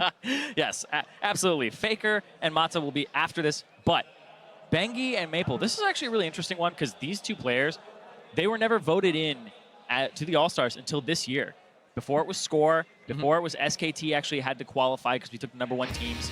And Maple, it's like Westdoor Shadow, Toys Shadow, back and forth. This is the first time that these two guys have actually been the most popular in the region for their role. I think actually that's a good point. As well, like, Bengi is like so underrated. The guy has won like 3 world championships. What more do you need to do? Like, how do you prove yourself? Everybody's like, oh yeah, he's gonna lose this game. He's falling off the bandwagon. Yeah, right? Like, I would say, even for myself, coming into Worlds, it's like, Bengi's in a slump. It's like, Bengi's not playing too well. They have Blank. It's like, Blank's not that great. But then relative to Bengi, it's like, okay, how good are these two? But Bengi was the one that just kept getting subbed in over and over again when they needed him. And here he is on stage. Start. Can't sub him out this time. Can't sub him out. It's my time to shine. Maple, though, is a player that I just really enjoy watching. And okay. For the Syndra. Locked Builds in are locked in. Tom Kench. Trying to run this like matchup through my head. Feels like Tom Kench is actually quite comfortable. You lose on the push. So if you're not familiar with Tom Kench in all-ins, he should be running Snowball, probably, because that's the way you want to play him. Because you can actually, I don't think you get interrupted from Syndra's QE if you Snowball in, so it's much better summer spell than even like the barrier that he's running right now. Yeah, and you probably don't need the barrier if you have the thick skin. Yeah, you exactly. can hit it fast enough. So I don't think Bengi has done his full research, or maybe just playing a different style, but we have seen Snowball Tom Kench all in because you want to get into close proximity where the base damages of your spells are just super high. Yeah, Tom Kench does so much damage if he can actually get to you. Yeah. And then Syndra at the same time, she'll have wave clear and wave control. I want to see how much he uses his W on the side of the Tom Kench to actually clear waves. Yeah, it has some AoE, but I think the play pattern is basically surprising a W, like using your W to blow up a wave to create maybe a path to get a Q, because otherwise angling the Q is going to be very obvious. Like, Syndra will always be hiding the minions, and I guess that's where you're looking to punish. Yeah, and he's definitely going to be hiding behind minions here, because Bengi did take the snowball last second, loaded a little bit late there on the overlay, but that's exactly what he needs. And it is going to be a little bit more AP focused here from Maple, so Bengi got some magic resist. Yeah, I'm just looking at Maple. This is actually Maple right here. He's running like the standard, just early. No armor. Page. He has 80 Ooh, red. ooh. Oh, he's fighting already. Yeah, don't face take a Tom Kench. That's not going to end up too well. So Maple is running some magic resistance on his glyphs. He has 80 reds though for physical harass and basically helping him last hit. So even though you want for all-ins, you want to like run either magic pen, maybe hybrid pen at the worst. Probably not anymore since the quality changed. But you definitely like, you value having the comfort knowing that you can last it just a little bit better, especially with the annoying turrets if you run some 80 reds. What's he have masteries-wise? Let me check real quick. He is running Thunderlords as expected on the Syndra. Okay. 1 point meditation, 2 points in vampirism. So Yeah, Green Fighter's gift is actually pretty good as well, so it does reward you for playing in the brushes if you're playing like these Thunderlords champions. Because nobody wants to run Bandit. And then there's a pretty weird page here on the side of Bengi. He has everything. He has like 5 AP, 72 to health, some magic resistance, attack speed, and magic pen. He really is like jack of all trades, master of none. But let's look into the actual gameplay. We see Maple always hiding behind the creeps and just Q trading. Ugh, Bengi's just taking so much damage. He's going through those flash charges right now. And he's not getting any poke in to really use the corrupting part of the corrupting potion. It's like he needs to back up. Maple's about to hit level 2. And Maple playing obviously for a poke-oriented style where he keeps hiding in the creeps. He doesn't need to skill E early because in Summer's Rift you skill E sometimes early because you're afraid to get ganked level 2 and it's a really good tool against ganks. But obviously if you can hide in your minions, just do QW. Makes him miss that one too. That's a good trading pattern. You always zone with the W, guaranteeing your Q can hit. Ideally you last hit creeps or you poke creeps with the Q, but he always has the push going so he can just last hit with his auto attacks and save Q for harass. Remember, if you auto-attack an enemy champion, you draw minion aggro. Basically, that'll punish you even if you're next to the cannon. But if you use spells, it will never draw minion aggro. That was actually something that I'm embarrassed to admit I had learned a lot later than I should have. Because I was a jungler, and when I started playing top lane, I had no idea. Yeah, a lot of players make that mistake, especially in the mid lane when they're playing very spell reliant champions, like maybe an Ahri. They do a full combo, and then they go in for the last auto attack, and that last auto attack triggers like 6 minions to attack them, and they just lose the trade on the backhand. Yeah. So you have to be very aware of what you want to do with minion aggro. I think I learned it when I played top lane and I played against a streamer and I watched it back and he's like, he won that trade with the Rise because he rune prisoned me, but because he autoed me, he lost it. He's like, if he just cast spells, he would have won that trade. Yeah, definitely. So anyway, so auto attacking Tonken really isn't going to give you too much. He's getting through Bengi's mana though, and his HP. Bengi's trying to get control of the relic here. That's really good. Bengi, he actually walked on the relic at 215 on his side. He knows that his is going to be back up at 330. So he's just doing this, pushing the wave. He doesn't mind how much damage he's taking here, as long as he doesn't die. And there's all in going from Maple. Ignite goes down. Bengi still has the thick skin, pops the great health. Ignite ticks out, but he has the base right now, and that gives Maple control of the lane. Yep, control of the relic as well. So Maple will be able to actually push this out, spend spells, no problem, and then get a good back timing. Yeah, we're looking at a 10 CS advantage if he gets everything here. One more creep, one more Q. The cannon, he can pick that up and throw that away, so he can definitely go back to base with quite a bit more gold. Yeah, I'm trying to think what Bengi's angle is here now, because he purchased a Doran's Ring, sold it, went for the shield, and then went for the Fairy Charm as well. Maybe he sees that Maple is doing quite a few auto attacks in between, wants to negate that with the Doran shield. I think he just wants some mana regen, so he can maybe win a sustain war against Maple. Yeah, he definitely wanted that because mono was being a problem for him. So kind of went between the Doran's Ring and that. Wonder what he's going to build, though, eventually. But we know Bengi thrives under pressure. Like, they swap him in the end of a best of 5, just when the World Championship's on the line. He went down to 3 HP. Very, very underrated ability to perform under pressure. There are a lot of people, like, I'm going to use Reignover as an example here. 89% win rate during the regular season, but in playoffs, we always see like a little bit of a different Reignover every now and then. Yeah. Bengi right now looking to push in that wave, just get the reset. Forcing Syndra to CS on the tower is probably like the only way to guarantee that she maybe loses some CS, because otherwise it's so easy for her to CS. But probably WQ combo right now is strong enough to clear out the entire back wave, which means Maple's just going to sit on that 6 CS advantage right now. What is Bengi going to do about this? Level 6 doesn't help him. I mean, he gets some stats, no, from his ulti. Tanky stats to kind of negate the all-in. Going for the zone, but look at how little this is doing. This is great. Sidesteps W, forces point blank E, which means Maple is being gated in the mana department, which means Bengi can actually start playing up more and more, and now use that zone to deny CS here. Cannon creep denied. So that's exactly what he wants to do. He wants to get back in time for his cannon. He goes in with the snowball. Needs another. Almost got that other hit on him. Maple's out of mana. Yeah, he can't actually cast the ultimate. And the wave is frozen, so Bengi obviously gonna regen. If he get 2 shrines, he actually doesn't cast the base, because these guys based on 33 PS. Oh, good cancel. Maple only had 10 creeps since his last base, so with this like freeze that Bengi has put in motion, he's actually controlling the wave right now, and he may very well win on a CS victory. Yeah, this is a very high-level game right here, because it's so hard to get control of the wave again once you get a disadvantage. But the fact that Bengi's managed to do it with his champion slingshotting back, that's really cool. Now just push in and reset anyways, because he wants to back. Definitely will have a bit more gold. There's a couple components for Maple, but Maple's style will probably have to shift into an all-in oriented style. Well, if you play a sustained war against this Tahm Kench that now has health regen and mana regen, I don't really see you winning, especially since it costs you so Maple. much. Wrong order. Misses with his E and then sweeps. Yeah.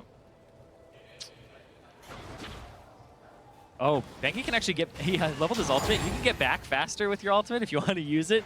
I wonder how he'll actually use it if he is ever going to. I mean, he could do it from Brush, honestly. Get behind the Syndra. It's another gap closing tool. It's all about proximity. Definitely also doesn't need to rush because the wave was fast pushed by Maple here for the reset. Gobbles that one up to prevent the reset as well.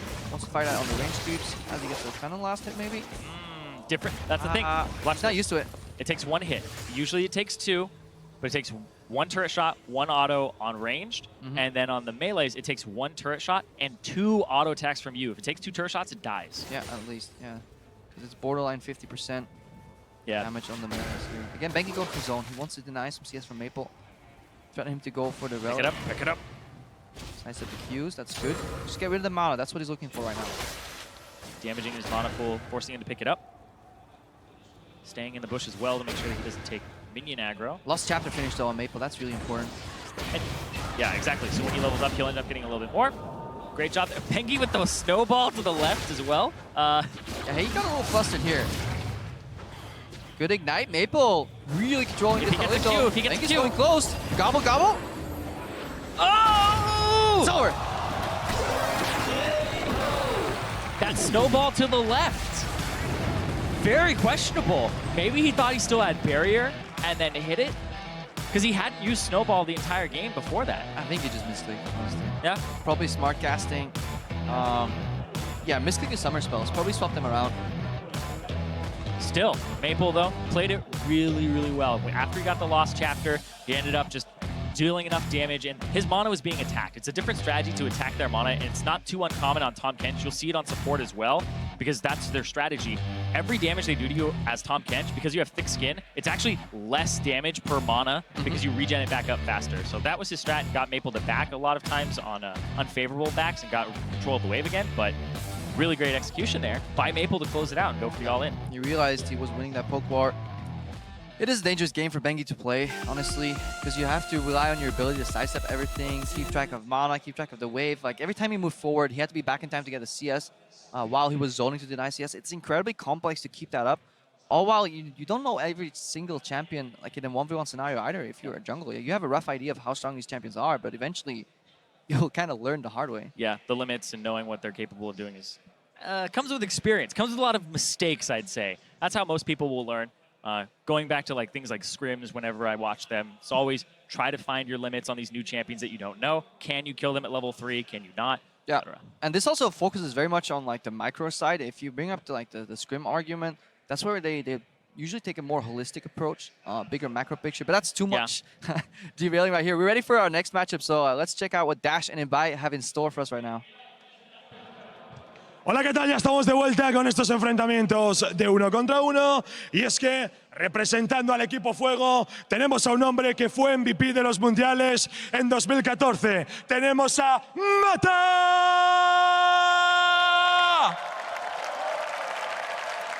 Well, you might have heard of him, but you've definitely heard of his opponent, the 1v1 king himself. The title, he's going to tumble his way to the Korean Bjergsen. It's Faker!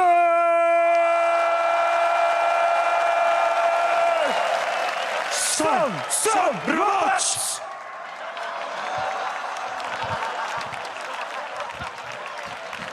What's he actually?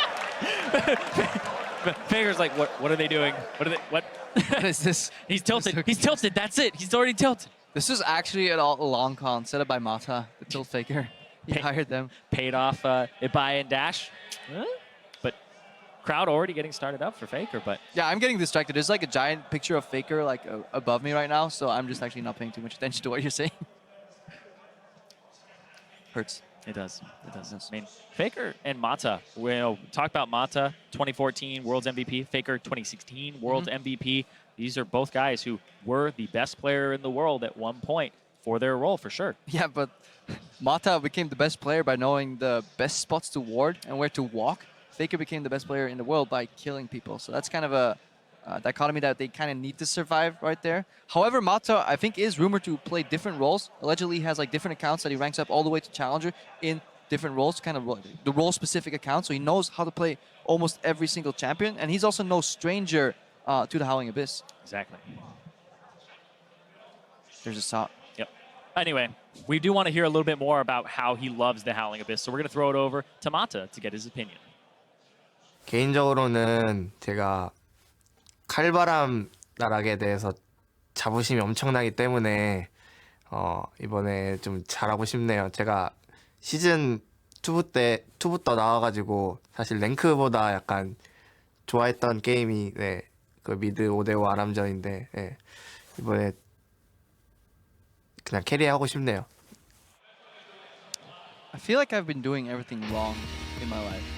Yeah, that last thing we did wasn't very good. I mean, except for the really awkward toss. So I've told myself I'm too old to play the game.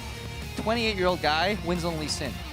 I focus so much on rank, calling ARAM a waste of time. And the best support in the world says ever since season 2, he's kind of just playing ARAMs all the time. He likes it more than rank. So maybe that's the approach. Oh, yeah! Let's go! Oh, they actually did. They locked. They locked it. Faker, I mean, he accepted duels where it was mirror match and Nivea against Froggen last year. Faker, he is susceptible to challenges. I mean, Faker has to accept. You don't want to have a story of like, yes, I challenged Faker to a duel, and he was too afraid to accept it. Yeah, and I think as well, another thing is, in Faker's position though, when you accept somebody's duel, you have more to lose than them. Because if they beat Faker, they beat Faker. You lose, it's like, Proposing Faker to a mirror match is always a win-win. Yeah. If he denies, you actually have a story where you won a little bit. And if not, it's still on your terms. Like, it's the best shot you have to win. Exactly. And if you lose against Faker, nobody's going to hold that against you, right? And that's actually a big problem with being the #1, is you have nobody to really chase anymore. And Faker, though, up against Mata, this is really interesting because why would it be Yasuo? Mata, it's like, Mata Yasuo. It's the ultimate skill champion, though, in Korea. It's regarded as I mean, it's a champion nobody wants on his team because he goes 2 and 10. But then when he's on the opposing team, he's obviously 20-0. But it's an incredibly high champion and also just really fun to watch. I love Yasuo so much. The tiny things in his mechanics, the Q into the E into the auto, the Q, stuff like that. It's really cool. And then there's a lot of great tricks too, where you can like spin on a minion before R-ing. Yeah, Mata's running 1% crit. He's going for it. That's actually a very common Korean page. I'll look at a lot of Peanuts pages. They'll have them. And you're like, wait, you might crit the jungle creep. What? That's actually happened to me once. Actually, it happened in the OGN finals. Is that why you lost? We lost for many more reasons than that, but that was actually 1% crit. That's the story I'm gonna tell. I stole a red buff because my jungle crit right before the last auto attack. That's what happened on a live game, and then we tilted a tiny bit. So who'd you give the red buff over to? I was Soraka. Like, he had red buff Soraka. And like, anyways, doesn't really matter. Okay. Old story. Faker versus Mata. Faker is not running the 1% crit, so RNG gods have to be with Mata for once. So this is the matchup that I will usually play on the 1v1 map. I'll just play Yasuo every time that I can, because otherwise I can only feed 1 kill. You can't go to 0-8. It prevents me from doing that. But every time you miss a Q, it's actually a big deal in this matchup. Yeah, it's about lining up the Qs to hit both minions and honestly the enemy Yasuo. Mata got pressured first because he really didn't feel comfortable trading against Faker. Faker standing on the outside of turret range here, so every time Mata walks up, he can at least get a Q in the face. He wants to stack it up. It's a very micro-heavy matchup, but you really want to click really right next to your team. Faker's still level 1. Oh, Faker might be done. He has to get out. That was a really good trade by Mata. Got him again! Tower shot. Ignite. One more. God! Mata takes down Faker. And he takes over the Spanish crowd. I think I'm trying to break this down. It all goes back to the Q that Faker used after the first wave. The crowd is in love with this. Oh, Faker again. Mirror match. The opponent's terms goes down. Team Ice. I mean, yeah, Faker used the Q when he turned around into the thin air, and Mata just rushed for that first minion, got level 2, and then went so aggressive on Faker that Faker never got access to that dying creep. Borderline level 2 right there. Obviously, it's the 7th creep that levels you up. So the first melee minion of the second wave, Faker should have been there quicker because he had the push. Yeah, well, the thing is, Faker got the push on him, and when the minions actually create a nice line for the Yasuo, you have more chase down. You have a longer lane to actually make the Yasuo run down. So being underneath your turret in a mirror match like this isn't necessarily the worst thing, because they have to keep running from you. You get an E on them. Mata did it really well. He walked alongside his creep to his zone, but even then, the waves are still going to meet in the middle. So in essence, it wouldn't matter. It was just the decision-making. I think Mata had his Q up sooner, which allowed him to take down that creep much faster. I want to see it again. I want to see it in almost like long form. Because this is the end, and we obviously know how we got here. It actually takes quite some stones to go in here as well, taking a turn shot voluntarily, but then passing out. Even didn't have the ignite as well. The focus there, the half joy. You can see he landed. That's where it's like he landed the knockup. Faker's like, I always hated the 1v1s anyways. Oh. Team Ice, though, coming up big today so far. I mean, Yikers is hoping. Reckless Karsa. If Mata can beat Faker, Anything is possible. Anything is possible. 28-year-old wins today. Monta gets taken a victory over Faker. That's insane. Jankos is not going to beat Prey. Or is he? Well, we don't know yet, but I'm actually really keen for that matchup right now because looking at the upsets that we've had. So for that reason, let's go back to Dash. He's on stage introducing our final matchup. All right, ladies and gentlemen, it is time for our 7th and final matchup of the evening. So, starting on the blue side for our next bout, it's the First Blood King looking for just 1 kill today. It's Jankos!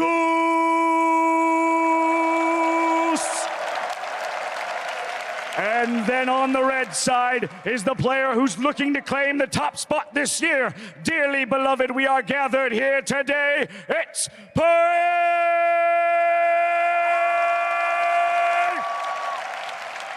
There can only be one winner, gentlemen. Let it be you. I just love Prey. I love how he's just this bundle of energy. And like honestly, just watching him, he's so happy all the time. He was a huge force in how the Tigers just had a positive environment. Yeah, and even when you see him backstage, he's like always smiling, always just like in a good mood. Ironically, Jankos is quite similar in the sense that he's always up for a joke. He's always ready for some banter. Really fun if you get to know him as well. He is quite nervous for this matchup though. He lost a lot in practice. Mithy even declared on the analyst test that he beat Jankos several times. And then going up against Prey is going to be tough. I mean, as a jungler, it's not really in your favor to try and win a CS war, a push war, understanding wave manipulation. I mean, these are all concepts that these guys understand. Like, yes. Like we're introing them, and these guys understand it on a much deeper level than probably both of us combined. But at the same time, the trick is in applying that knowledge while somebody else is playing against you with that knowledge as well, and CSing at the same time. And it's always, if somebody knows like one small adaptation or one trick where they do something to a minion that's different, they pull it maybe a little bit further down the lane, how does that affect it? You have to know all the contingencies too. Definitely. So 2 jungler bans here, and then a LeBlanc. Basically, like kind of the point-and-click champions that are pretty executable are being banned away. There is still Pantheon. If you're Jankos, probably don't want to hover too early because there is a giant screen right next to them. I like how he has Ghost, Exhaust. Maybe he was playing some Olaf. Yeah, he probably was ready for... Might be a Nasus that comes through as well. So there is... I would think so. If you look into Jankos' match history, there is a lot of defeats on the tournament realm. And Olaf, Rengar, and Yasuo games. So that's what he's been practicing.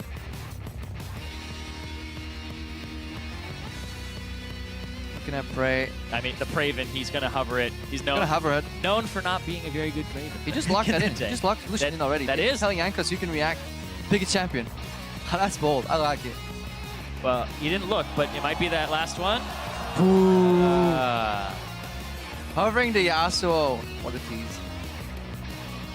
Okay, so he's going to play the champion that Prey's teammate played. He might have a little bit of an idea of what's going to happen here. I mean, he saw Reckless win that matchup on the Lucian earlier as well. On Ezreal, right? On Ezreal, right? Yeah, we saw... That's true. We've seen Lucians there as well in that matchup. It's just all about staying away from the Darius. That's literally your one prerogative. Just stay away from him, play the CS game, don't get all in. That's the thing. You have to have patience. Play the CS game. You're not going to kill the Darius unless he really messes up. But he's just trying to kill you. If he gets 5 stacks, all that extra combat stat comes in and extra gold in his pocket in terms of how much that's worth becomes way too much for you to compensate for. Yeah, definitely so. It's all about, I mean, the same topics keep getting brought up as we're playing 1v1. It's not like the map changes. It's, again, brush control. This Darius wants to hide there early, then swing the wave into a push, hopefully, so you can maybe contest the Relic and stay away from turrets. Yeah, but Lucian has a little bit more shove than Ezreal does, so he has the option of actually keeping the Darius underneath the turret a little bit easier. Yeah, the beauty about Lucian is that you can harass with Q through waves, and again, spells do not draw aggro. We have to keep reiterating that, which means that Lucian Qs, you can fire them from pretty close by, but you'll never get the minion aggro that way. This is the matchup that we were waiting for, the final one of the day. There's a little bit of trash talk behind it. Prey said that he was going to give Jankos a taste of his own medicine. Get first blood on him. I think Jankos has the wrong runes. Does he have? Are you in game? No, right? Nope. Okay, Jankos has... Not touching these 1v1s. on the rune page he has selected right now on the tournament realm, he has 26 ability power. Yeah. He might be playing AP Darius. Gonna reload it. Okay, he changed. Okay, we're good. He's running armor AD, flat cooldown reduction, and attack speed. He's basically running the Darius 1v1 page that we've seen. And Prey, pretty standard page as well. Just taunting. Good harass here by Prey. Gets the first creep, which gives you control of the wave, and then you can decide if you want to go start trading on the enemy champion or not. And obviously he does that by queuing through a creep on Jankos. Yep, got the double damage too. Got it onto Jankos and the minion. Is it exactly what you want? Q through this. AoE on the range creeps, which is good. Sidesteps the Jankos harass previous to that as well. So Prey playing really controlled so far. Yeah, I actually like this pick a lot more into the Darius than the Ezreal. Mobile, low cooldown on the mobility, so even if he does EU in and it messes up your dash, you may have the possibility of getting it back up. The problem is you're quite short range compared to the Ezreal. You can't really Q harass. I mean, you can Q harass, but if you want to follow up on it, you're pretty bound to get minion aggro. That's why Prey goes in a bit too far. Speaking of short range, if he gets dragged right there at the edge, like he takes 2 turret shots. Yeah, we already saw what happens when you get E'd underneath, but Jankos doesn't have that just yet. All right, has Jankos played enough matches that he can see us? Nope. Oh, this hurts. Nope. Poor Jankos. This is where you need to keep an eye on the player camps as well. Junglers. Look at the tilt. It's coming. Nice sidestep from Prey. Nope. Answers with a double shot Q. Jankos has missed so much, and Prey's trying to get... At this point, it's an experience game for Jankos. He needs to get to 6. Get a good Ghost already. Ghost, that's Prey being hooked. Cannon creep and 2 range creeps. Yeah, he's going to try to beat him to the Relic, but nope. Try to use the extra combat stats. Might get the Q up again, and an auto. Oh! Did he? I'm not sure if he actually canceled an auto attack right there, or if he could have played that any better. That was surprisingly close, though. This champion has a lot of chase potential. I think farther down the line, we may see more Darius come up right there. But that was at least as close, I think, as Jankos would have wished if he was chosen to lose. Yep. Looks like the king has fallen for today. And Prey picks up the first blood, and it was the first blood. Didn't go for the CS. Jankos made it so that he would go out on his own terms. Yeah, he got close. He got the grab off. So that was all fine and dandy. Chase, I think he could have turned around once we saw the Lucian approach the health relic, but it's so hard to tell. Like, again, these guys have played maybe like 10 or 20 games, but to know how this evolves down to the wire until the last auto attack, you either have to have an insane game read or just practice the hell out of these matchups. Yeah, and you don't always know what your opponent's going to practice as well. How many people have been playing Lucian in these one-on-ones, right? In the same way, the same rune setup. It's all about knowing those limits. You know, on Summoner's Rift, you play enough in terms of repetitions to kind of know those matchups, to know the possibilities and limits of the other person. But see this one more time here, because I want to see what happens with the Ignite. If it happens during the Q. No, looks like it didn't. He tried to actually stop them from being overlapped so that the cleanse does not remove both. So yeah, and then Jankos is 1 auto attack away. I don't think he actually interrupted any auto attacks. It was still on cooldown despite his movement. Was pretty close though. Teleported away there. But yes, so he's gone. I mean, they're all gone at this point. 7 matchups have been played. Skill still seems to be okay in the 1v1s, but we haven't seen a single 100 CS victory, I feel. They've all really been... Yeah, we saw almost a 90-ish. Yeah, we've seen close, was it 1? But I think they've all ended up in all-ins overall. I think it may have been 1. I know 1 got to around 90 CS. And 1 was really close yesterday, where it was like kind of a forced all-in to kind of stop it, but I think the person still died here. So most of our players, anyways, all in all, are playing for aggression, and that's something I like.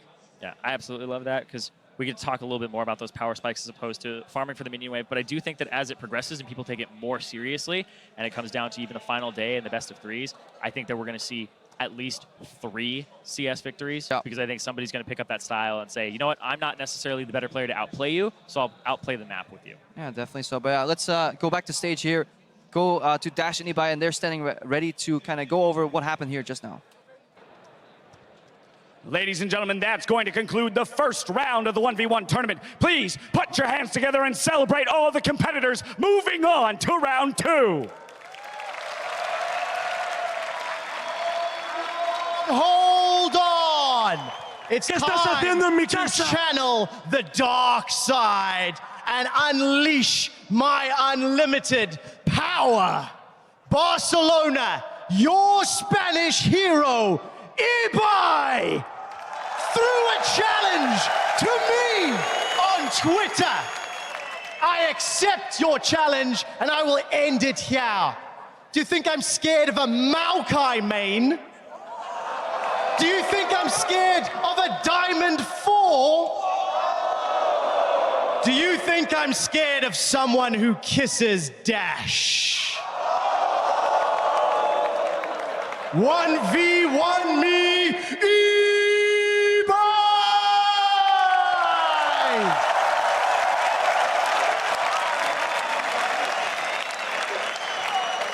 Y en el lado rojo, un hombre que rapea mejor que juega. Y mira que rapea mal, rapea fatal.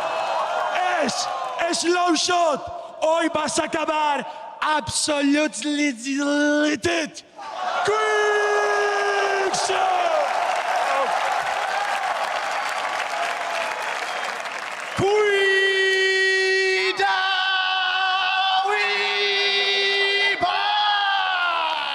Okay, oh gosh.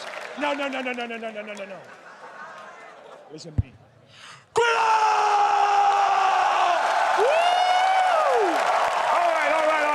All right, gentlemen, that's a lot of tough talk. A lot of tough talk that I hope you can back up. So here's the deal. I want a very clean fight. Gentlemen, put your money where your mouth is and may the best caster live to tell the tale.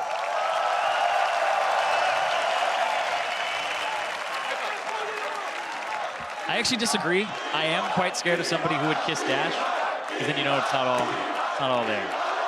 I'm still trying to process what exactly just happened here. So, Quickshot, gold 3-ish. Actually, I think I give him the benefit of the doubt there. Dude, I've seen Quickshot play, and like, it takes great confidence to make those statements on stage when you're going up against a Diamond 4 if you're Quickshot. This 1v1 has been in the making. There's been whispers of it. I actually didn't know if they would actually pull it off. But Trevor's been looking for some quality queso, some cheese. There's actually a fun story there. The problem is, the Fisio walked up to Eli this morning and told him everything. So the Fisio actually... He ratted him out. It's like, look, brother, I don't want Trevor to win. I was in the makeup room at the same time, so ban Nasus. Because Trevor is going to play Nasus. And then the Fisio gave him some tips as well about like playing Renekton all-in. So that's maybe something we can see. So if Trevor somehow loses, let's all remember that it was Martin's fault. Okay, it's very likely that he loses. I don't know if it's going to be all Martin's fault. I think even if he got to play Nasus, might still go over to Ebai. Oh, dear Lord. Also, like, what does that look? Yeah, when I saw that, it was like a... I couldn't figure out if it was Ziggy Stardust or if he was Sting from Dune. I don't know, man. I feel like he writes sins and not tragedies at this point. Like, a little questionable on the dark side. I mean, I know Trevor's peculiar, and he has some interesting taste sometimes. Look at them. You can see them. That's a giant screen that we were always talking about. Right below them are these pods that they're playing on. They're set up on stage, going through their runes and masteries. Oh. Caster bias. Hold on. We would never do such a thing as root for Team Ice. I'm going to have to actually go against him on this one. Go for the Team Fire. I wonder what he's actually going to play. I don't know if Trevor plays that much League anyways. Are you going blind casting? Oh, yeah. No. We can't actually hear you if you don't have your headset. Blind casting, I think, is something you could do if you don't want to watch this game. I think that might actually be a solid choice.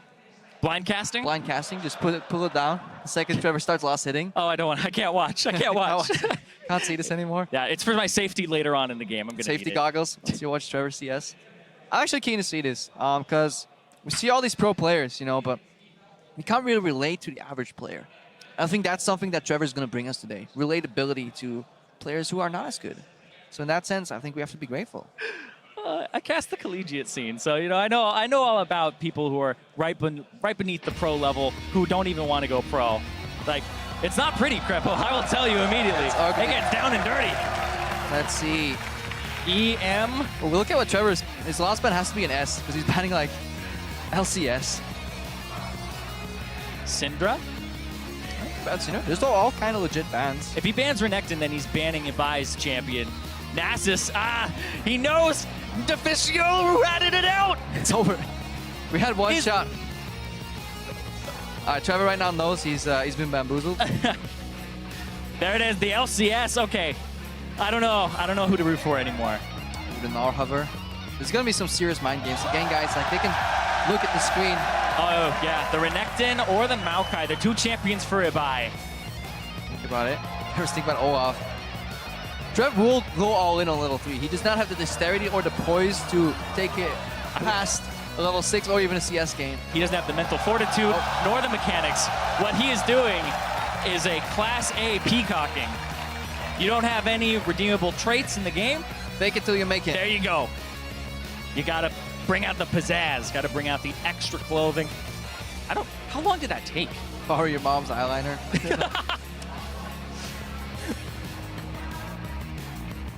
All right, looks for the Olaf hover. All right, do we want to analyze this matchup at this point? All right. I mean, so when I see something go wrong, it just becomes, I think it happens with you as well. I think we share this comment. Something goes wrong, it's just this cascading effect. It's like, oh, because he did that, that. And we're just gonna go down a gigantic rabbit hole. No, I think actually this is a good matchup for Renekton on paper anyways. I feel early game on this map, you have early push at least level 1. Because this is a matchup that is so centric towards spikes level 2 and 3, whoever gets to control the wave early wins. And the problem is that Olaf, once he throws out his axe early, he can't actually pick it up. Yeah. Like he wants to throw his axe through 6 creeps and a champion, but then it's on cooldown, he can't pick it up. Which means Renekton can always start early and get the wave push if he starts Q, for example. Yeah, it usually gets you underneath the turret. This matchup does happen in top lane every now and then, but Ibai, they can hear each other. Oh yeah, they're talking mad trash to each other right now. All right, loading up on the Rift. Ibai looks relaxed, calm. Nope. Center yourself. Actually, nope. I'll take it back. I can see his foot tapping. He's anxious. Quick That's shot. good because he has foot rest. I don't think you should play with dwindling leg like Quickshot does. Yeah, Quickshot actually. You gotta get stable. It's like a flamingo. SKT.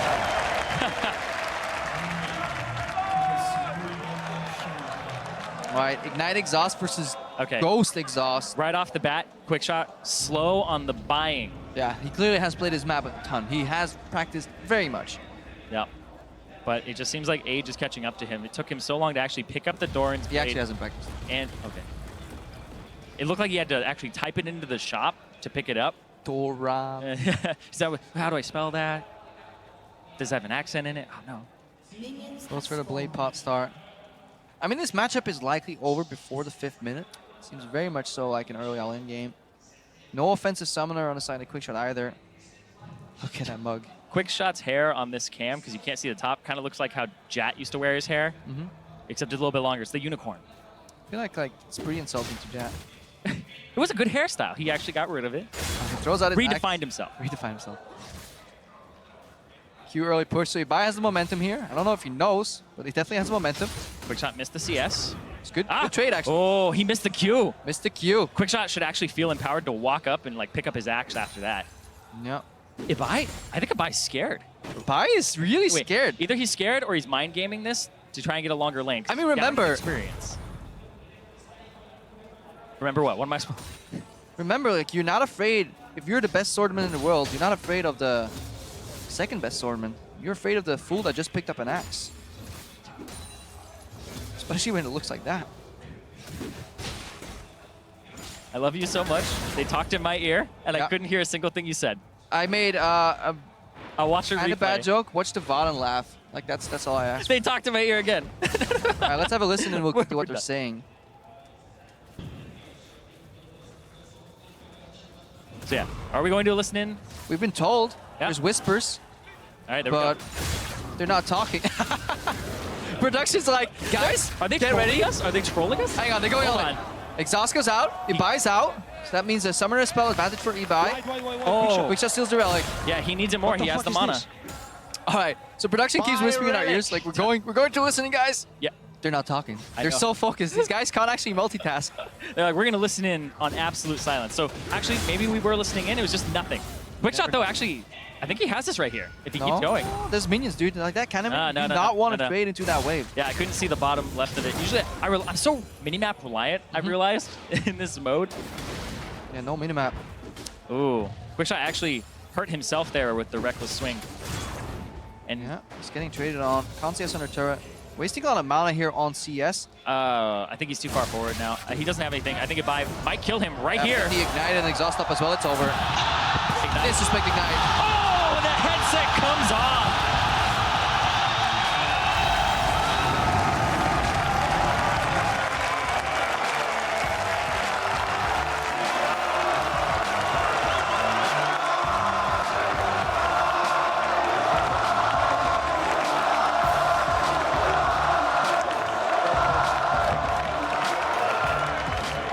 I think that will be a competitive ruling for disrespect for eBay for taking his headset off before the game was ended. Therefore, I personally grant the victory to Quickshot. And then CLG gets fined $2,000. But still, it was an uphill battle. Quickshot. Nope. He rolled downhill. He had the momentum early, but then he forgot how to like. I think he watched enough VODs of like games going to level 2 and 3, but then he forgot what goes next. So poor wave management, bad micro. Honestly, Trevor's a complete and utter embarrassment, and I hope he never represents the European office on a 1v1 ever again. We'll have to ship him somewhere else. We don't want him in NA, so we'll have to discuss this afterwards. But Quickshot has no mana. This would be a place where he would back, especially against the Renekton. Also helps if you hit your axe, generally. I don't know how much that would have helped him there. It's got to be a 500 damage axe. 500 damage axe. No, he walks away as well. There's the BM Ignite, the Spanish casters. Much more lively in the background. He wanted to win. He was hungry. So good. He was ready for it. I mean, the thing too as well is that eBay actually talked trash first, and then Quickshot had to answer, right? Yep. So I have respect for Quickshot for stepping up to the table, not just rolling over, and actually, like, how much guts does it take to actually, as a Wear gold that mascara? player, yeah, that too. You know what? I'm not that brave of a man. Nope, would not, would definitely not appear on stage like that. No. But yeah, he went in for it. He had the gusto. He had the, the balls. Let's be honest, to take up the gauntlet, play that Olaf into the Renekton, and he made an utter fool of himself. But we still love him for it. I also respect that he knew the Renekton was coming because he knew it was his best champion. And he walked into danger, eyes open. He knew he was going to die anyways, but he just took the challenge. Yeah, he ended up going for his bans on LCS. LCS forever. LCS for life, man. Nice meme. Anyways, hopefully we get a little bit better 1v1 quality, but let's head it over to the analysts to break down an exciting 1v1 of Quickshot right there. Oh yeah, the other one's also happening. You don't want anyone to tell everyone that you do wear mascara all the time, Crap, but that's fine. Okay, before we get into it, I think, a lot of respect for eBay for winning, for Quickshot for taking the challenge and stepping up to play, because that takes a lot of guts just to sit there and play. But the Fishio, we cannot just let you get away with this. Why are you yeah, he sold us out. How much did they offer you? How much was it? Your body weight in Pulsar? What was it? Calm down. Basically, Trevor revealed he was going to cheat. They had agreed to play all-in champions, level 2 all-in champions, and then he was like, but I'm gonna take Nasus the last second and farm for 100. I'm like, At what level did Quickshot die in this level one? 3? Yeah, that was definitely not. You cannot, why do you do that? You can't cheat in a 1v1. Okay, look, as Quickshot's coach, I told him you we were need the to close the gap by using cheese. Because they have a It was cheating. It wasn't cheat. That's not cheating. He agreed. Cheese does not equal Okay, cheating. okay. There were more 1v1s. Mithy, what did you think? I think Quickshot is really, really bad. Hey, but respect for stepping up to the plate, and it must be nerve-wracking. And also a shout-out, by the way, to all the guys from the LVP and our whole Spanish crew. We've been getting to know them, and even though they kicked our ass in this 1v1, it's been a pleasure working with them here at All-Star. We are going to get back to the core All-Star competition, which is the 1v1 Celebrity. Playing Lucian, he fell to Karsa on Rengar, and we were teasing maybe Rainover going for Rengar. We're going to take a new look at the kill moment. Yeah, kind of a disappointing choice of summoner spells from Celebrity. Not going for Barrier, which I don't think really makes any sense not picking it against Rengar, who can literally only all-in you like here. It's like we were discussing beforehand. The only way Rengar wins is if you get him before the first back, and also if your opponent doesn't take Barrier. What was the range of that jump? He jumped like across the map. Well, one of the changes is when you step out of the bush, you get like an extra second, I think, and then you can still jump. I think it was like that before too, but... Was it still full second? It was might have been slightly less. Anyway, it is even better now, and Oh my You god, know. Granger is so OP. All right. Pick area. And then there was a match in which we saw yesterday's power pick, Varus, played by Ziv, going up against Smeb, picking Darius. We saw a couple of Darius picks. Reignover couldn't win with it, but Smeb is, of course, very, very first in the top lane. To pick. What an anticlimactic win. Varus actually had Varus had a good game going for him, even though the matchup was really hard, and he just walks up and gets hooked under tower. It's like the worst possible way you can. Yeah. Yeah, definitely is. But still cool. I'll say it now, though. It's very difficult playing on stage. Like, you go in, you have these top-tier players going at it, and then when you're actually at there, going for the 1v1, you make a mistake because the red mist descends, and then you just screw up. He walked into tower, though. I mean, that's like, even if you're on stage or wherever you're playing. I mean, I don't want to say anything because I played horrible too, but he did walk into tower. Yeah. All right, and then game 4. Oh, he's going to be mad at us for showing this again. Don't go to Twitter, please. SOAS versus QTV, the Lee Sin mirror matchup. Oh my god, he had it, but then he didn't! Yeah, there's going to be a missed Q just in a second here from SOAS, and he really hates himself for that one. Wait for it, 1 second. There we go. Oh! Yeah, he called himself out on Twitter and said, if I hit that Q, it would have been GG. Yeah. Instead, he walked in and... Actually, out of the EULCS 1v1 players. Peke and Reckless. Oh, Peke is in and Reckless is in. Okay, that's a 2 out of 5. That's not too bad. Game 5, though, we had Maple, of course, the Assassin Master on Syndra going up against Bengi's Tom Kench, and the Fisho had a thing or two to say about the mechanics in this one. I mean, that snowball kind of went the wrong way from Bengi. He missed some abilities in there, but I actually think, Pulse, I know you agree with this one, like, this is actually pretty, like, high-level 1v1. Yeah, it really was. Bengi was playing really smart. He just didn't have the mechanics to follow up on that, and that was the problem in the 1v1, but in terms of how he was playing out, he went for Snowball, he went for the right all-ins, he just mis-executed multiple times. I wish I could have played Kencho. Would have been so You fun. could have. Was it banned or? Yeah, it was banned. Okay. All right. They banned my champs. Tamken is the best champion in 1v1. Yes, but a really fun champion was Yasuo, and Mata and Faker, they had a gentleman's agreement, and, well, Mata killed Faker on Yasuo. So this was really important. It was all about getting that level 2, and it was off of the next minion from the minion wave. So Faker pushes in, but for some reason uses Q on the minion wave and didn't get that level 2 first. So Mata punishes, Faker tries to get the level 2 to fight back, then realizes he's in too deep, and then they start trading. Faker tries to line up getting out with his sweeping blade, but he was goes back actually in out for some reason. Yeah, he was actually out here, but he sees obviously the tower shot goes on to Mata after this little very slow-mo hit we get. Just when he thought he was out, they pulled him back. That was a great Mata Q. Like, yeah, actually hit Faker. Good stuff. It was actually really pretty high big level. deal. Yeah. It was really cool to watch. And also a win for Ice, of course. Ice. Oh man, How I many wish. did we actually win? We. A lot of them. Yeah, we up here won quite a lot of them. Well, we didn't win the next one. Yamkos, who was absolutely terrified. I was going to use different words, but glad I didn't. Up versus Prey on Lucian, but he got pretty close again with the Darius. The last hitting, though, we're going to take a look at this. All right, so he missed 2 already. This one, he gets he gets this one. I'm getting cold. Oh, this is no. What about this one? It's just bugged. The graphic is bugged. Disaster. But you don't need last hits in this mode if you can all in, and he actually did try. We're not showing that part because we don't want to see him die once again. Yeah. But he did try, yeah. Came very close. He got very got close. Is that what you said when I lost? Was it close? Yeah, it was. Oh, no, it was, because it was the K versus Kate. It was like... Yeah, but I'm just wondering because it really wasn't close at all. You know? I'm pretty sure you got really outplayed, and we sadly had to call it out. All right, let's take a look at the bracket. We have all of the first round behind us now, so these are moving on to the round of 16. Albus had a bye, and he'll be going up against Karsa tomorrow. We're going to start getting team kills as well. He beat out Celebrity. And then Reckless, of course, advancing over Reignover to face Smeb tomorrow. Oh, that's a good one. Yeah, that's actually super hype. And then SOAS is, of course, out. QTV is going to be going up against Maple, and Mata will be going up against Frey. So some very cool matchups there. And I think that's it. Who's going to win? Who's going to win? Faker's out, Double is out, Björksen's out. Like heavy hitters, yeah. Yankus is out, you know. Yeah, Yankus is out. Oh my god. Myth is out, guys. Myth is out. All right, Mythy, who's going to win? I'm all in with Mata.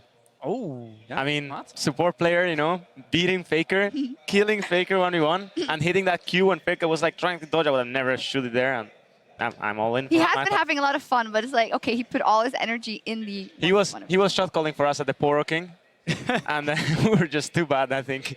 But it was close, it was close.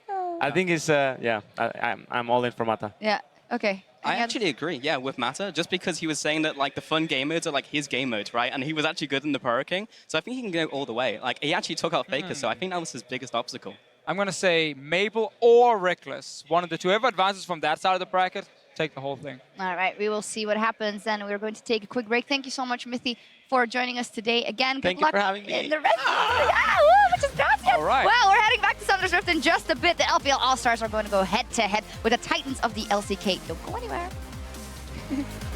¡Que venga la policía! ¡El asesino de coreanos, Karsa! Basically, he wants to jump to the minions and then extend the trade. He wants control here to push him out before he hits level 2. Oh, it's over. He's going in. He needs a winner. That's it. I'm not nervous that much because, you know, I don't lose that much from losing to you. But you lose so much. Yeah. I made a carry. I have to win, you know? It's just how it is. Control, because he can pop stick Ghost right now. He's going in pre-6. Oh. Right over. One more. Good game, good game. Good game. I think I will lose. One. Pulls him under turret. Oh, Ziv is dead. Hold on to your baguette. It's the Escape King himself, Soa! Maybe he's juking because Soa's... Oh, he's got Q back up. He got him. Oh, he got him. He got him. Soa's, it's over.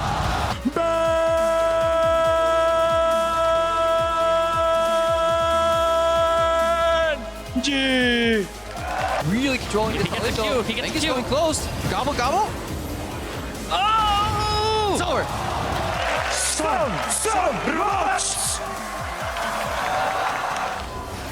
Got him again. Power shot. Ignite. One more. He got it. Oh.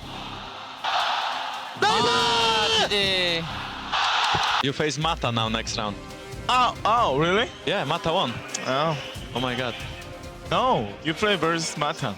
No, you play versus. No. He's gonna try to beat him to the relic, but nope. Try to use the extra combat stats. Might get the Q up again and an auto. Oh! Did he? Do you think I'm scared of someone who kisses Dash? I think it might kill him right here. He ignited and exhaust up as well. It's over. Disrespect ignite. Oh, the headset comes off.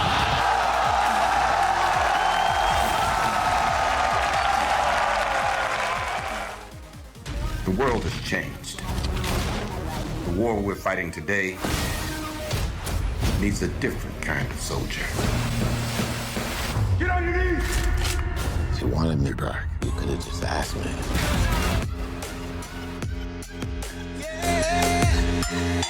Like the attention, girl, I know you.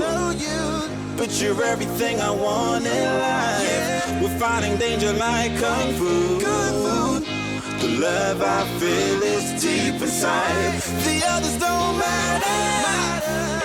It's honestly us against the world. We're the perfect team. You're my dream, and I just want it. Can't get to myself. Can't get to myself. Can't get to myself. To myself. Can't get to myself. Can't get to myself. Can't get to myself.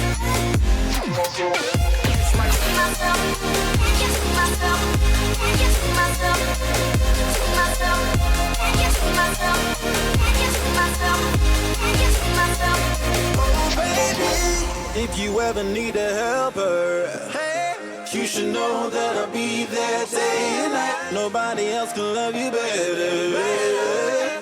I'm here just to treat you right. You're the reason I'm alive. You're the only pain I can endure. And when you're not here, you're my dream, but I just want it. Yeah, I just wanna.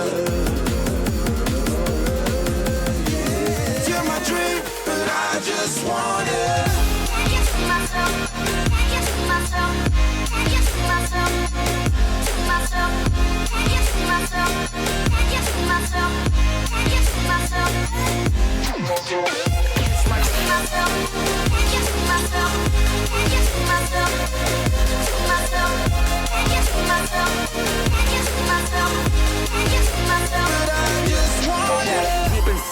from the start, you my bunny, I'm your Clark. From now to eternity, I give you all my heart. We are meant to be, it's clear to see. My love is bigger than I thought. I got everything I want when I hold you with my arms. The others don't matter, my love and my pleasure, the key to my treasure. Whatever's the weather, day up and out with you till I die. How many times for you I'ma try? Want you to notice the one and I know this. Perfect soulmate, I wanna show it my best friend. She saved my life, my happy end in hard times.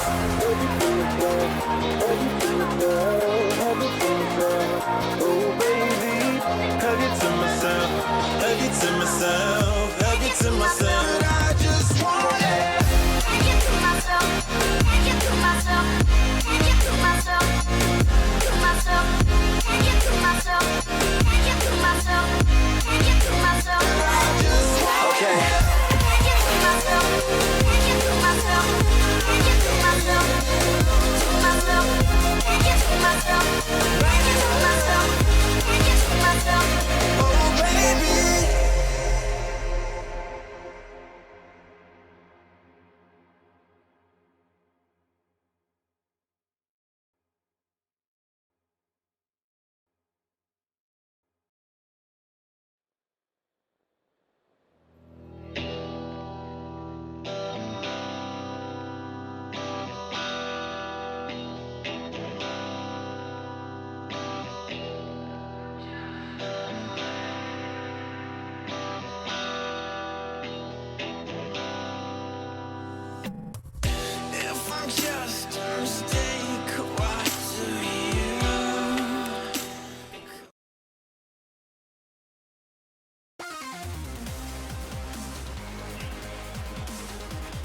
And welcome back, everyone, to the 2016 All-Star event. I'm Julian Petrie-Time Car. Joining me here is Chris Papa Smithy-Smith and Joshua Jat Leesman. Gentlemen, it's great to have you here for what should be a pretty amazing matchup. Yeah, I mean, it's, once again, LPL versus LCK. Usually this goes to the LCK, but it has, on occasion, gone over to the LPL. So it's one of the most looked forward to matchups. Yeah, hype not necessary. This should be a really high-level game. I've actually been surprised. There haven't been the fun picks in the 5v5s. This has been very much serious. It's been a great intro to 623, and now we get to see two of the best teams on the Rift. Yeah, even in the 1v1s, it was really just today with the Faker v Mata Yasuo duel that we saw kind of the fan service, let's take this fun, rather than just trying to win. And I'd actually say Mata was almost straight up trolling yesterday in their game against the GPL, taking the Rift Herald as support, dying as a marksman mode. Well, we'll see if he does it again, because let's zoom in on our contenders. First up, it is the LPL All-Stars representing Team Ice. In the top lane, there's Mouse, the jungle at Clear Love, Wayless in mid, Uzi, AD carry, and Mata, that big troll himself, is the support. Yeah. On the other side, their opposition from Team Fire, it's Korea's LCK. Star-studded lineup. In the top lane, it's Smed, Bengi in the jungle, Faker is your mid laner, Prey at AD carry, and of course, Madlife at support. Yeah, and we want to see, you know, Faker and Bengi potentially playing the last tournament together. Prey as well had some pretty strong games. Like, there's just, obviously in an all-star event like this, some pretty good players on the line, and I'm hoping to see a close competitive game where we can really see some mechanics and playmaking come out. I mean, coming to 2017, you kind of have that other storyline where 4 out of these 5 players on the LCK side, and of course, Mata, moving teams in the LCK. It's going to be a lot of upheaval on the national level, but now they're representing that nation, putting that all aside, and it should be fun. And it was kind of interesting to see what these two teams brought yesterday, because I think things we expect to see are what we expect from the regions themselves. Korea, very disciplined, still playing that heavy rotation style and using those mechanics. And the LPL was almost a throwback. They were back to straight-up chaotic team fighting. It's true. I mean, the LCK game against the LMS yesterday almost felt like a Worlds game for a lot of it, especially at the end when Korea won. That was very Worlds-like, but really, LCK didn't take any chances with their team composition yesterday. They picked behemoth team fighting team, and we'll see if they do something similar today. Well, first ban Rise going to start things off. Actually, a Rengar ban there from the LCK. So expecting a lot of mid lane fire here. Rek'Sai, though, will be the return. A signature champion of Clear Love going to get taken away from Bengi and LeBlanc, as these bans are going very quickly. I wondered if Team Ice is going to be tricky about the LeBlanc. Wayless, very well-known Diana player, and Diana versus LeBlanc is one of the matchups that still works out, but safe to just ban it away. Probably would have been first pick. Listen, a lot of LeBlanc today. No Katarina bans so far, though. Yeah, Katarina has been banned in a lot of games, but specifically, Faker played against it yesterday, and while Maple did get a few kills, it was ineffectual in the overall story of the game, so wouldn't expect to see them ban that here. in general, a decent amount of stuff left up. Karma, the last ban from the LPL, so taking a support away. LCK going to take their time, and another support will get banned away with Zyra. So a lot of that mid lane really opened up, and Syndra, the most obvious thing left open. And it's also a blocker pick for the Katarina. It's very difficult lane, not impossible, but very difficult to play the Katarina into Syndra, especially because the balance level at the moment, even if you don't hit all the spheres, the ultimate still will do most of the damage. So Syndra first pick, definitely comfort for Wayless. Yeah, and a lot of power picks are left up, obviously. Even with the first pick, Syndra, Nautilus, and Poppy have been the two premier top laners because of Courage of the Colossus and their ability to proc it so easily. And then I think Lee Sin is actually the best jungler on this patch, even though we see Rengar and Rek'Sai bans, because of the options he has early in the jungle. One of the interesting trivia points about Bengi is that when you think about his past, you think of his Elise, maybe in the more recent days, Nunu way back. His actual most played champions, not Jarvan's, not Elise, not Nunu, it is Lee Sin. Even if his mechanics weren't great at Worlds, didn't play a lot of it during the year, it is a champion that is associated with him because he's played so much of it. So it's still comfort, and as you mentioned, Jat, power on 623. Yeah, and it's so much of the versatility. People do love to kind of criticize Bengi's mechanics so often, but he's still one of the best Lee Sins in the world when he's playing the game. He's not necessarily the fastest player you've ever seen with the combos, but he still pulls them off, he still has the right gank paths, and he can utilize all of the skills. Well, set up here for LCK. They took Nautilus for the top lane. I love it. Thresh locked in though, and Poppy left open is kind of interesting, but this is Marta going to make a statement. So we saw Marta make a statement in the 1v1s. He beat Faker, of course. There's certain mind games around that. Now he took the Thresh, and I was actually speaking to Jat, and I was remembering Peekaboo specifically, who loved to take Thresh, take E, show up in mid lane at level 1, and try and throw off the mid lane. As Marta, after beating Faker in a 1v1, what better thing to do than go for that level 1 drive-by and try and throw off the god in the mid lane? And he's going to do it. Faker actually locks in Ari right on the Twitch. This is comfort and also champions that's synonymous with Faker and Prey. Yeah, I actually think the Ari's a pretty good champion on this patch as well. Substantial wave clear, and I think it's a pretty good pick into Syndra. Yasuo would have been as well, even if that's just a hover from the 1v1. And interestingly, during Worlds, Faker was prepping the Ari pick, played a lot of it in solo queue, won a very interesting build. He changed it towards the end, but he was starting off going Hextech GOP into Lichbane. That was kind of the crazy build he went for. The Ari is very strong with the new Catalyst as well for sustain. We talked about comfort and synonymous champions. Evelyn's already locked in. Do the Vayne. I mean, yeah, Evelyn's there. I'm kind of thinking, come on, Uzi. Join the club, have a little fun. I mean, Ezreal's a big champion for him as well, but no champion says Uzi quite like Vayne. Yeah, unfortunate. Unlucky that he picks the Ezreal. He might have to do that if he thinks Mata's never going to be with him in the bottom lane on Thresh. So he's going to be able to have to play a little bit safe. And he's up against the Twitch, so it's tough. And Mad Life's known for his hook champions. He actually played the support Nautilus yesterday. Smeb has played plenty of it in top, so they can flex. Looks like it will be the flex, because looking like Nautilus top, although Tom Kench has been playing the top lane as recently as IWC All-Stars. So actually, if they do lock in the Tom Kench, it is still a lot of... we have to wait to that 20-second mark to work out where they're going. Yeah, Tom Kench is also really good against Syndra just in the overall team composition. Going up against the Poppy, I think either one of them could work. As we mentioned, LCK did play the Nautilus support yesterday, even though it looked like they would be playing the Nautilus top lane since that's what everyone else was doing. But Smeb's played plenty of Nautilus in his past, so I don't see any harm with him taking a top lane. Yeah, it's kind of interesting to see them take Nautilus over Poppy. That was the kind of obvious pick for Mouse. He was playing it at Worlds. It's definitely on a buff with Courage of the Colossus, but looks like LCK will round things out with the Tom Kench pick, and we'll see exactly where the lanes go out. But you know, a little bit of fun here and there, but teams, you can tell, still a very competitive draft from both of them. I mentioned it, first time between Wayless and Faker. Mid laners that have been around for years, but just never been able to take it on the Rift, and this is very much a skill matchup between the two, and that's what makes it so much sweeter. Exactly. Hoping we're seeing the GLP to Lichbane build out of the Yari, only because we were prepping that at Worlds, because that we thought that because Syndra was such a perfect ban that he would be playing it against Syndra. Finally able to break it out here. Faker spent so much time trying to find these specific champions for matchups that other people want to either just completely dodge or think are unbeatable. So I really hope we get to see that, unless Mata decides to sit mid and screw it up for us. But that's what I love about SKT in particular, is they try and find strategies against the OP. So they don't just auto-ban and solo queue like people were doing for Syndra. They want to say, okay, if there's a scenario where we can't ban the Syndra for some strategic reason, we have an answer to it.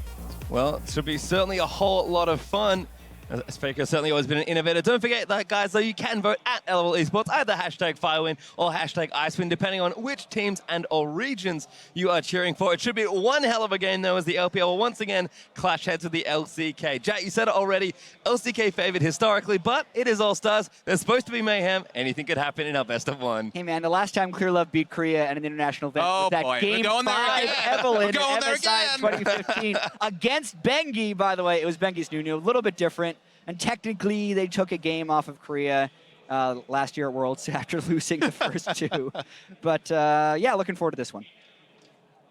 Well, we'll have to see how it all shakes out. A little bit of love here and there as far as the picks go. A little sad to not see Uzi on the Vayne, but we'll have to settle for the Ezreal that ravaged poor North America in the recent group stage. But we are out onto Summoner's Rift here. LPL representing Team Ice will roll out, and we'll see kind of how the level 1 shake out. Yeah, a year and a half ago at MSI, Clearlove brought Evelyn back into the meta, was played quite a bit at the start of summer season in 2015. It's been seen a lot in solo queue. It definitely is one of those power junglers. Fisher at the start of the tournament was talking about the fact that there is kind of 8 junglers right now, maybe 10 that are kind of viable in the new jungle. Yeah. And Evelyn, especially if you can play around that Evelyn, really is one of those picks for sure. Yeah, and obviously Evelyn has always had the camouflage mechanic. Twitch is another one that can utilize that now. It just makes it really difficult to ward properly in the early game. It necessitates earlier control wards, and the vision radius on the control wards is actually very small, so it's very difficult to cut off Evelyn with any early paths. And the best way you keep track of her, actually, if you're Bengi, is to early invade the jungle and try and start fighting early, and that also lets you keep pace of the camps that the Evelyn has killed and can help you track that. Yeah, the battle ward strategy of just seeing the Evelyn contesting the camps, but also just warding camps will let you know when they're cleared and then give you a pretty good indication of which side of the map they're on. Because with the long respawn times, effectively, you can get a pretty good idea if the Evelyn's just camping a lane. Well, no huge surprises on the Keystone Mastery front. Do have Courage of the Colossus on Thresh, which is maybe a slight surprise, but Uzi going to go for the fervor of battle as well. Definitely favoring a bit more aggression versus Prey's Warlords. Leash on the red buff as well. Clearly will get quite a lot of help. This happened on the Rengar recently, so clearly something practiced for the team. Yeah, I really like this if your duo lane is willing to give you the extra second so you can save your smite for the next camp. It allows you to power to level 3 much faster. And as you can see, they didn't actually miss any creeps in the lane, so they're going to miss out potentially on the early push, but even now they're actually not because Prey and Mad Life weren't willing to push early, so really no harm done, and it just helps Clearlove's jungle. And just to your point about the Courage of the Colossus Thresh, the reason why it's become the norm is because when you enter in, specifically the queue, and as you see, the Flay are both proccing the Courage of the Colossus, so Thresh wants to go in, isn't tanky at the early game, but can get that extra shielding to facilitate the engage. And no level 1 roam from Mata, but some aggression certainly early on here at level 1 as Uzi just zoning him off this creep wave. Yeah, and I also kind of want to touch on the junglers because everyone was talking about how the red buff to Krug's level 3 and then gank was just this super OP strategy, but we haven't really seen any of that at All-Star, and that's just because the counter jungle afterwards would be so obvious. If both guys do the same thing and one shows for the gank, it completely exposes the blue side of their jungle and you can completely counter jungle and get like a basically 2-level lead. And the other kind of tip of the hand is they entered lane a bit later than you would expect. They just rushed to lane, so they know that Evelyn started on the bot side, so just that extra bit of information to play a little bit safer. That's why they gave up a level 2 as well, and on the back foot, as you'd expect in a Tahm Kench. Hook not quite there, but Uzi continuing to apply pressure. Mata will dip down to the left and ward, but Man Life and Prey will pick up what CS they can. As you can see, just a bit of extra vision there. Looks like Bengi is on this side of the map. Clearlove on the opposite, there towards the left and top lane. So we'll see if the junglers do want to influence some of these lanes. And looks like Syndra's pushing up as well. So pretty standard so far. A little bit interesting that Bengi isn't looking to hand over the first blue. Going to go for the energy regen. Korean junglers do, of course, crave the blue, as everyone does in the jungle. But won't be giving it over to Faker. He's going to be looking for a more aggressive route, and he's actually, so far, not spotted. Yeah, Uzi and Mata have been pushed up so aggressively in this lane. Prey just level 2, but the minion wave is actually dying at about the right time, so even though he would be ganking into a wave, it would still be doable. It's like they kind of know something's up there. They've played back a little more, and this could be trouble. Well, they both have all summoners, so... Well, there's actually exhaust onto Mata. Mad Life going to look for it as well. Uzi trying to fight Prey on the back end, but Mata's taking a lot of damage on the other end. Now Uzi takes the lantern out, hooking onto Mad Life. Clearlove down as well, so Flay is back onto the Tahm Kench. He's forced to flash out as Mad Life passes around, but Bengi taking damage as he'll shift away. Clearlove though flashes in, wants the kill, looks for Clearlove as Wayless down as well. First blood to Mata, double Flay back, and now Wayless going to try to clear them up. Prey gets one on the backside, but Bengi looking to go down as well. Last note is there, and there's the double for Wayless. Really big stuff here for the LPL. No counter roam by Faker. He's second to the roam. Wayless gets the bot. Didn't even have the ghost, but this looked good at the start, but it's so tricky to lock down Ezreal and Thresh. Both of them opened up space. Yeah, Mata and Uzi played this beautifully. Uzi does as much damage as possible on the back and then takes the Lantern. So also notice how no flashes were burned early for Ice, which makes this chase so much easier coming through. Then they also had the Cinder roaming down. He's walked all the way there. He doesn't even bring Ghost. He tried to predict on the stun, didn't actually get it, but they were so far ahead on the play that they still managed to pick up the 3 kills. And roaming ahead of Faker is something that teams were doing consistently in the LCK. I came into Worlds talking about how SKT's form hadn't been great. Very often, Faker would say rooted in mid, pick up in some extra CS, and his opponent would ghost to other lanes and get the advantage. The fact that Wayless did it without Ghost, and look at this, even picks up a blue buff, was high risk. You could argue giving up a minion wave to Faker, giving up an experience advantage to Faker. When you pick up 2 kills, you feel pretty damn good about it. Well, he was pushing in. He's got some speedier boots now as well with the Sork Shoe, so things looking good for Wayless and the potential roam strategy. We've got a revolver on Faker's side, but Clearless back in bottom again. Chilling quite down onto Madlife. Marta looking for a hook, and Wayless is here again. Oh! Play from Marta. Lands it in Madlife. He's going to give him both. Hooks in onto the Tom Kench. He's going to look to go down. Stone will fall in, but they won't break. There's one for Uzi. There's 2. Uzi grabs the double this time. The layering of the spells was so good from LPL. No CC was wasted. Held onto the hook till they saw the commitment on the W from Tom Kench. Poetry in motion from LPL. Absolutely, but you also have to take into account that there weren't good wards in the river there. To get 4 people there once again, really the LCK just kind of caught sleeping, and it's really hurting them in the mid and the bot lane. It's pretty telegraphed tough up stop as well. Yep, they're going to spot Faker. Good ward. Haven't seen Bengi just yet, but he will take away the Gromp Mouse. Playing intelligently back. Both top laners burnt TP pretty aggressively to lane. But Wayless starting to shadow up to that left side. It's going to force Faker back after he's pushed the wave. And Madlife's here to collect some creeps for some reason. He'll donate a couple back over to Faker. But early game's certainly gone well. 5-1 up in kills already at 6.5 minutes. I hyped up the Wayless versus Faker battle. These guys are known to play for their lane. Wayless isn't a big roamer. You would take someone spell teleport and kind of try to be the team player, but would be anchored to lane. Love the 1v1. Appreciated no junglers if possible, but actually he's been on the front foot this game, and that's great to see the adaptation from Wayless. Not to mention the early Sorcerer Shoes makes his level 6 threat so high. Oftentimes you'll see the Syndra back early on a lost chapter because that just gives you the mana to kind of shove out the wave. When he goes the early Sorcerer Shoes, that does speak to just wanting to immediately try and kill. And as you said, roam all the way to the bottom. And the bounty also picking up the blue buff with those early 2 kills as well. So he didn't have the immediate mana problems. He loves here, he's level 6. Stun missed, and I think that telegraphs that Faker has to know something might be amiss. He's got ulti and both summoners up as well, including the exhaust. So Clearlove, I think maybe thinks better of it. He's going to have Faker shadow toward him, but Clearlove's just going to duck out of vision, kind of see what happens, and tell the bottom lane that Faker's coming, which may be the most important thing. And now they'll spook. Oh, that actually does not reveal Evelyn. It's normal sight and wards only. They did ping her out, however, so they are suspicious of it, for sure. And Faker's roams have generally been pretty ineffective this game. Out-roamed early on by Wayless, for sure. The thing, you get pushed in all of the time. It's really hard to leave your lane when you have to clear the creep waves out. Bengi's again back in bottom. Madlife going to get flayed back once more, but there's a couple of trades here and there. Bengi's dipping down with ultimate, but no flash going to make that a hard play to convert on, and Uzi and Mata will keep the wave back. Yeah, as you mentioned, it would require kind of a kick flash to really get them out of room away from the turret to actually pick up a kill. So low percentage gank from Bengi is not rewarded, and he's in vision, and in general, feels like the LPL have shadowed the LCK very well, made their own plays, but also a pretty good idea of exactly where the LCK has been playing. Yeah, and it helps when you can see exactly where they are with your deep wards as they refresh them.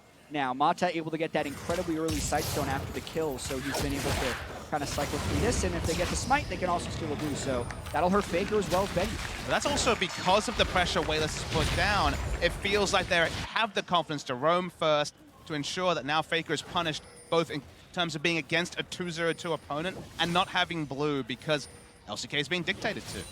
And credit, of course, to top lane. We haven't seen much of it because it is that tank fest that we've seen, but Mouse did avoid the first 3-man dive there, even on CS, and have really just been kind of playing back and forth in the lane. Bengi again looking behind Faker to try and make something happen, but Clearlove here as well. And it does feel like the Evelyn's back. Clearlove always known for being in the right place at the right time, shadowing very nicely as Faker does take some harass. Some vintage Marta, you have to say as well. His wards, of course, not the same ward economy that he was famous for in 2014 when there weren't that same situation where you can put down as many wards as possible. But the 50 Oh my god, good eat from Mad Life. That is what Tahm Kench does. We're all excited about the hook, and Mad Life says no thank you. Still though, with Courage of the Colossus, Mata is able to play a lot more aggressive in this lane on the Thresh, and I'm looking forward to see if he can do some of those flash plays in team fights and get a 4 or 5-man Courage shield. There we go, hook the Thresh, get him low, so that if you land a hook, the heat isn't visible. Frey still with ultimate, does take a Q there from Uzi, but is a little low on mana. So it'll just be some trades back and forth. Prey a little dangerous there, but should be okay with Mad Life able to gobble him back up again. A quick correction, I was wrong. Scry's Bloom does in fact reveal the Evelynn, so there was knowledge down there. And looks like everyone kind of avoided that last little bot lane situation, but mid lane and bot lane, 2-0-2 and 2-0-3 for Wayless and Uzi respectively. These lanes are going fine and top lane is going even. This is perfect for LPL. Yeah, and you really just have to look at the minimap to see where the game is going. The control wards are in the river for ice, and they're non-existent for fire except for one defensive control ward in their own jungle. This is very rare to see in any Korean game on the international stage, but early on at least, at the All-Star event, we're seeing LPL do it. And speaking of rarities, it's not often that the Ezreal is the one pushing in the enemy AD carry, but with all that control, so risky for Prey and Mad Life to push up anywhere near the river, and thus basically then Uzi and Mata having their way in bottom. Here we go! He kicks Wayless back in, but he's going to flash out of the way. Faker looking to chase him down, does take it. A mouse going to cancel that TP. Clear. One clear up, two. Now by Smeb, and there's the ultimate coming back. Great shot from Faker. There's a kill again for Bengi. Just a clean turn right there by Faker and Bengi. Immediately killing Wayless. Doesn't matter that he's still on flash. Mata goes in though. Smeb coming down, so this could be problems. Mata getting exhausted. Uzi has to run away. Prey is going to take him down with the ultimate. Uzi looks like he'll escape this one.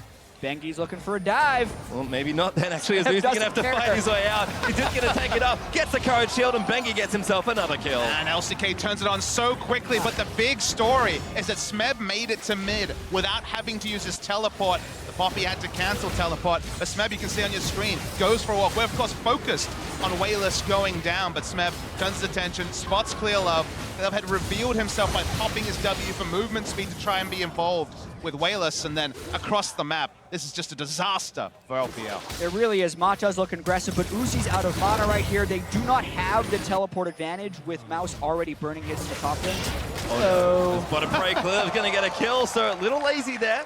Going to get Prey taken down, but Bengi gonna hop away onto Mad Life and be safe, and LPL at least adds a 1 kill back, but all of a sudden LCK are back in front by gold. It's not by much, it's under 1,000, but given the LPL were up 2,000 gold before, first start going to LCK changes a lot. Yeah, 2,000 gold in 6 minutes, and this was almost kind of the story of a lot of games at Worlds where we'd see the LCK go ahead by 2,000 and say, oh, the game is over, no way you can come back on that. Yet you would routinely see them come back from 2,000 gold deficits, and it was just plays like that. They know where they can get their advantages. Faker wasn't necessarily behind, Bengi wasn't necessarily behind. They killed the most fed member right away before he could use his spells, and they channeled so much of their advantage off of it. Also an adjustment of how specifically the Mouse vs Smeb matchup was going. We expected it to go, of course it didn't end up happening at Worlds, but we thought, okay, such a mismatch in terms of just individual skill. Gank the lane, put him behind is Faker has ulted here. Good dodge, Protobelt in as well. Faker gonna get stunned under the turret. Ulti's gonna take him down. No, not quite. There's enough as the W won't connect. Mata here as well as Cliv's gonna go in, but Bengi making a big play. Flash up from under Smeb's hook as Uzi gonna try and take one down. Mouse has joined the fray as well. Looks for the ulti. Finds Bengi there with a knocker, but Smeb gonna be the one flayed back. But Clear and Wayless are so low. Uzi cutting back as best he can as there's a good double stun from the Cinder, but Prey looking to unleash the ulti. LPL playback. Smeb is already absurdly tanky. Expect a lot of that between Mouse and Smeb this game. I want to speak a little bit about Faker, though, at the early part of that play. He didn't go for the GLP build. We saw him practicing the Worlds, but a Protobelt is fairly common for the Ahri, and it can still be decent against the Cinder because it gives you that little shot of health. It's pretty high CDR, so he should be able to cycle his ult very quickly, and he didn't actually have to burn his exhaust despite absorbing the ultimate from Wayless. So I think he's feeling pretty comfortable in that match. He's got that Sapphire Crystal, though, so there's kind of a couple of options to go into. The GLP, the Lich Bane, both build out. Could still be a lost chapter into a Morellonomicon, so has a lot of options there, but clearly going to be something fun coming next. And Smeb, it hasn't been about his lane. He's a guy who was voted, of course, the best player going into Worlds. It's been about his roaming around the map. Nautilus is a pick. He played quite a lot for the Rocks Tigers, and just his map movement has been far superior to that of Mouse.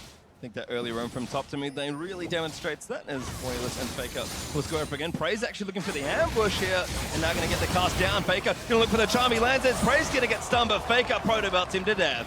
One little thing you can see about Faker, it's different to xPeke, who played the Ahri yesterday. He maxes the charm seconds. It has the lower cooldown. Hit the charm. That was enough time to open out Prey to open up and do damage. Mid turret goes down as well, and suddenly, despite all the roaming advantages that Wayless has been able to put up, Faker's doing just fine. Yep, mid turret going down as well just adds to the pressure they can hopefully get on the map. You can see the control wards have been moved up for Fire as well right now, so they're feeling pretty confident after it was a bit of a disaster earlier.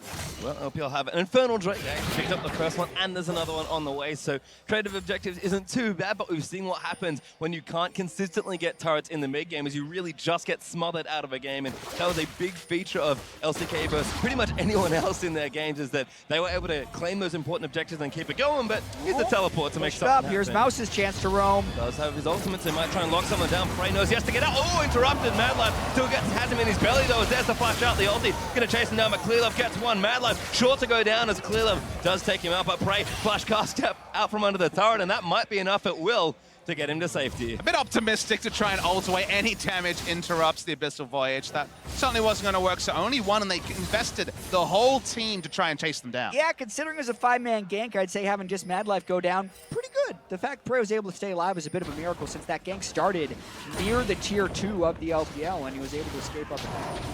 With the Sheen, it will be Lichbane Ahri. It's important to know that every cast of the ultimate from Ahri counts as a separate spell for a Lichbane proc. So if you can weave in those auto attacks, you can get a lot of damage. I believe it was Many Reason in Korea years ago that pioneered Lichbane Ahri, but it's so specific in the playstyle, it's very different. But it's cool to see it nonetheless hit the rip.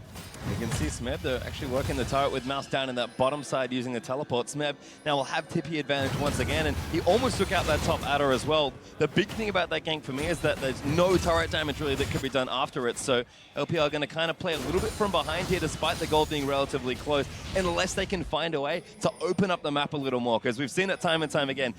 The LCK will take over and just grind you to evolve.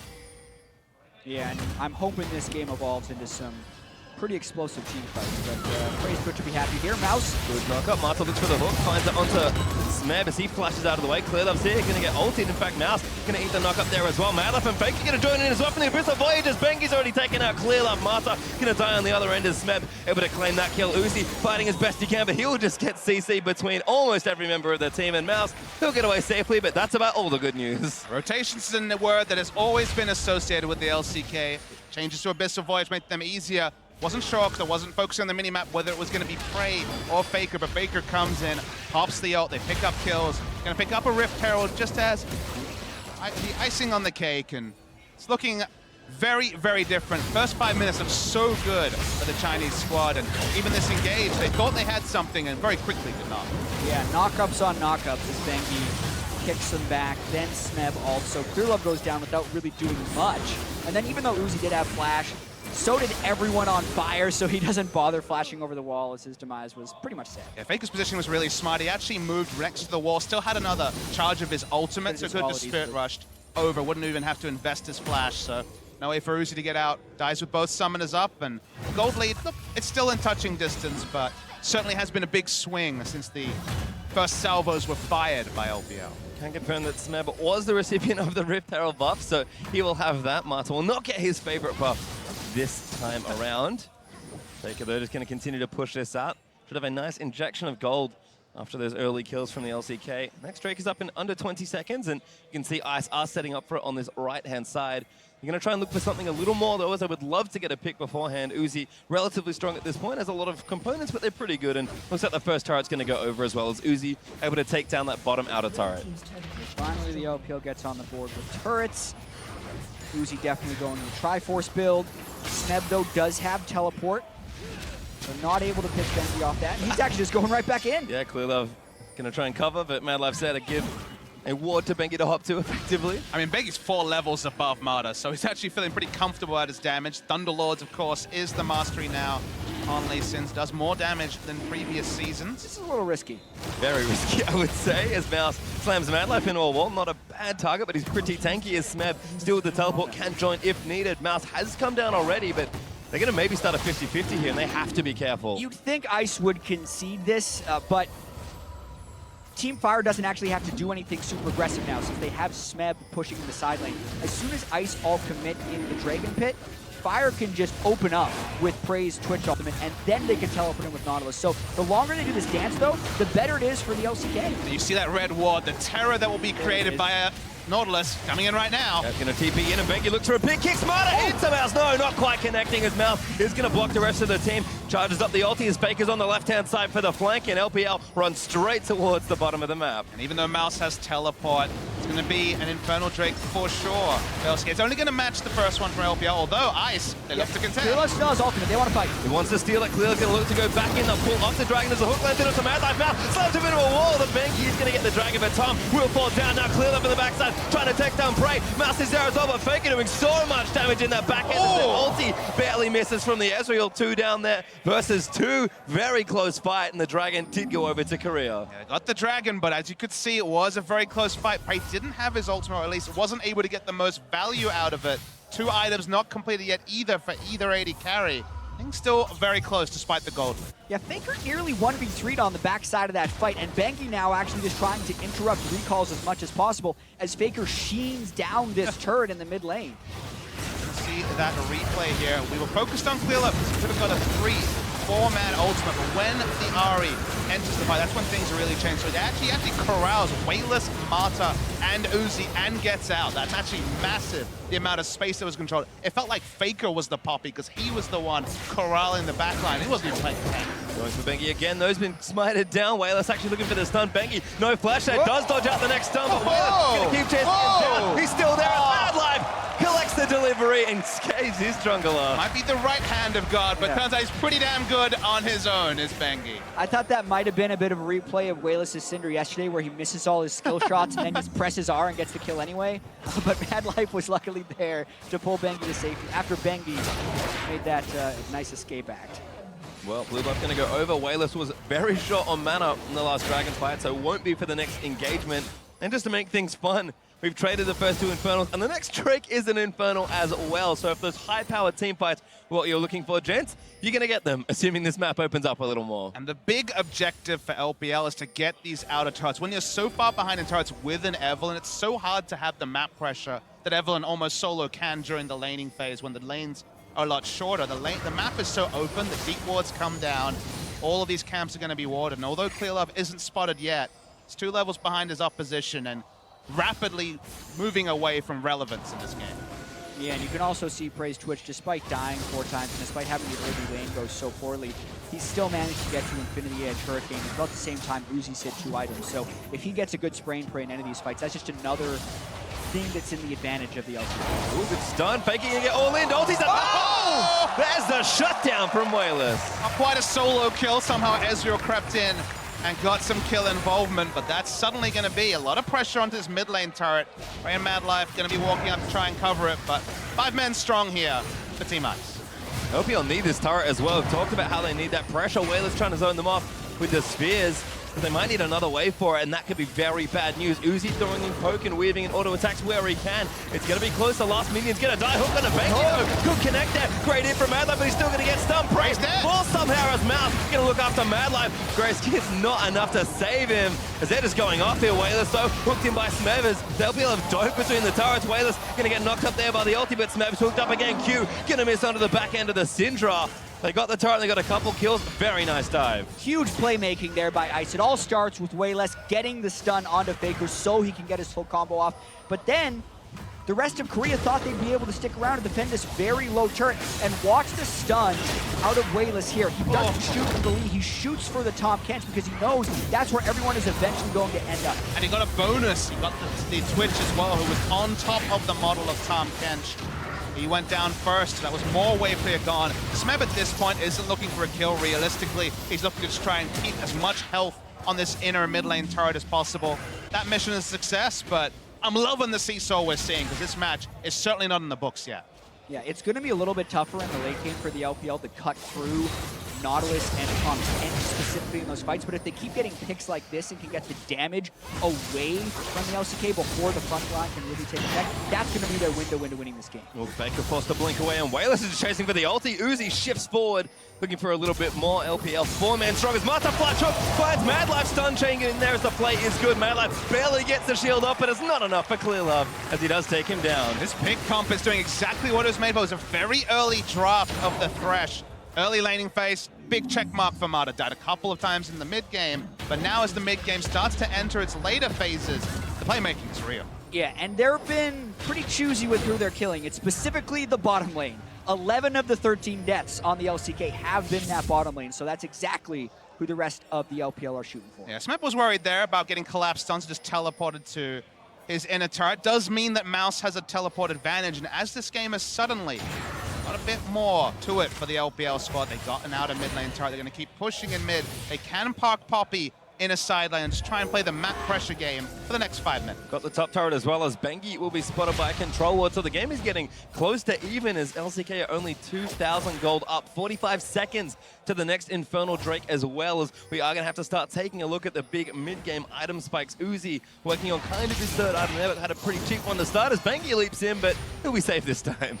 Had Thresh, the Twitch in camouflage to give him a exit with his W, so nothing ventured, nothing gained there. Baker was doing his split pushing act, was top, but as back tier, doesn't have his third item yet. Will be Death Cap coming for too long as the junglers in the same quadrant, but not spotting each other just yet. Yeah, so much of this is going to be about the pre-fight picks because everyone's going to want that next Infernal Drake that spawns here. Baker just now coming from base, so Fire, while they are in the jungle, was really kind of dangerous being there, but here we go. They get a lot of damage on a Mouse. Yeah, Lantern out, so that cooldown not available for about 15 seconds there for Mata, but Mouse didn't take too much damage. 25% health of a Poppy is decent though for LCK, and the Drake is ready and alive, so let's see what happens. And the big thing here is if they can kite out specifically Twitch Soldier, that'd be big, as Mata takes a big burst. Ooh, Mouse hooked again, but he didn't get the shield. Smeb looking for something, but it's just poked back. Nobody wants to damage down the tanks. Yeah, Mata also burned his redemption fight right there, so add that to the poke he took afterwards, and it pretty much just means a full concede on him. Oh man, 3 Infernal Drakes to start. What was always going to be a fiery one is letting us know that the damage is starting to rack up. Specifically, Frey will be the big recipient here. Looks like he might be going last with for next, just to have a hope in hell of being able to do damage to the Poppy. Baker even covering a mid after that play as well, so LPL tried to get something back, but of course, the LCK have covered that. We'll lose nothing off of that play. Faker now going to get himself the blue buff as Mouse returns to the top side of the map, and Smeb's going to go back and likely return to at least challenge the wave as it comes forward. And last Whisper done for Uzi means that these damage items are really starting to rack up quickly. And the most fun thing is, as Jat said, this is very much pick comp versus pick comp, especially where we're at in the game. Ari and Syndra really let you know that. It's skill shots everywhere. Line skill shots, CCs to start fights. So, okay, Nautilus can kind of ruin that parade, walk in and depth charge someone, but everyone else is fishing for initiation. So when you have that kind of skill execution required on both sides, it means that theoretically, the better team should win. Yeah, it actually makes me very surprised that ICE hasn't swapped out for more sweepers. Only having one sweeper 27 minutes of the game is actually really rare, and you would need kind of 5 control wards on the map at all times to have any semblance of vision denial in order to get picks, but they haven't necessarily done that, so it makes it a little bit more difficult to actually get picks onto Fire. Well, you can see teams are, of course, setting up for the Baron now because the last Infernal Drake was taken down. Next one's an Ocean, which is a little less exciting, but unfortunately we can only have 3 Infernal, even here at All-Stars. We didn't change that knob. No. Every Drake's a Fire Drake. It's All-Star. No. Maybe for next year. Wasn't in the script. As Void stuff been picked up for Wayless as well, so Drake has really come out on the big carries for both sides here. Mid and 80 carry on either side are looking good. Got a bit of damage. Actually, a Protobelt Eve, which I do like. It's all the way onto Wayless, kicks him back in. Faker collects it, and there's a shutdown. The follow there was so important. Went for the aggressive actually got the kill. 5v4, but what will Fire do with the advantage? 40 seconds on the respawn from Wayless. Well, it looked like Wayless actually flashed a little bit early because he was hoping that Bengi would complete his Resident Strike 10 flash over the wall. Another pick. Faker looking for it, but Mata going to get taken down. Bengi now unstoppable, as that's 2 for LCK, and again, the dance around Baron will just keep going. There's some vision in the area, but it's only 3 members strong, so what exactly can ICE do? What kind of dance is it really going to be if it's only 3 people? Yes, now running interference on the mid lane as well, so has spotted them. 4-man ban for LCK, should be fine. Clearlove going to try and steal it. There's a bit of vision from the Ezreal as Mouth looking to get in there. Clearlove trying to find something as well, but Mouth's going to go down here as he's caught by Smed Prey, able to collect that one in the Baron. Awfully low. Clearlove not in range to steal it, and they took a lot of damage, but that's a pretty clean Baron. I mean, there's not many better top laners than the Nautilus to be the gatekeeper of a Baron when you have a 2-man advantage. Walks has so many CCs, including a point and click. The contesting just wasn't really realistic. If you watch, Wayless tried to time the flash, didn't get it, and then Bengi was counterflash. Bengi actually had the flash for the flash kick to confirm the kill for Faker. Yeah, so poorly done a little bit by Wayless, but obviously the threat of the immediate kick flash is going to make it a very tight timing of wanting to get it right away. Bengi the beneficiary, very strong game on async from him. Even in slow motion, it was hard to tell with the following of the Q whether the flash. Because you still saw the flash particle from exactly. Wayless, and you're like, was it Bengi's flash? No, it was not. He used it like a second. Yep. Well, xPeke has also got the Rabbit on, so he's certainly piling up. As far as picks go, there's There we another go. one as Wayless. He's going to go down again. 2 left time in that side lane as Mata made his call. Also, Redemption down. Mad Life is the target, but he's pretty tanky, although Uzi does a good chunk of damage. Faker proto-bots towards him as the Lantern's out, but everyone's safe for now. And that Baron empowered minions from the LCK going to make this seed real difficult to try and crack. And of course, down bottom, we can see with the teleport still up, Smeb, level 16, pushing those minions in with a Baron buff of his own. Usually Nautilus, not really known for his turret pressure, but with the Iceborne Gauntlet complete, and Mouse not in the lane, goodbye bot lane turret. Gold continues to rack up for LCK. Yeah, and I do want to speak very quickly to Faker's build right now, because a lot of people like having Void Staff a little earlier in a build, but specifically on this Ahri, I don't think it's necessary. So there's AP ratios on both the Lich Bane and the Proto Belt, and then also his Q does true damage on the pass-through. So because he's racking up so much AP, he's really increasing his total AP ratio so much more with the build on top of everything. So I really like that combination of items. And just simply, the wave clear's not too great on the side of Fire, so flat ability power much more superior for pushing waves. And Faker's in the side lane, Smeb's in the side lane. Faker never needs teleport to enter a side lane. It's just his play style. So light AP, and as you say, all the hidden AP ratios and true damage deprioritizes the Void Staff till probably 6 items slot. After the big back and forth, Bengi, I like it. It's twice now that he's kind of outthought Mata on the potential hook. But what was a close-ish game has become not particularly close at this stage. Almost 8k up for LCK with all 3 lanes pushing in. Mouth maybe caught here, but hook onto Mad Life's going to have some damage. Down tap charge lands onto Wayless, so he's going to get back to the safety of his turret. LPL need to defend here, but they just got mid lane broken. Just playing the map so smartly here, Fire. A couple more auto attacks. There's going to be the mid lane inhibitor. Smeb not done in bot either.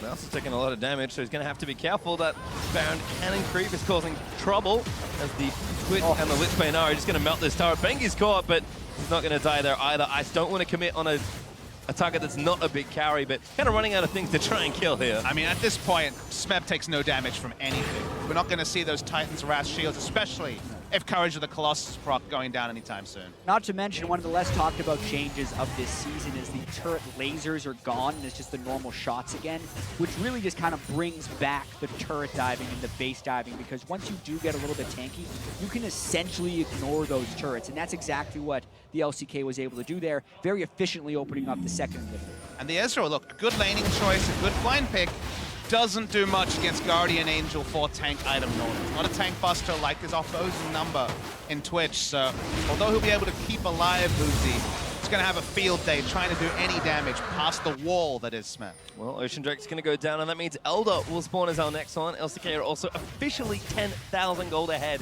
in this game after breaking 2 inhibitors, and the turrets that went with the mid and bottom lane are looking awfully vulnerable, and it's just that top side left. We kind of expect them to do this academically like they almost always have, and if was ever been a word to describe the top Korean teams, I think clinical comes to mind, and that should be exactly how this game ends. We'll see if LPL have any answers down very far behind.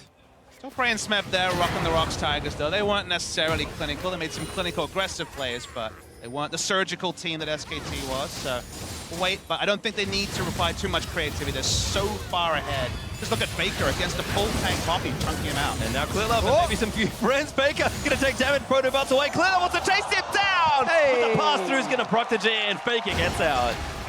And there we go, inhibitor Meanwhile, number 3 able to come down. You almost thought Faker was going to be able to get caught, and if you're the LPL, you think flanking behind his Evelyn is a good choice, but Faker now back in base, could maybe catch him in a 4v5. Caught Smap! Did you? There's not much to really do there. That was the most excited I've ever heard someone talking about catching a Nautilus. Gonna eat it down as well. Madlife saves it, but the fight's gonna break out. Uzi gets demolished in the front lines, but will blink himself to safety.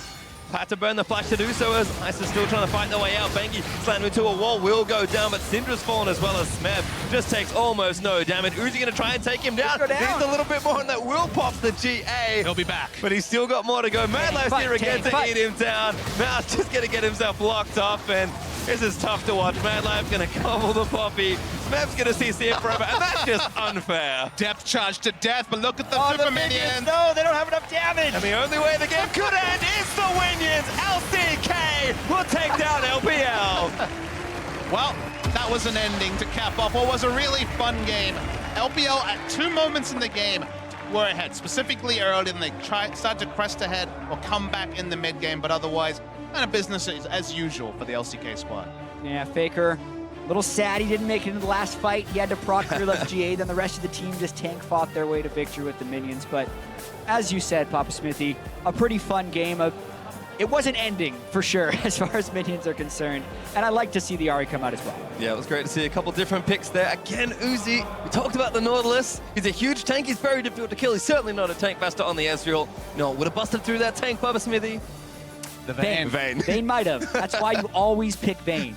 And whatever, and as many times he locks it in, I'm not going to associate Ezreal with Uzi. He can play Ezreal, but it's not one of his big champions. And look, at the point when Nautilus had 4 tank items, it didn't matter. There was nothing he was going to be able to do in this game. Prey was kind of an afterthought, but really good performance overall for LCK. Certainly nice to see that even though Clearlove's teammates may change, the plan does remain the same. Can't bottom lane, get far ahead. Unfortunately, versus the LCK, that's not always enough. Yeah, I mean, they killed them many times. Really did. 12 deaths on that bottom lane in an otherwise very snowball games. If you just look at the guys that weren't the bottom lane for the LCK, Smeb never died. Bengi died twice, and Faker died once when he got killed by the Syndra. So pretty much just the bottom lane that was being camped that entire game. The rest of the LCK there was doing pretty solid. But when they lost those 2 mid lane turrets, when Wales kind of farming at his inhibitor turret 15 minutes into the game, it just never really had the pressure that they had early in the game. It felt like once they lost that, specifically the first kill in mid, their mid-outer turret, they couldn't continue the style that got them so much of an advantage in the early game, and it just fell away there for LPL. Yeah, easily a big swing when Bengi came mid lane and got Faker the kill, and then they were able to chain that with the Smeb roam into the teleport down on the bottom side. So yes, their bottom lane lost, but they had 2 other winning lanes because Smeb was able to roam so much, and that's enough. I feel like we've seen this so much in this matchup between these regions in particular. Strong aggressive early game from the Chinese team. Korea comes through in the mid game with those just clean, incredible map movements, and even All-Stars with like a mixed team, teams everywhere, all these star players, they still know how to do that. It's like the story of anyone against Korea. A few kills happen, you're like, this could happen. Maybe we could see Korea lose. No. Oh, it's All-Star. Maybe they won't be taking me. No, they're taking it seriously enough. They're going to win. It just happens every time. It certainly does. It always looks a little bit rough. An old story, but one I can support. Turns out Korea's pretty good. Actually ties up the scores. Ice and Fire now both 350, so nice. It's the high drama going as well. High drama, first to 1,000. How have we only had 700 points in the first 3 days? That's because we have more points on the line on the final day. That's true. We do have a lot of points on the line, but for more on that victory, let's roll over to Dash, who's ready for an interview with the playmaker himself. Ladies and gentlemen, I'm here with Faker on stage to talk about that victory over the LPL squad here. And first things first, I've got to ask you about this very interesting Ahri build that came out with the Proto belt into the Lichbane. What was the thinking behind that? 우선 LPL 상대로 승리 거두신 축하드립니다. 첫 번째 질문으로는 아리로 되게 특이한 이제 마법 공합 벨트 이후에 리치베인 빌드를 선보이셨는데 그 빌드에 대해서 말씀해 주세요. 딱히 좋은 빌드 같진 않은데 제가 좀 많이 하고 있는데 그 벨트로 체력을 좀 올리고 리치베인으로 마나를 채워서 뭔가 좀 밸런스가 맞는다고 생각을 해서 좀 자주 가고 있어요. 네. I don't think it's a more common build, but I personally like to use it a lot. Through the prototype belt, I try to get more HP, and through the Lichbane, I get to balance out with more mana. So it's my own favorite build. I like it. A little bit of innovation, and here on the All-Star stage, you have some room to play a little bit. Next, I want to talk about the 1v1 tournament. Unfortunately, you did get defeated by Mata in the 1v1 between Yasuo's. First of all, was that an agreed-upon matchup? And then will you be rooting for Mata further down the line, even though he's on Team Ice, because he took you down? 1대1 매치에 대해서 여쭤보고 싶은데요. 마타 선수랑 야소 미러전이 사전에 얘기가 된 부분인지, 그리고 이제 비록 지셨지만 이제 본인을 이긴 상대로서 마타 선수를 추후 1대1 대회에서 응원할 마음이 있으신지 말씀해 주세요. 뭐 야소 1대1을 일단 하자고 하긴 했고요. 그리고 또 1대1을 진 게 좀 오늘 약간 뭔가 질 것 같았는데 딱 지더라고요. 그래서 좀 많이 아쉬웠고, 뭐 마타 선수를 응원하기보다는 저는 그냥 좀 1대1 대회 자체를 재밌게 볼 생각이에요. So it was prearranged, the Yasuo mirror match, but actually coming today, I had a kind of bad feeling against that 1v1 match, and the result was pretty bad. And rather than rooting for Mata himself, I just plan to enjoy the 1v1 tournament as in whole. Absolutely. All right, and then of course, being on this stage, you heard it earlier when you walked out for the 1v1s. The only person who's getting cheered for as loud as you are is xPeke, and this is where he's from. So I want to know what it's like to be welcomed as a superstar everywhere that you go. 페이커 선수 이제 1대1 대회 입장하실 때 느끼셨겠지만 정말 엄청난 환호를 받았습니다. 이 현장에서 페이커 선수만큼 환호를 받는 선수는 여기 스페인 국적의 xPeke 선수뿐인데요. 이렇게 국제 대회에서 슈퍼스타로 팬들에게 환영받는 그 느낌이 어떤지 말씀해 주세요. 정말 만족스럽죠. 그리고 또 이제 그런 환호성을 계속 유지해야겠다는 생각이 계속 들고, 또 많은 선수들 중에 제가 가장 많이 환호를 받는다는 거에 많이 자부심을 느끼고 있어요. Of course, I'm very satisfied with the home crowd fan cheers, and I hope I can maintain my status as a superstar. And 마지막에 뭐였지?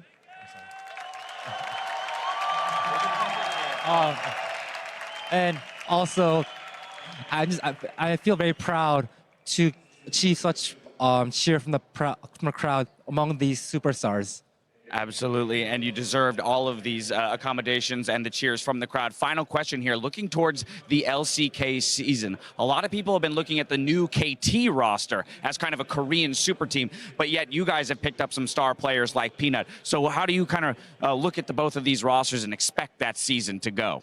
이제 다음 LCK 시즌에서 여쭤보고 싶은데요. 지금 많은 사람들이 KT 롤스터 팀의 슈퍼 팀에 대해 지금 많이 이목이 쏠리고 있는데, SKT 팀 또한 피넛 그리고 훈이 선수와 같은 이제 스타들을 영입하면서 한 번 더 강력한 로스를 구축했는데, 내년 시즌에서 KT 롤스터와 SKT 팀 간의 슈퍼 팀 간의 대결 어떻게 전망하시나요? KT가 확실히 이제 좀 강력한 선수들을 영입하면서 좀 어려운 경기가 좀 많이 나올 것 같은데, 뭐 그렇지만 좀 저희 팀도 이제 강력한 선수들도 영입했고, 또 이제 앞으로 남은 기간 동안 어떻게 연습하느냐에 따라서 승패가 갈릴 것 같아요.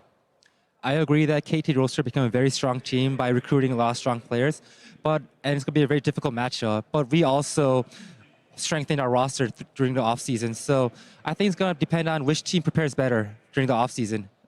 All right, well, we look forward to that one. But before we get there, we've got a few more days of All-Stars, so we look forward to seeing you play throughout the rest of the week. Faker, one more time, thank you so much for the interview. And Homan, of course, on the translations. Now it's time to throw it back to the desk to close out the day.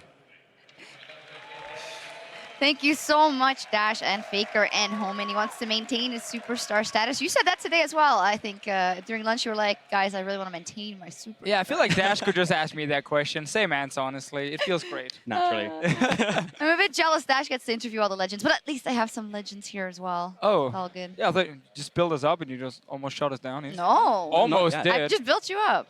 It will be by the end of the analyst segment. All right, let's talk about the game of the actual superstars. LCK going up against the LPL All-Stars, and it went very much up and down, and it started by going really well in the bottom lane, that matchup for the LPL All-Stars, at least, and we have a couple of saves of that. Mata was collecting souls early in the bottom lane for the LPL All-Stars. Let's take a look, brought to you by Acer, as it was very impressive early on, and it looked like they might be able to snowball that. Again, LPL special. Camp the bot lane. It actually starts with SKT King, but then it gets turned around, and obviously we're gonna see like more people maybe join. Like the player, Uzi knows exactly how long the lantern's on the ground for, so he can take a little trade, get it, and jump back as well. Yep.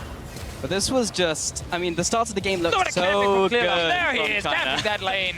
And like, yeah, Korea looked towards that bottom lane and it's just like, oh yeah, China, we're gonna get it. But ultimately, as Stress was saying in our 5v5, it was just like, inevitably you are gonna lose. It's just like, how close to the finish line can you get? I think China put on the show though. They got further than the LMS. I mean, this was SKT playing with fire, SKT Korea playing with fire, LCK. I mean, they were fire. They were fire as well, but like, ganking the bot lane against LPL teams should never happen. They will always be there with 3, 4, 5, 10 members to take you down. And we kind of saw that thing, you know, where you get the advantage against an LCK team, and then we were kind of being like, ooh, they can win. Ice. This is it, you know. And then they got caught in the mid lane quite a few times, and LCK turned around. Yeah, well, we were watching it and thinking you might just as well be watching Worlds. Like, it's, I mean, of course not, but it looks like they've taken it super, super, super seriously, and both teams really wanted to win. Faker really wanted to win, so let's take a look at one of the replays. Kench ult and Faker's Ahri coming to spoil the party well, spoil the LPL party, rather.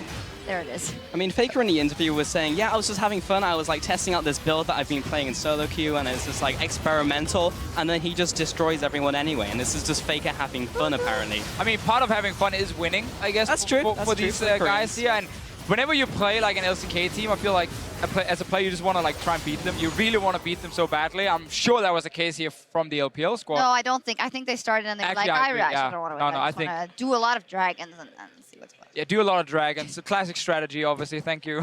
Of League of Legends. I mean, it's good to do a lot of dragons, I guess. Yeah. They were bad. You're not wrong. I'm not wrong. No, you're definitely not wrong. All right, so how strong is this LCK squad looking? Of course, on the Summoner's Rift standard, they look pretty good, but then a bit wonky in the 1v1, some losses, so not as a whole. Yeah, well, I mean, Faker was like evening out the playing field, right? Yeah. Because he actually did go for the Yasuo 1v1, and then I'm not sure what he was doing with the minions at the start, so maybe he was letting Mala win, but either way, I'm like, the Matt gap is played closing extremely well. Yeah, the 1v1 gap is definitely closing so far. Sadly, Smep and Prey has advanced now, so they can still win the whole thing, and then we stand here once again. Yeah. Looking at the Koreans. LCK is also the only team so far that is 2-0 in the Summoner's Rift. Yeah, they're doing pretty well. They're doing pretty well. So let's take a look at the schedule. No, not the schedule. The points after 2 days of mayhem so far, because it's all squared out. Fire and Ice 350 over 350. So that's actually pretty good. I think Ice did well throughout most of the day, but then dropped the ball at the end of it. Yeah, the important thing is, as Jad in the end figured out, is that the last day gives the most points, because that's where you have the finals of like the 1v1 tournament, and it's a lot of points going to first and second especially. That's going to be probably the decider here, because we're obviously expecting like LCK to keep winning in these 5-on-5s with the 100 points, but then Ice have shown they can actually take games elsewhere. The 1v1s will decide the whole thing, I promise you. We do have hope, though, because Mada is the fun mode god, and hopefully if he's in more of those, he'll actually be able to take home, because he's still in the 1v1s as well, so he can still actually get Team Ice a lot of points. Because we know who's not going to bring home the points of the regions in Ice. It's the EULCS has not been. Oh, we still have a chance, though. We have Peke and Reckless. Oh, we do have Peke and Reckless in the 1v1. Yeah, and they just one the fun day. Mode. And there's Assassin mode tomorrow. Yeah, and yeah, Tandem mode's coming up. There's one for all. Actually, let's see what madness we have on our slate tomorrow. You just kind of spoiled it. LCK takes on the EULCS, so that's a fantastic opportunity to get points. We're doomed. We also have one for all, and the 1v1 tournament continues to round of 16. LMS and GPL face off. Assassin mode and the NALCS versus LPL. Yeah, Mithy was here before, obviously, and he said he had to just wake up around 2 o'clock, go to the venue, get spanked by Korea, and then go back home and sleep. No, he was again. on the analyst desk as well. On the analyst desk, he was here on the desk. Getting spanked on the analyst desk as well, yeah. Definitely so. I mean, it happens everywhere for Mithy right now, but Well, getting. let's move on instead of having that picture in our heads. Europe, they're going to beat Korea. I'm telling you guys. Let's talk about one for all mode, because I'm looking forward to that. Oh, yeah, that's a good one. We saw an IWCA, the Jarvan versus Lee Sin. I was casting it. It was so much fun, so I just want to see them go for some hype picks. Yeah. And Assassin mode is tomorrow 2 fun mode, so that's always a lot of fun. But the only mid laner not playing, well, the one mid laner from Team Ice is Peke, because we put him on AD carry mode instead. Yeah, he was actually very salty about that. After LeBlanc today, it's fine that he's not in the Assassin. Oh, he was good yesterday. Yeah, that's true. All right, that's all for us this evening here in Barcelona. I think it's time to sign off. We're totally railing. We'll see if this deadlock between Team Fire and Team Ice can be broken as the 2016 All-Star event continues tomorrow. From myself, the entire broadcast team, thank you so much for joining us, and we'll see you tomorrow. Buenas noches. The arena is electric right now. Well, first game of the day will be LMS versus NA, taking it to the Rift. North is coming in from the top side. Maple the follow-up. Crescendo. Everyone dance. Everyone die. NA get wiped. I'm good. Yeah, Impact's good. That's all I'm good. We failed you, Impact. Snowball. Oh, good. No! That is the victory move right there. Gets headbutted back, but makes it. Oh, blocking. And the